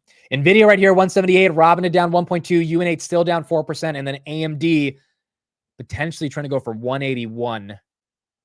That's up 3.7%. I just looked at the job numbers. I thought we were supposed to be shrinking the government, not creating the new job for government employees. I didn't get the full report on some of the new jobs we added, but there are a ton of government jobs that are going to be going away in September, I think, when they officially get taken off the books. But I mean, we could be adding some job numbers as well, especially in the government side. This is the JOLTS chart right here. Now, the thing about one of the major parts of the government in terms of jobs is contractors. A lot of consulting firms, particularly Booz Allen Hamilton, which is why their earnings missed, and Deloitte cited that they are losing government contracts Part of the reason I think Booz Allen Hamilton and Deloitte and Accenture are partnering with Palantir is because you need a tech platform if you're going to be a consulting firm to sell technology consulting, because there's too much on the line for companies to sign up for some technology consulting agreement, whether it's government or commercial, and then they get a pile of crap. But if you have Palantir involved, now the partnership starts to make more sense. You have actual software you can introduce. And so I think that is also a tailwind for Palantir in terms of their go-to-market by partnering with a lot of these consulting firms as well. Oh, wow. This is big. JP Morgan Chase in advanced talks to take over Apple's credit card program. Wow. JP Morgan, Apple's credit card has been losing money for a while. Goldman Sachs had it originally, and then Goldman Sachs got rid of it because it couldn't make any money. Goldman Sachs tried to copy SoFi with their Marcus product and go to the consumer, and that just failed horribly. Like, consumer is a different ballgame versus enterprise or versus B2B. And so they ditched it. That would be interesting if JP Morgan takes it over. Does anyone use the Apple credit card religiously? I used my Robinhood one. Apple down right here. Apple is good when you're buying Apple products because they give you 3% cash back. But outside of that, I there's no reason to use it if you have like a 3% across the board cash back. But I think they do give 2% on like groceries, and I think maybe a couple percentage points on different products. But I don't use it often. Yes. Okay, a lot of you people seem to use it. My wife uses it a lot. I use the Amazon card. It's very good. What do they guarantee? They guarantee 2% cash back on everything? Is that the guarantee? I know it's 3% on Apple products. And then 2%, I feel like 3% on travel as well. Yeah, I think it's 2% on everything else. Or maybe 1%. 2% back on everything. Okay. So obviously I don't use it because I get 3% on Hood, right? So it's like 3% is just more than 2%. But 2% on everything, I mean, it's not a horrible deal. I probably would use it if I didn't have Hood. My wife's boyfriend uses it a lot. That's good to know. Apple has named JP Morgan its preferred choice with negotiations ongoing since early last year. A deal hasn't been finalized and could still fall through due to program complexities. Okay, so it looks like they're going for JP Morgan. Yeah, 2% daily cash back is what I'm seeing on Apple. 2% daily cash back. 1% on all purchases where Apple pays and expected. 2% on everything else. 3% on Apple products. See, this is why Hood's credit card is so enticing, because no one's able to give away 3%. Now, I don't know if Hood's profitable or not, but based on what Vlad has said publicly, he said, we like what we're seeing in terms of the progress. If they can get that 3% to be profitable, or even if not profitable, if they can get it to be break even, because the credit card's like a Trojan horse to get people into the ecosystem, I think it could be a game changer. It's not rolling out as much as, people want it to, because they need to make sure the underwriting is done correctly. So Vlad did say 500,000 cards by the end of the year. Right now they're at 300,000. So hopefully that expands as we get into the end of the year. Robinhood right here, 106, NVIDIA 178. SoFi again, trying to get back above 25. It's been struggling for the past hour, but still holding 24.36.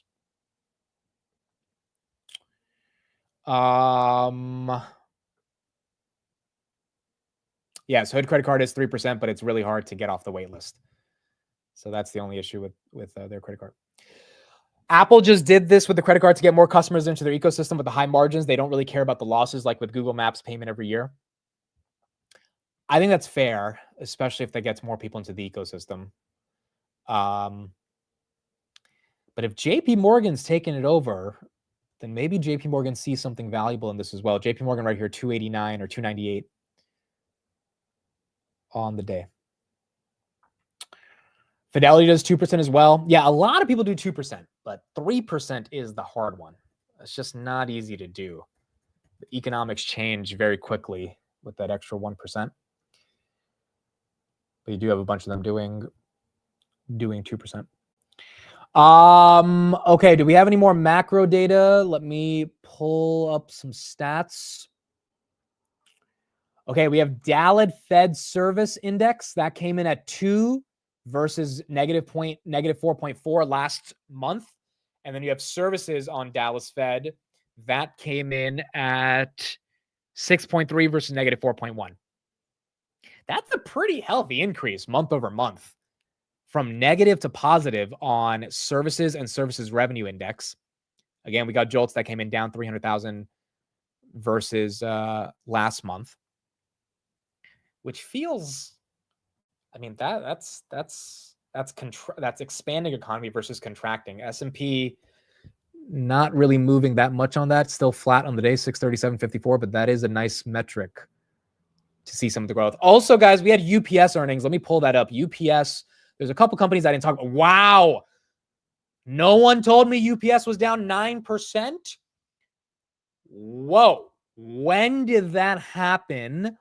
I don't think any of you guys even remembered UPS. They missed on EPS by 1%. They beat on revenue by 2%. Street took them down 9%. That's a little aggressive. That's a little aggressive. Do you think SoFi can go into the S&P before Robinhood? I think it is very possible. I think Tannor makes a great point as well. SoFi is a bank. Banks are safe. Banks are stable. Robinhood's very volatile. So yes, I mean, I could absolutely see SoFi getting into the S&P 500 before Robinhood. That is very possible.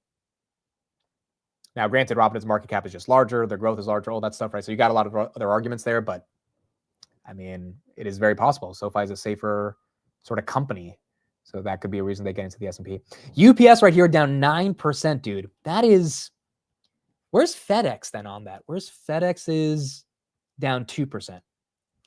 Okay, I am going to try to pull up the UPS transcript because I just hope they aren't saying anything really that bad about overall package delivery demand or consumer demand.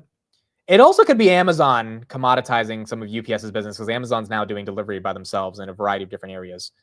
And that could affect FedEx and UPS. Amazon right here down about 0.5%. So that could be something to look at. I'm going to try to pull up their transcript in a second. Wow, AMD 181.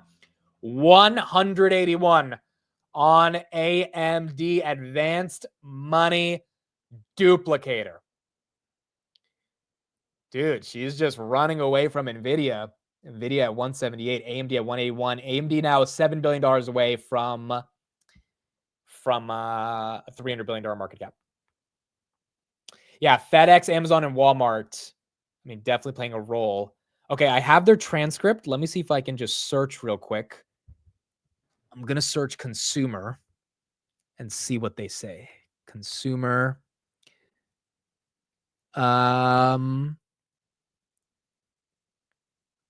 And so there's uncertainty around tariffs, and then there means there's uncertainty around consumer demand. So consider this. At the end of the first quarter, our customers had inventory, and they sold that inventory down in the second quarter. They're now at a point where they need to replenish their inventories. Okay, so that's one argument UPS CEO is making about inventories going up.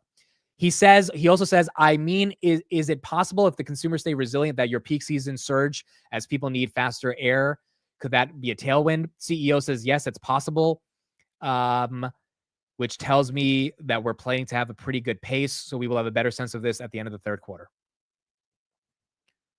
Okay, so not giving any definitive argument around consumer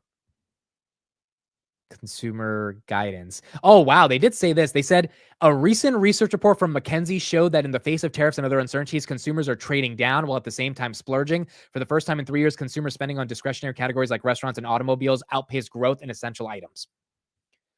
That was in the first paragraph of the report. So it looks like they started off the transcript or the earnings call, AMD 180-140, bringing up a report about the consumer. I'll listen to the rest of this later tonight.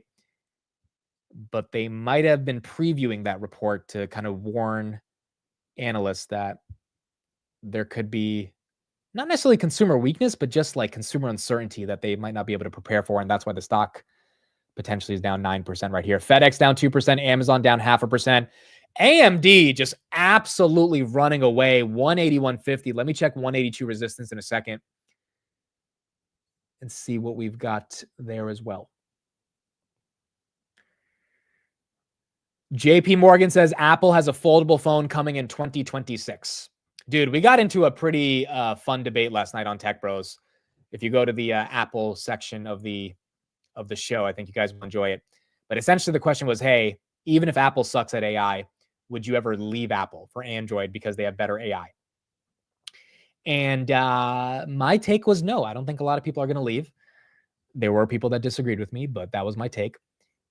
And so I'm not leaving for Android because of AI, but I'm also not upgrading to Apple's stupid foldable phone. So it's like, I'm not defending Apple. I just wouldn't leave the ecosystem, but I'm not upgrading to a foldable phone. 182 has 37,000 shares of resistance. 37,000 shares of resistance on AMD at 182. S&P 500 still flat, 637.49. I'm up 450% on SMCI. Congrats, dude. SMCI, big day. Big move for everyone who's getting some love. Can you explain your SoFi options? Okay, so I've done it before, but I'll explain it again. What I did on SoFi was a call debit spread. So I bought a call and I sold a call on top of each other.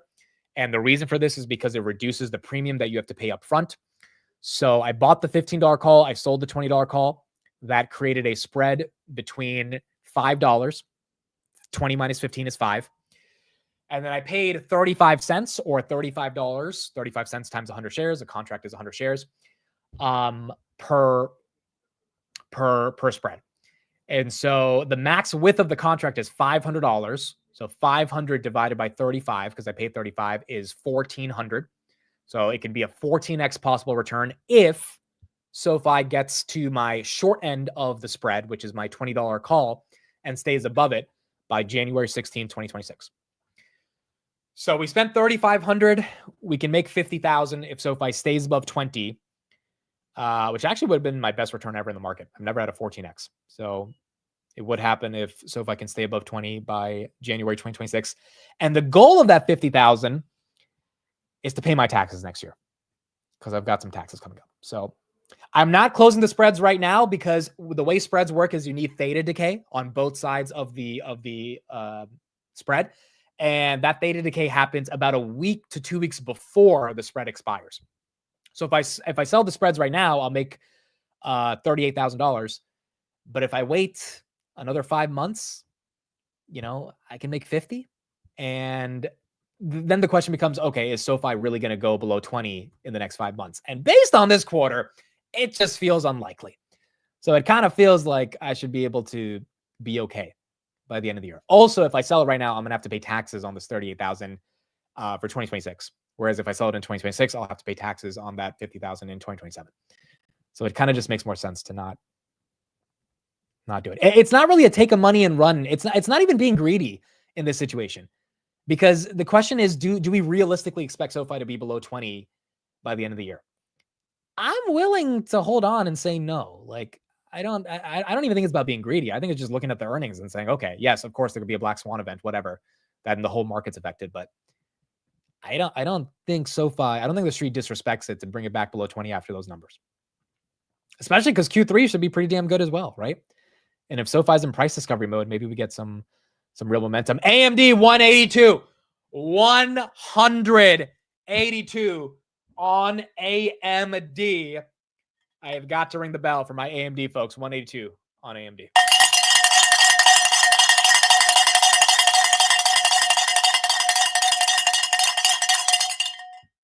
There you go. AMD. Wow. Dude, AMD is now up in the past week. It is up 16%. In the past month, it's up 30%. Past 6 months, up 55%. Year to date, up 50%. And from the bottom, it's up more than 115%. It's pretty incredible. Pretty incredible. Do options with expirations dated over a year in the future qualify for long-term capital gains tax? Yes, they do. So if you sell them a year out. Also, yeah, that's another reason I don't want to sell, because I bought these September 2024. So realistically, the actual time to sell would be September 2025 at minimum. So I could at least get a year's worth of long-term capital gains tax on it. But yeah, right now I just don't think it makes the most sense to sell. But you do have to hold them for that full year. Up 104% on AMD, up 120% on HIMS, changed my life. It's incredible, dude. I am so happy to see retail names that are good quality companies get momentum. Because even if I don't own them, like I don't own AMD, a lot of retail does. And as someone who tries to be a champion of retail, you want to see people that do really good due diligence get rewarded. Now, that's different when it comes to Opendoor. Opendoor is probably a lot of retail, but it's a lot of retail that is just buying it for the pure hype of it. And that everyone has to learn a lesson. I've learned my lessons many of times. Maybe Opendoor reverses it, but to me, it feels like a pump and dump. Opendoor is now 2 cents away from going below $2 right here. But on a good company like AMD, like a Lisa Su, a rock star, you want to see people benefit from that because it keeps people excited to invest in the market. It keeps people feeling that there is potential to change their financial destiny. And it allows people to know, hey, we can trust in CEOs that execute and the market will eventually reward them, which is exactly what's happening with Novo right now as well. And that's why it's very nice to see kind of this playing out. Speaking of Lisa Su, here's a clip from her at the All-In Summit discussing where AI is going. Pretty obvious we're hitting artificial general intelligence at this moment. I think we'd all agree we're starting to see that. But super intelligence can't be far behind that. Soon we hit that super intelligence. What will the world look like in 10 years? In the most optimistic scenario, if we do this right. The exciting part about it, and I can say this very sincerely, I mean, this is the most transformational technology sort of in our lifetimes. That's the way we should think about Orders AI. of magnitude. Orders of magnitude. And the reason is it's not just going after one aspect, right? You can actually take AI and make science better. You can take AI and make medicine better. You can take AI and make manufacturing better. You can take AI and make every aspect of your business better. And so, in my mind, 10 years from now, we'd like to believe that we are really leveraging it to solve some of the world's most important problems. I like to say, AMDers get up in the morning and they say, how can I use technology to solve some of the most important challenges in the world? And, AI is really our mechanism, for doing that. The big thing about AMD, and I'm not super well-versed on the thesis as much as I understand NVIDIA, but my elementary understanding of this, and I'm sure a lot of you guys would agree right here, is inference. Inference training is what AMD has a very unique moat around. And if the majority of data center spend over the coming years as the models become more advanced is going to be rooted in inference training, that should be a very large tailwind for AMD. And that's not bearish NVIDIA by any sense of the imagination, because NVIDIA is still going to be providing a lot of the core infrastructure that's necessary to even get those data centers up and running in terms of GPUs. But the inference training in particular is what people think can get AMD up to $1 trillion. Right now it's at 300 billion. NVIDIA's these kind of already played out. I think NVIDIA still has a lot more room to run. A lot of people think NVIDIA can become the world's first $10 trillion company because of just how vital their chips are to the overall AI stack. But when it comes to inference, that's what it seems like people are excited about with AMD. And at 300 billion, you got to buy this thing for about 100 billion 3 months ago. The question is just, can that continue to grow into the overall demand we're seeing for data centers? SMCI still above 60, NVIDIA 178, Upstart 83.60, and then SoFi 24.27, still up 15% right now. Yeah, exactly. NVIDIA is training and AMD is more for inference. Two different parts of the stack, but two parts of the stack that are incredibly important. And I don't think demand for any of those parts are going away anytime soon. Folks, we got Skrelly. He is short a new stock. Skrelly is short a new stock, ATYR. ATYR. This looks like a biotech. I'm short ATYR and predict the stock will drop 80% in the next 4 to 6 weeks. Some of the worst data I've ever seen. Really bad drug, really tough disease. ATYR. Okay, I don't deal with biotechs, but Skrelly does. So it looks like he's looking at data that he doesn't like. Stock's down 9% right here, $500 million company. I am not going to be touching it because I don't know anything about biotechs, but that is his new short. I think he's out of the quantum short, by the way, guys. I think he's done with the quantum short. So he's moving on to shorting the names that he knows the most about, which is biotech versus quantum. He called Rocket Lab a scam. Really? Dude, you can say Rocket Lab's expensive. It's not a scam.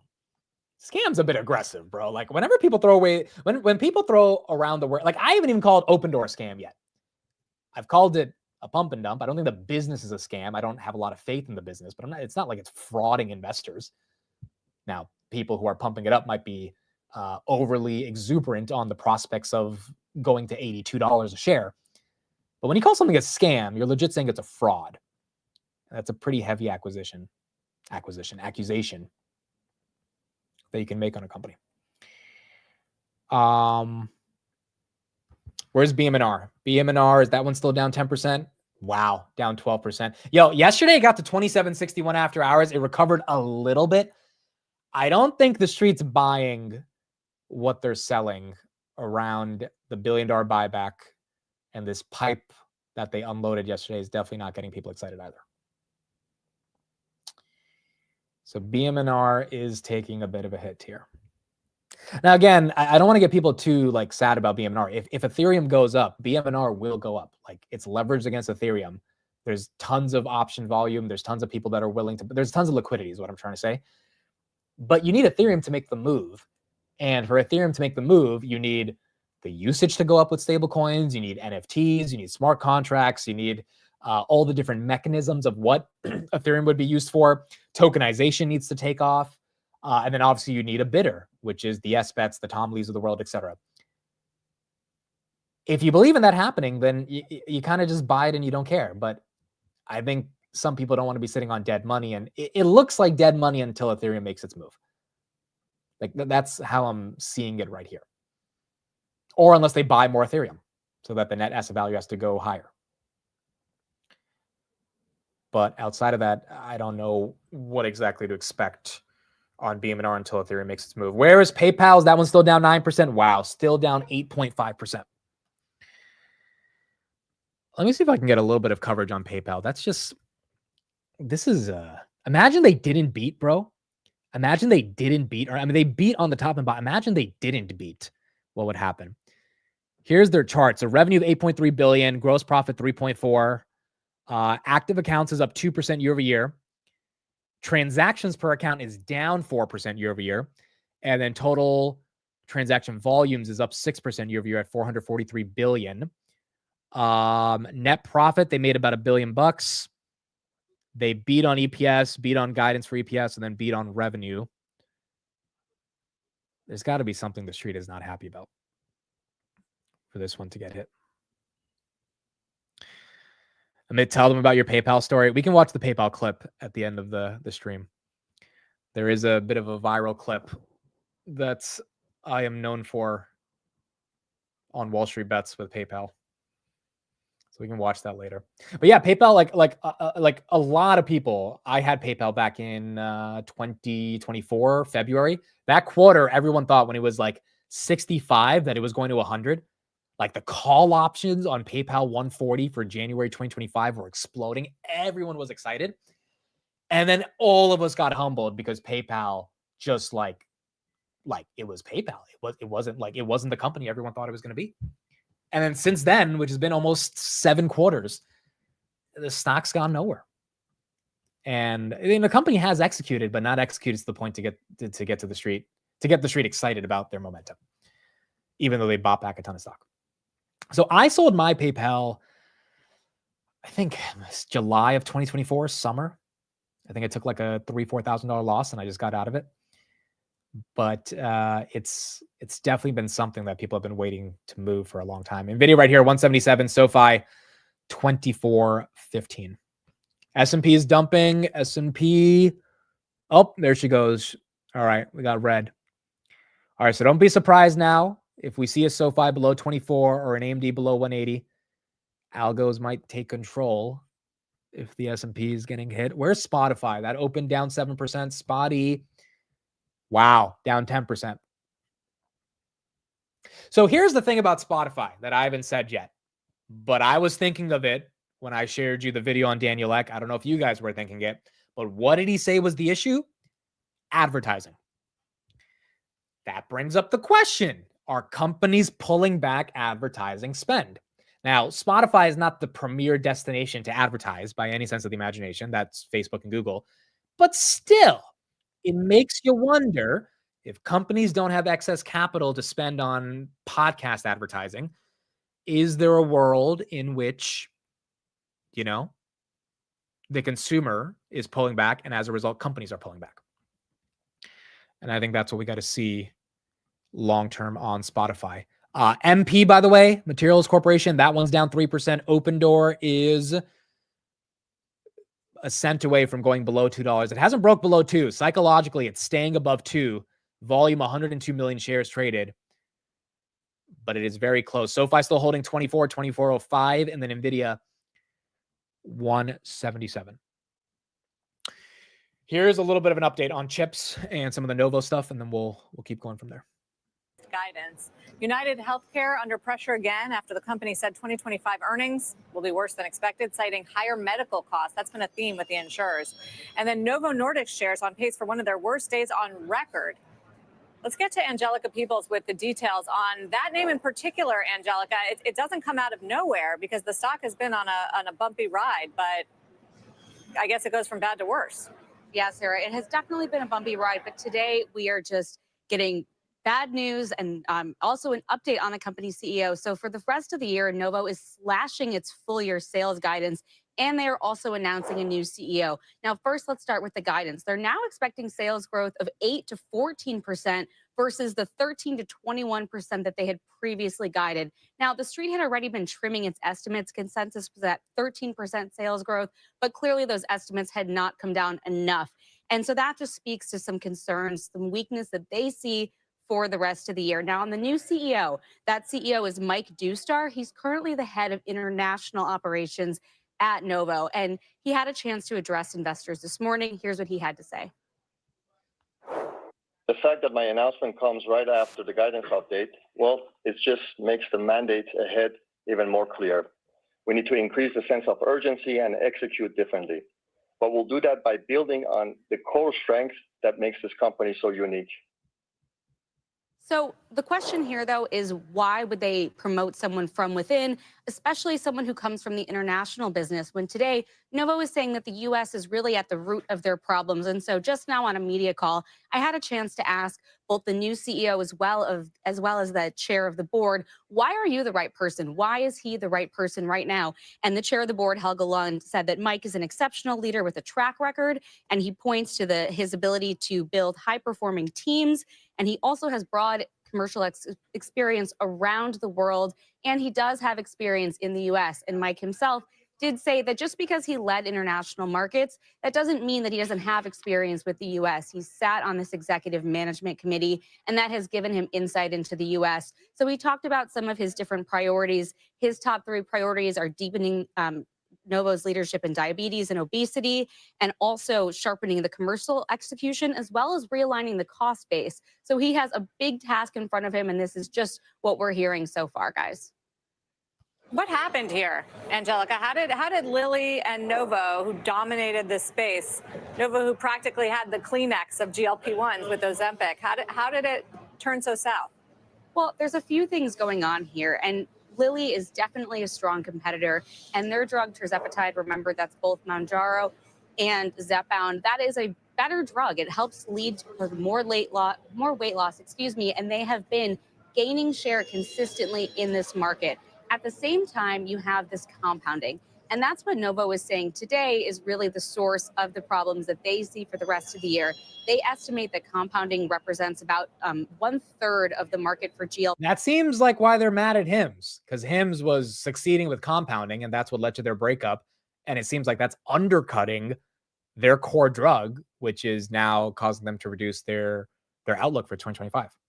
Ones, and that they thought this market would go away when the FDA said it would start enforcing this, so-called ban on compounding, but that hasn't happened. And they say that their market research shows that compounding is still a formidable threat, and that is something that they are going to have to contend with. And so, whether they just didn't see it coming, that's an open question. But at the same time, now they have all of these fronts that they're dealing with. They have Lilly to deal with, they have the compounders, and they have questions about their pipeline and whether they are set up for success, just not for the next few years, but for the coming decade, guys. What if Novo, instead of kicking out Hims and being a big mean bully, what if Novo enhanced their partnership with Hims and said, hey, our business is struggling, but you guys are thriving on our partnership. What if we have a better revenue split? What if we have XYZ? What if they could have worked out something better to work out with Hims versus treating Hims the way they did. Because as per the Hims CEO, he said Novo down 21% right here was just a bully, and they have their own struggles, and that's why they got mad at us, but we weren't doing anything wrong.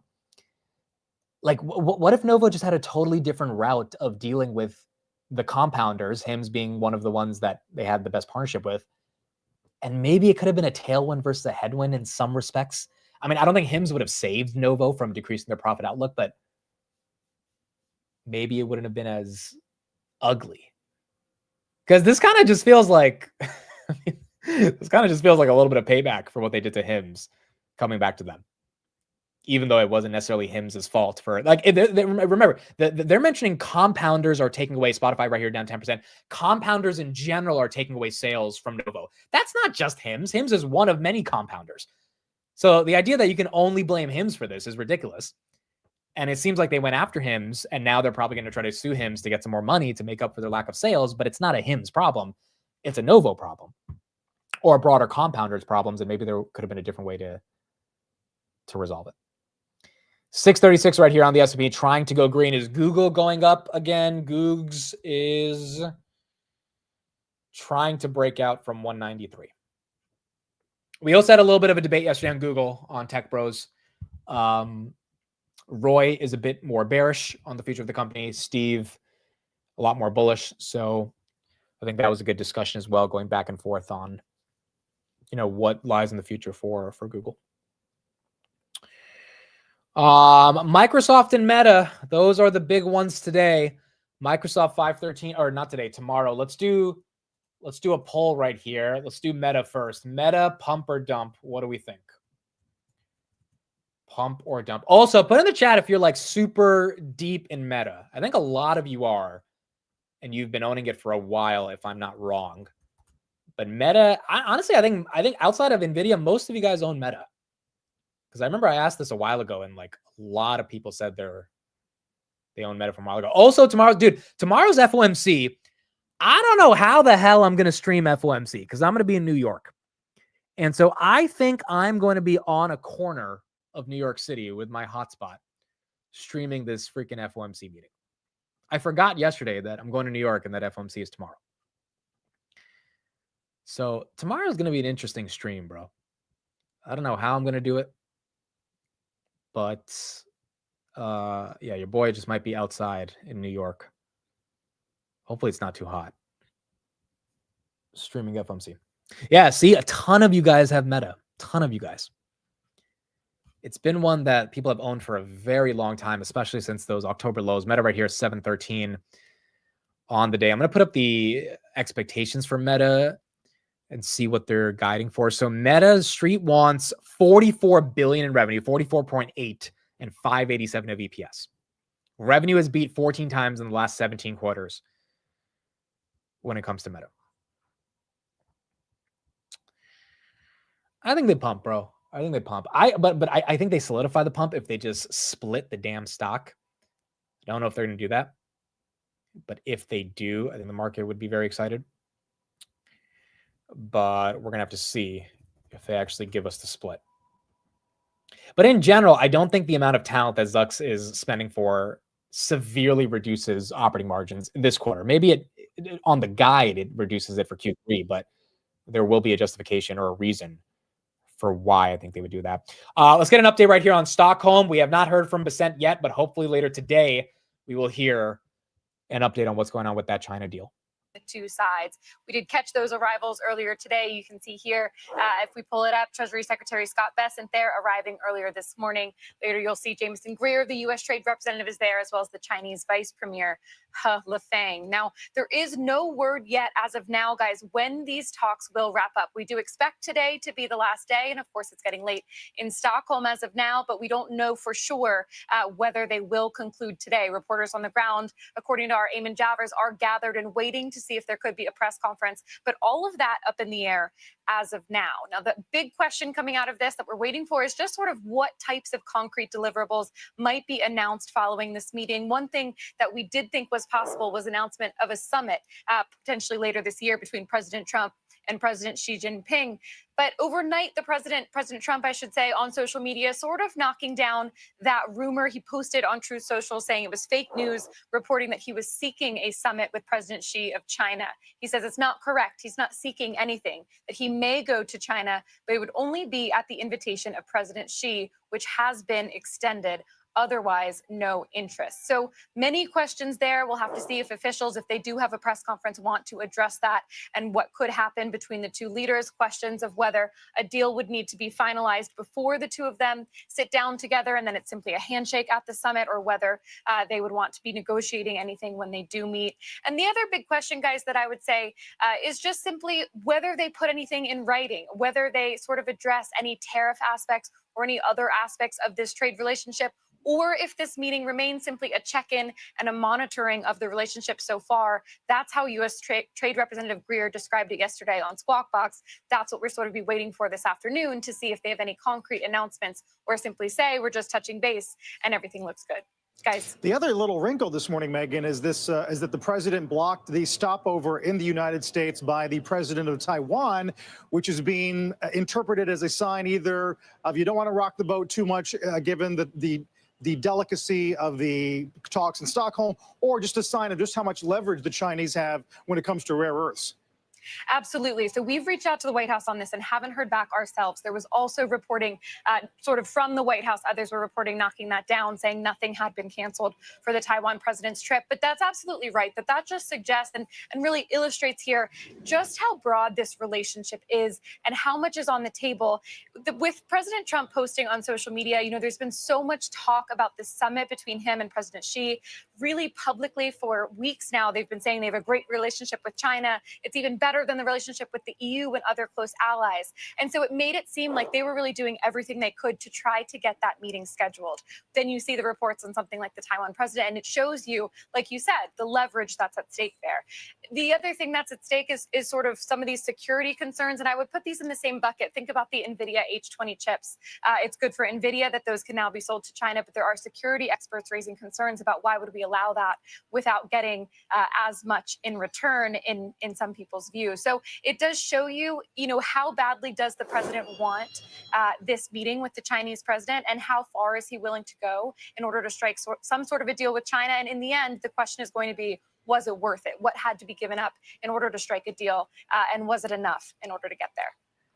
All right. So it looks like this deal is getting a lot more serious in terms of Trump getting ready to meet with Xi Jinping, even though he has to tweet that he's not the one calling first. They're calling him first. But yeah, the fact that they're not talking to Taiwan right now because they don't want to piss off the Chinese, that shows they really want to get a deal done. And that also shows that, as she said, rare earth minerals is something China has leverage on. We have leverage over chips. They have leverage over rare earth minerals. And you don't want to mess up what could be a deal by doing anything that would piss off the other side. By the way, open door below $2, 15% down. SoFi's given up 24. Nope, she's right back above. Or so she fell at 23.90, back at 24. SoFi being incredibly resilient today.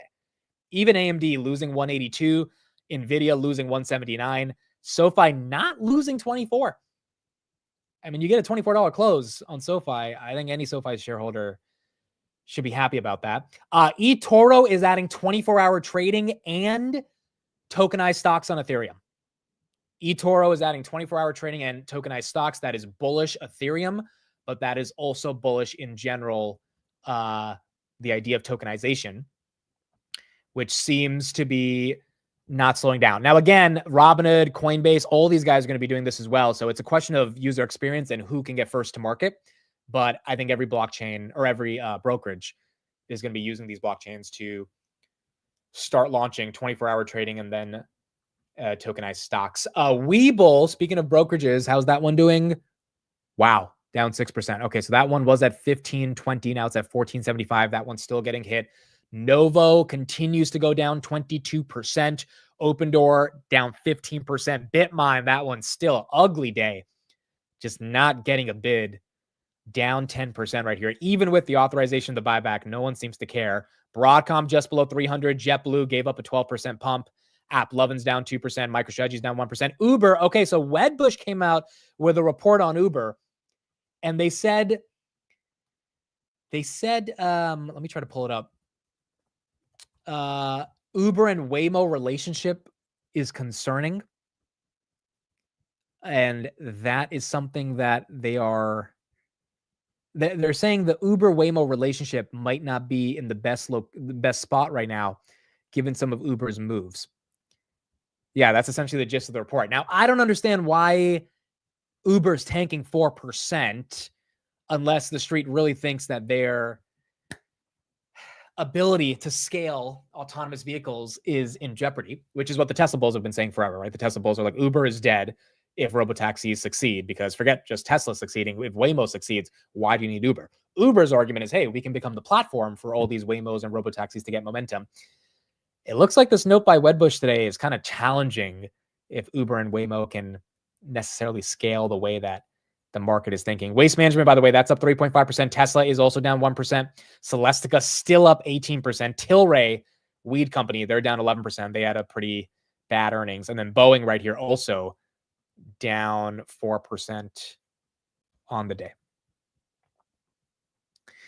BMNR buying back shares is a red flag. What is the thinking behind this decision? Honestly, dude, as soon as I saw the press release, I felt the same. I don't understand why you would buy back your stock as a treasury company. It does not make sense. Or maybe it does make sense if you really fall below net asset value and you have an extra couple $100 million, but $1 billion, that should be going into Ethereum. Especially if you fall below net asset value. I'm assuming Ethereum is going to be, like the only reason it would fall that bad is because Ethereum would tank. And that's a buying opportunity for ETH, not really for your own stock. So I don't know. It's a little weird. Yeah. How do you dilute and then buy back your own shares instead of Ethereum? It's very weird. I was talking about this yesterday on the market close. I was saying Tom Lee has a brand that is one of the most respected brands in finance.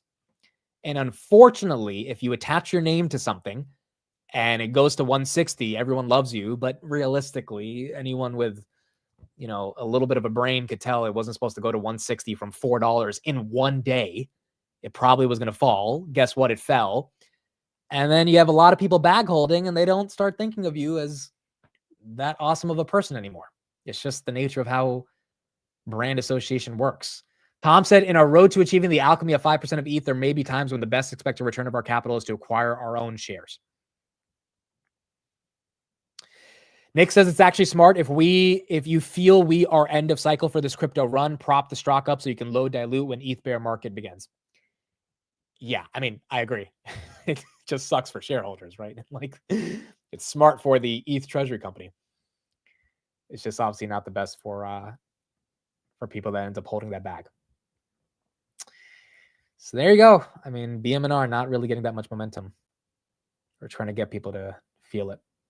Haters, that's it. BMNR will run. This is not hating by any sense of the imagination. BMNR will run if Ethereum runs, but they just diluted by a bunch of shares, and that means it's going to be harder for Ethereum to run, obviously, hard for BMNR to run because there's now more shares outstanding. But number two, I think everyone agrees if Ethereum does what Bitcoin does from 8 to 120, BMNR is going to run. The question is, will that happen? And then if you believe that's going to happen, okay, the question is, when is that going to happen? And if you think that's a 5-year story, then that's fine. The problem is what I've been seeing on Twitter over the past 24 hours is everyone is expecting BMNR to go to the moon tomorrow, which tells me people bought BMNR not knowing what BMNR is, because it literally cannot do that unless Ethereum goes up as well. Just like MicroStrategy stays flat or red unless Bitcoin goes up. And so I don't know why the hell Kathy bought last week either. She bought more yesterday. I don't get why Kathy is, that was just confusing to me, buying at those levels. But I also think, dude, she knows about finance, right? She knows about pipes and offerings and preferred shares. And she had to have known they have 45 million shares in a pipe that they're going to eventually unload. And buying right before they do that, to me, it's like, who on our team overlooked SoFi below 24? That was about to happen. Because either it was Kathy's fault or it was someone on her team that didn't realize, hey, they have a pipe. They can unload it whenever they want. And maybe we should wait until they unload it before we buy. Now Kathy's down 70 million. in 2 days on, it's just like, it's weird, bro. It's very weird. They believe BMNR is undervalued. I mean, again, it's all rooted in Ethereum, in my opinion. Ethereum's got to make its move for BMNR to make its move. Or maybe it's not rooted in Ethereum. Maybe the market just wants to give BMNR a higher MNAV. The question is why? I don't have the answer to that question. But like, if you think BMNR is trading at a 1.3x MNAV right now, if you want to give it a 2.3x, which would put the stock closer to $60, be my guess. But why? Like why? Outside of Ethereum going up, why? And if no one has the answer for that, then like, why does it deserve to even trade at 1.3x? Well, you can say Tom Lee, staking. Okay, I'll give you those arguments. But then why do we expand the multiple?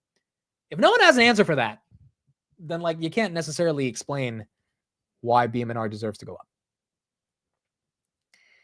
And I think that's the broader question.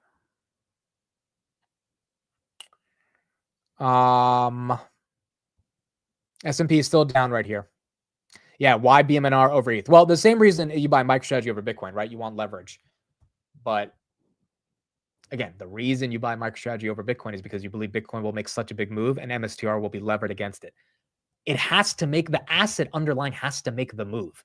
And I think all of us are so impatient because a lot of us, a lot of you that invested in MicroStrategy dealt with the pain of 2 years of seeing it go up and down. But we're just seeing the rewards of MicroStrategy as outsiders looking at the stock because Bitcoin went from 15 to 120. Ethereum's got to go from 3.5 to at least 10 to really see those rewards. And that might just take some time, which doesn't mean Bitmine is a broken thesis. It just means it might not move until that fully happens. Do you think the 190 covered calls on Palantir are safe on August 8th? I think so. I think 190 is relatively safe after earnings. If you do get challenged on that, I think you can easily roll it and navigate the situation. So I don't think 190 is the worst idea. Matt says, as an idiot who has no clue what I'm doing, my thesis is BMNR is the next MicroStrategy and I want to get in early. And that's not really an idiotic thesis at all, because that is the thesis. That has nothing to do with being ignorant at all. That's just like, hey, it's levered against an asset and that asset is growing in popularity and use cases. That asset goes up. The leveraged underlying stock against the asset should go up. So I think that's a fair thesis. It's the people that are crying on Twitter. I mean, like if you searched BMNR last night, people were like crying. people were saying, where can I find the nearest bridge? Like that type of commentary was coming out because of how upset they are about BMNR. And that to me is like, you got to know what you're getting into here. You got to know what you're getting into for this. Wow, Figma 40x oversubscribed. Dude, it was 30x subscribed yesterday. I put in 75 shares. I doubt I'm going to get a single share from Robinhood. By the way, you guys have 45 minutes if you want to put in a request. It's going to close at 12 p.m. Eastern. So you have 45 minutes right now if you're on Robinhood to put in an allocation or any platform. Figma said 12 p.m. Eastern is when they stop taking requests. So any platform that gives you access, you can put in basically a lottery ticket right now. But yeah, I think this stock doubles tomorrow when it goes public, or Thursday. If 40 times oversubscribed is insane, bro. That is massive. Is Palantir taking a breather before the earnings? Palantir right here, 156. Yeah, taking a bit of a breather, down 1%. This is going to be one of the most important earnings ever because Palantir's price has been pretty elevated going into earnings. This time, it's damn near a $400 billion company. This is one of those earnings where Karp's got to put up some real big boy numbers, and I think he will. But still, even if he does, I don't know what the reaction is going to be from the street. Like last time they put up 39% and the stock fell 10%. Now 39% is really good growth, but obviously the stock was elevated. This time the stock is, 156. If they put up 40% growth, is that enough? I don't know. I really don't know. Granted, the hedge against why it is enough is why would the stock pump this much? I'm not even talking about 156. Why would it even be above like 120, right? In terms of just the overall valuation it's been able to receive, if 40% wasn't enough, because the street knows they're going to grow at minimum 40%, like 39%, 40%, whatever, right? So the street's been okay with the fact, okay, we're projecting the future growth. Future growth for next quarter is probably 40%. They're probably elongating that 4 or 5 years.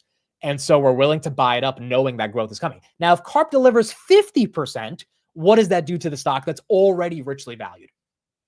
Does that like just beat expectations and say, hey, we were expecting 40, it's at 50? All right, we're buying more. And if it comes at 38.7, is that like, all right, we're dumping 20%? Like, I have no clue. I genuinely have no clue.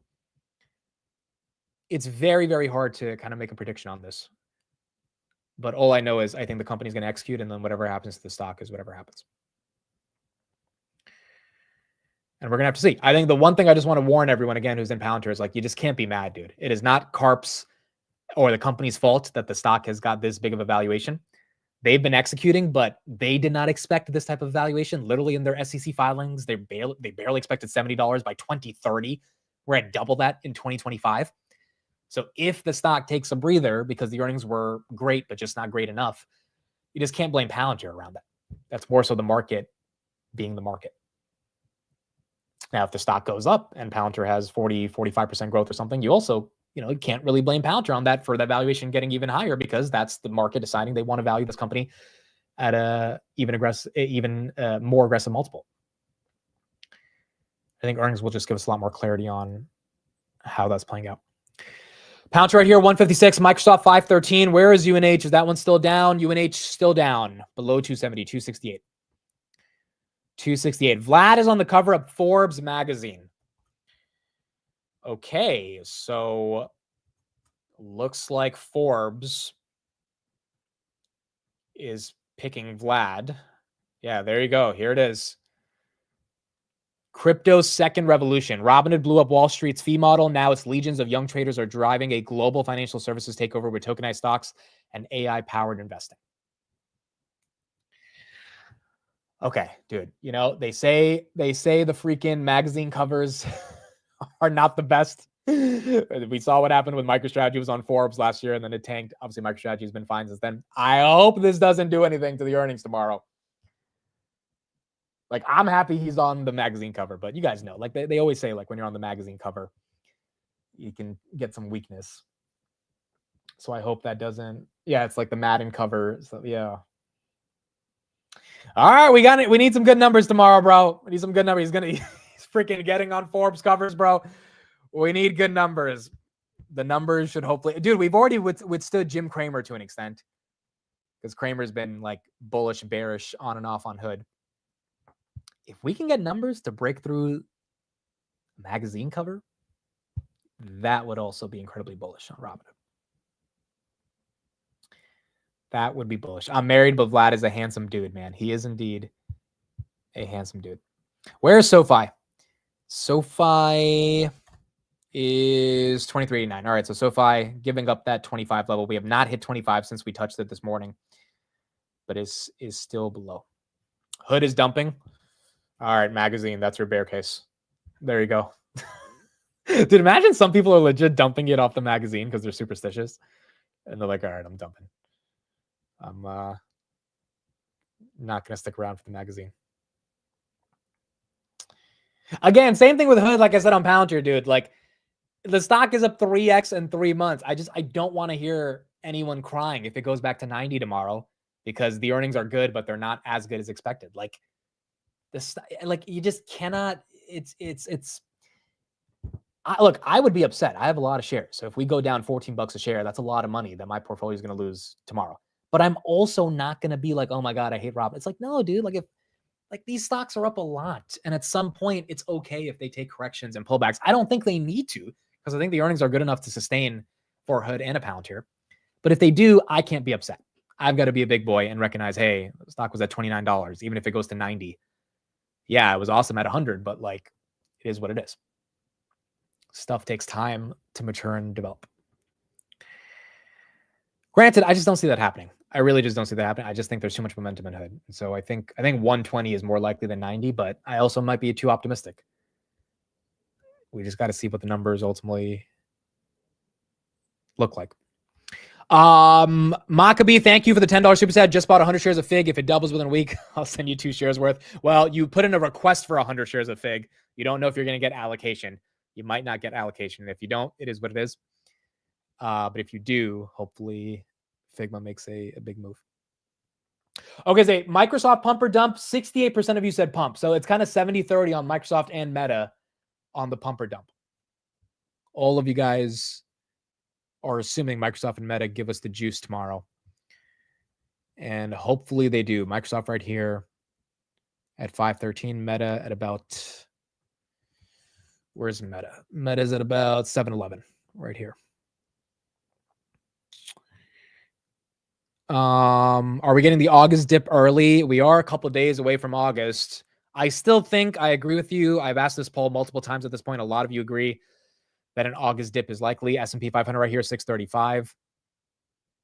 I don't know. It's hard to deny history, bro. If this is the first month that is not going to, if this is the first year in like 10 years, that's not going to be August oriented in terms of a dip, then I think that would be very exciting. But who knows if that's possible?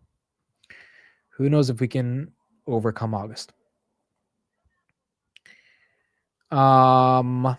Yeah, I did see this news this morning as well. Largest fund in Finland bought 17.1 million shares of Grab. There's a good video I want to show you guys to end out the stream of Grab. Grab, and I'll show you guys the PayPal video. But those two videos I think are, it's an interview I haven't seen of Anthony Tan, CEO of Grab, in a while.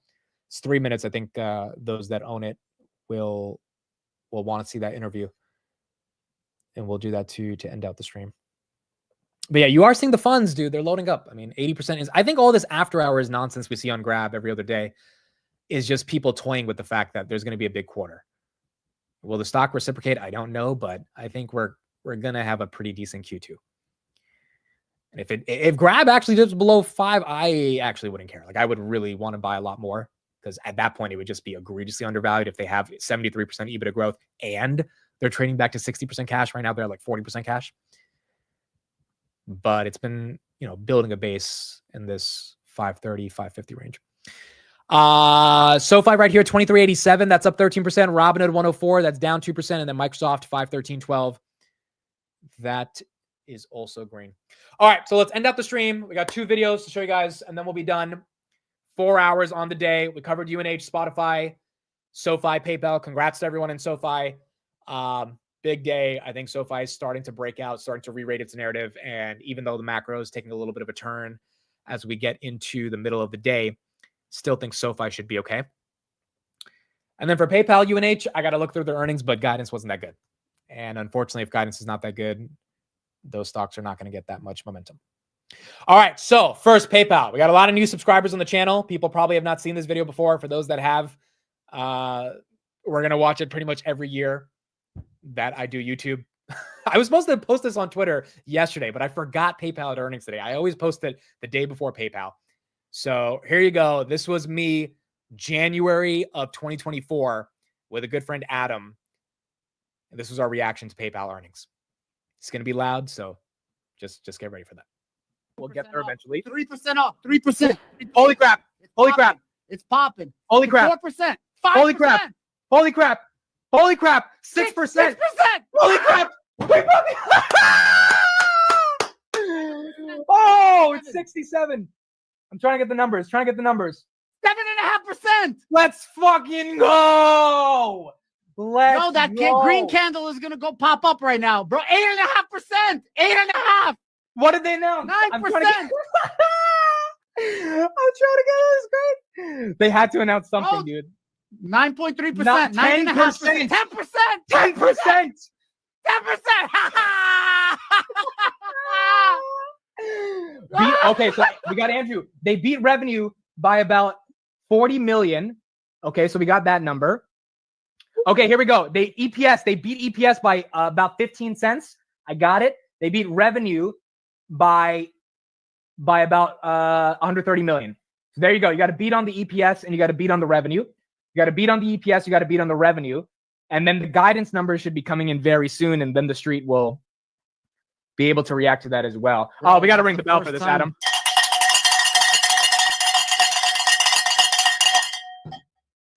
Bro, it's going back down. Now it's even. People are not liking it. Now it's down.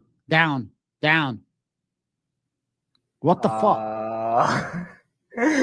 Down 5%. How the fuck is this happening? Bro, I have no idea. You know what's the happening, Joker. bro. You know the Joker in the Dark Knight where he just starts laughing and then Batman keeps punching him and he keeps punching him and he just keeps laughing because all you can do is laugh. Dude, the funniest part about this was when I was ringing the bell. I was like, Adam, we got to ring the bell. And then look at Adam's face. While I say we have to start ringing the bell, Adam starts realizing, holy crap, we shouldn't be ringing the bell because the stock's about to tank. And so I'm like, Adam, we got to ring the bell. And so you look at Adam's face right there. You see him like pretend ringing the bell, but he's concerned. He's like really concerned. I'm excited because I'm not looking at the stock. I'm ringing the bell.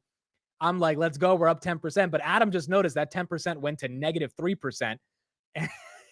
And then at that moment, he's like, wait a second. What's going on? Oh, it's going back down. Now it's even. People are not liking it. Now it's down, down, down. What the fuck? Down 5%. How the fuck is this happening? Bro, There was like 2,000 people with us on that PayPal call. And everyone was so, I remember, guys, in 2024, for those that weren't covering PayPal, everyone thought PayPal was the most undervalued opportunity in the market. And like millions of random people that don't even like care about PayPal, they bought some PayPal because they're like, PayPal's going to go up. And then it went up.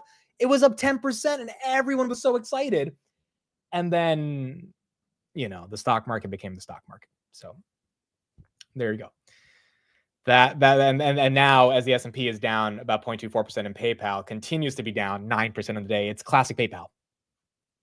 Literally at the same price that it was, a little bit higher than last time. So there you go. Okay, in terms of what's hurting the markets right now, I don't have a specific stat. It could be a lot of algos. Oh, wow, hold on. Donald Trump's new golf course in Scotland placed on lockdown after reports of a suspicious package. Huh. I don't think that's the reason for the markets going down, but that is a headline that we've got. Where is SoFi? SoFi still holding 23. Let me check right here. It could also just be algos at 11:30 that could be causing this. Very possible for that to be kind of the reason. AMD 177, SoFi 2383. Palantir 155. Yeah, Palantir's going down. Nvidia's going down. Goog's kind of holding up. Grab is down a cent. Reddit's Reddit's down 6%. Meta's down. Amazon's down. Is this our July top, folks? Is this our July top? Is that happening? Is that happening? Big Bear AI. It's kind of hard to top before we get earnings, I feel like. We got to see Meta, Microsoft first. Wow, Big Bear below 7. Big Bear below 7. I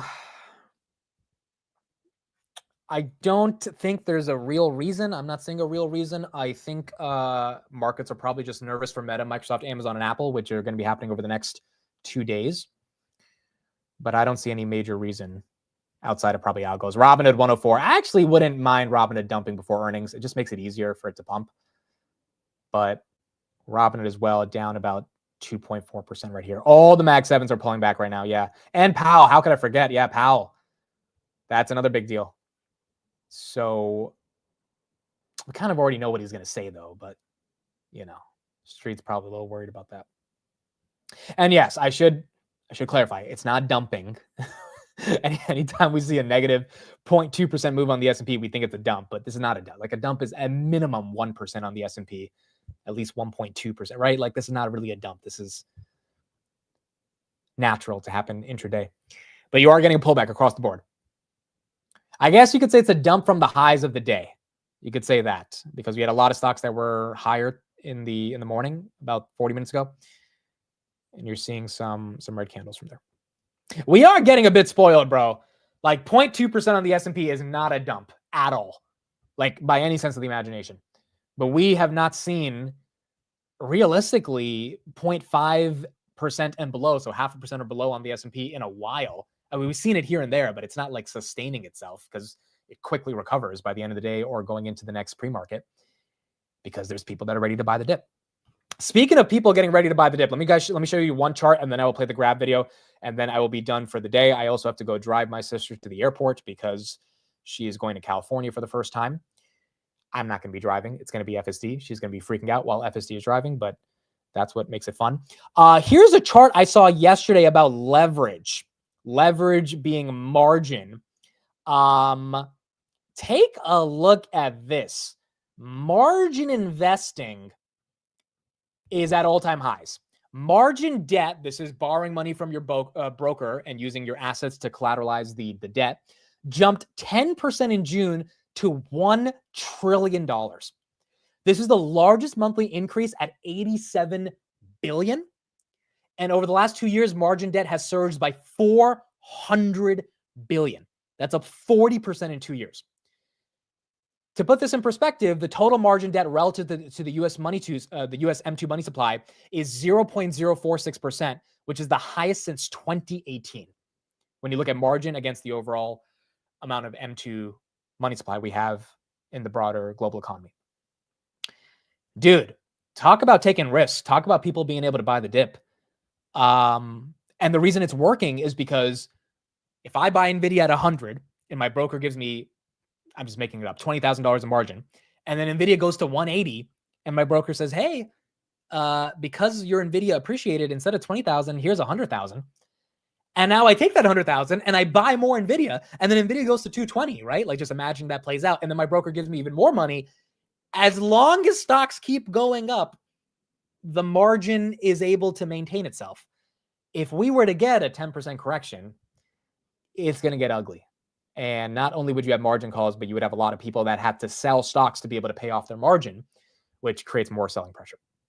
So it's one thing to keep an eye on, which is why earnings are so important, because we need earnings to hold up in order for margin to not necessarily get called as aggressively as, it could get called if the market tanks. All right, cool. There we go. Last thing I'm going to show everybody. This is a video I saw of Anthony Tan, the CEO of Grab. It's a new interview I haven't seen. It's 3 minutes.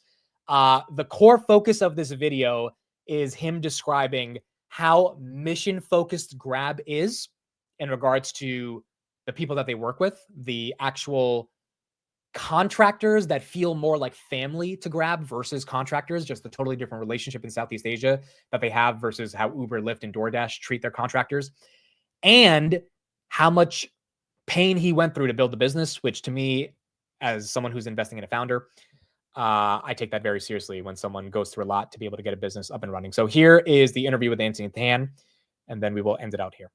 So every service we do. It's a big deal. This was a big deal when I was listening to this, because number one, what he's just saying is objectively true. You teach someone how to fish versus give them the fish, they feel empowered. It's kind of the same thing with the stock market, right? You teach someone how to invest and they start making their own investments. They feel they have autonomy and they have power over their own financial destiny, which is incredibly important, especially in a region like Southeast Asia. So what does that mean for Grab's business? Number one, it means they have a really good relationship with their merchants and with their drivers, and not the type of, quite frankly, shitty relationship that Uber has with their contractors. I mean, people just hate Uber, they hate Lyft, whereas Grab, they have a much more positive NPS score when it comes to the company. Number two, it means the government really appreciates what Grab is doing, because the government is not able to just magically come up with tons of jobs. And when Grab is responsible for 9 million people's livelihood, the government makes sure that this company stays afloat, that the regulations are relaxed, and that they don't go out of business. And in Indonesia, where you've got Grab's competitors now engaging in fraud in regards to GoTo, you might have the Indonesian government say, hey, we are not happy with one of our major tech companies engaging in fraud. Grab, how about you facilitate a buyout? And they keep it going from there. So in Southeast Asia, it's not as laissez-faire. You really do need to work with the government to be able to conduct business. And having a business that actually creates entrepreneurship in the region, I think, is very important for Grab long-term as well. That gave them self-pride and self-respect. It's something I don't think handouts can do.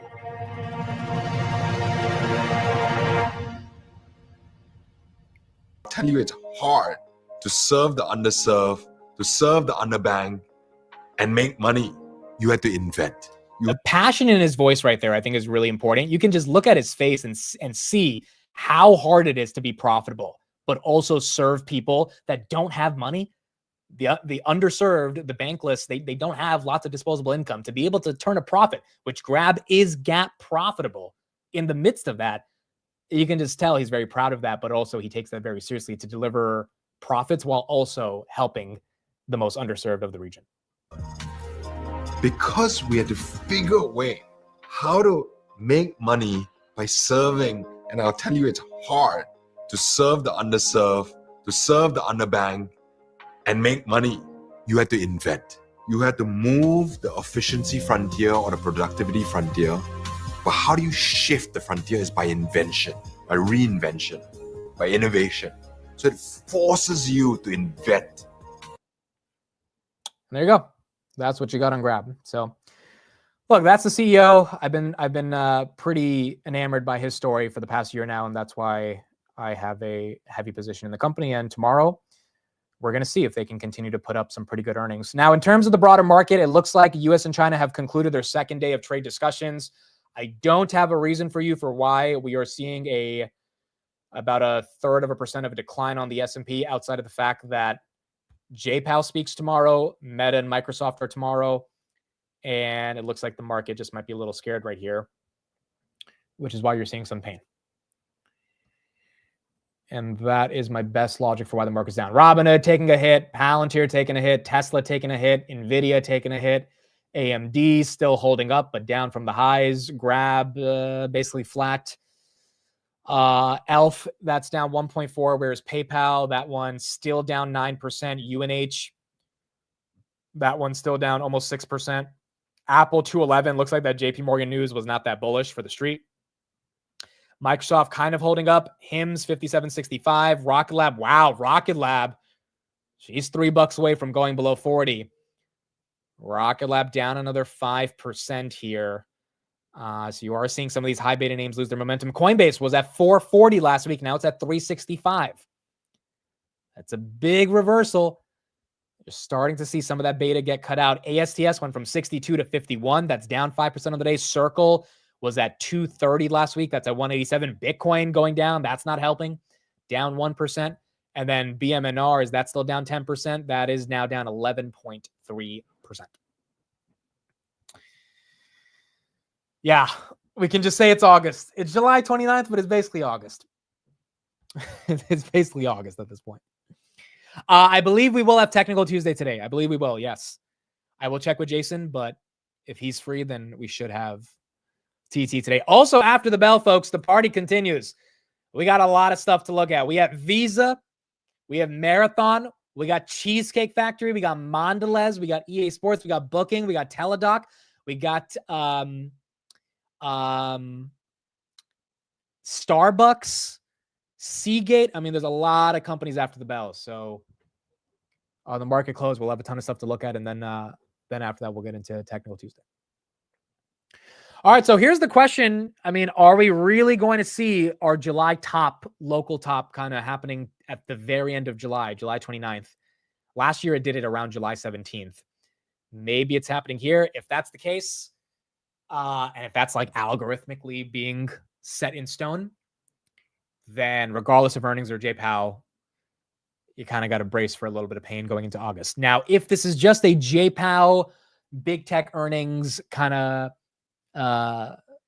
fear that's being infiltrated right now, which is very fair, then maybe this doesn't matter. But over the coming days, I think we'll have a much better understanding of what's going on. S&P 500 right here, 635, recovering a little bit. There's your green candle at 634.50, but still down about 0.2% on the day. All right, cool. That is it. We are out. I'll be back for the market close. Thank you, everybody, for being here. We'll keep going from there. We got a lot of earnings after the bell. We should have Technical Tuesday. And then we'll see what else we got going on in the broader market. Again, tomorrow's the big one.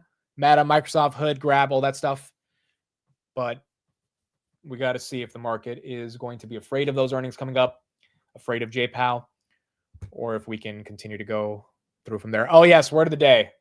This is a long stream, 4 hours. I forgot word of the day. Word of the day is, how do you say this? Redound? Redound? Redound. To have a good or bad effect or result.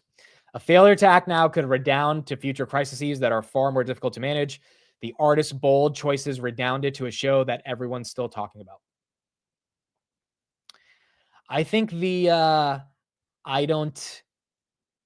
what did I say? I don't even not understand.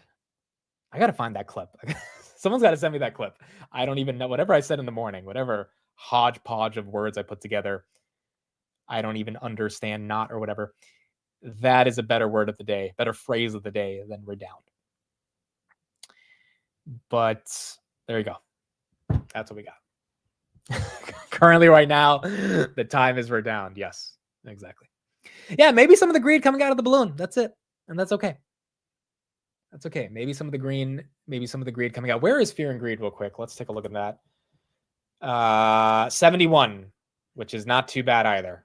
That was at 78 last Wednesday. I don't even not understand at all. Yes, exactly. I don't even understand. There's so many variations of it. I don't even understand. I'm gonna try to find if no one sent me the clip, I'm gonna clip it myself. Because I need to hear myself say that. I don't under even stand. That is special, bro. I don't even understand. All right. Thank you, everybody. Appreciate it. We'll be back tomorrow. Not tomorrow. Tonight, 3:45. A lot of earnings. And then we'll keep going from there.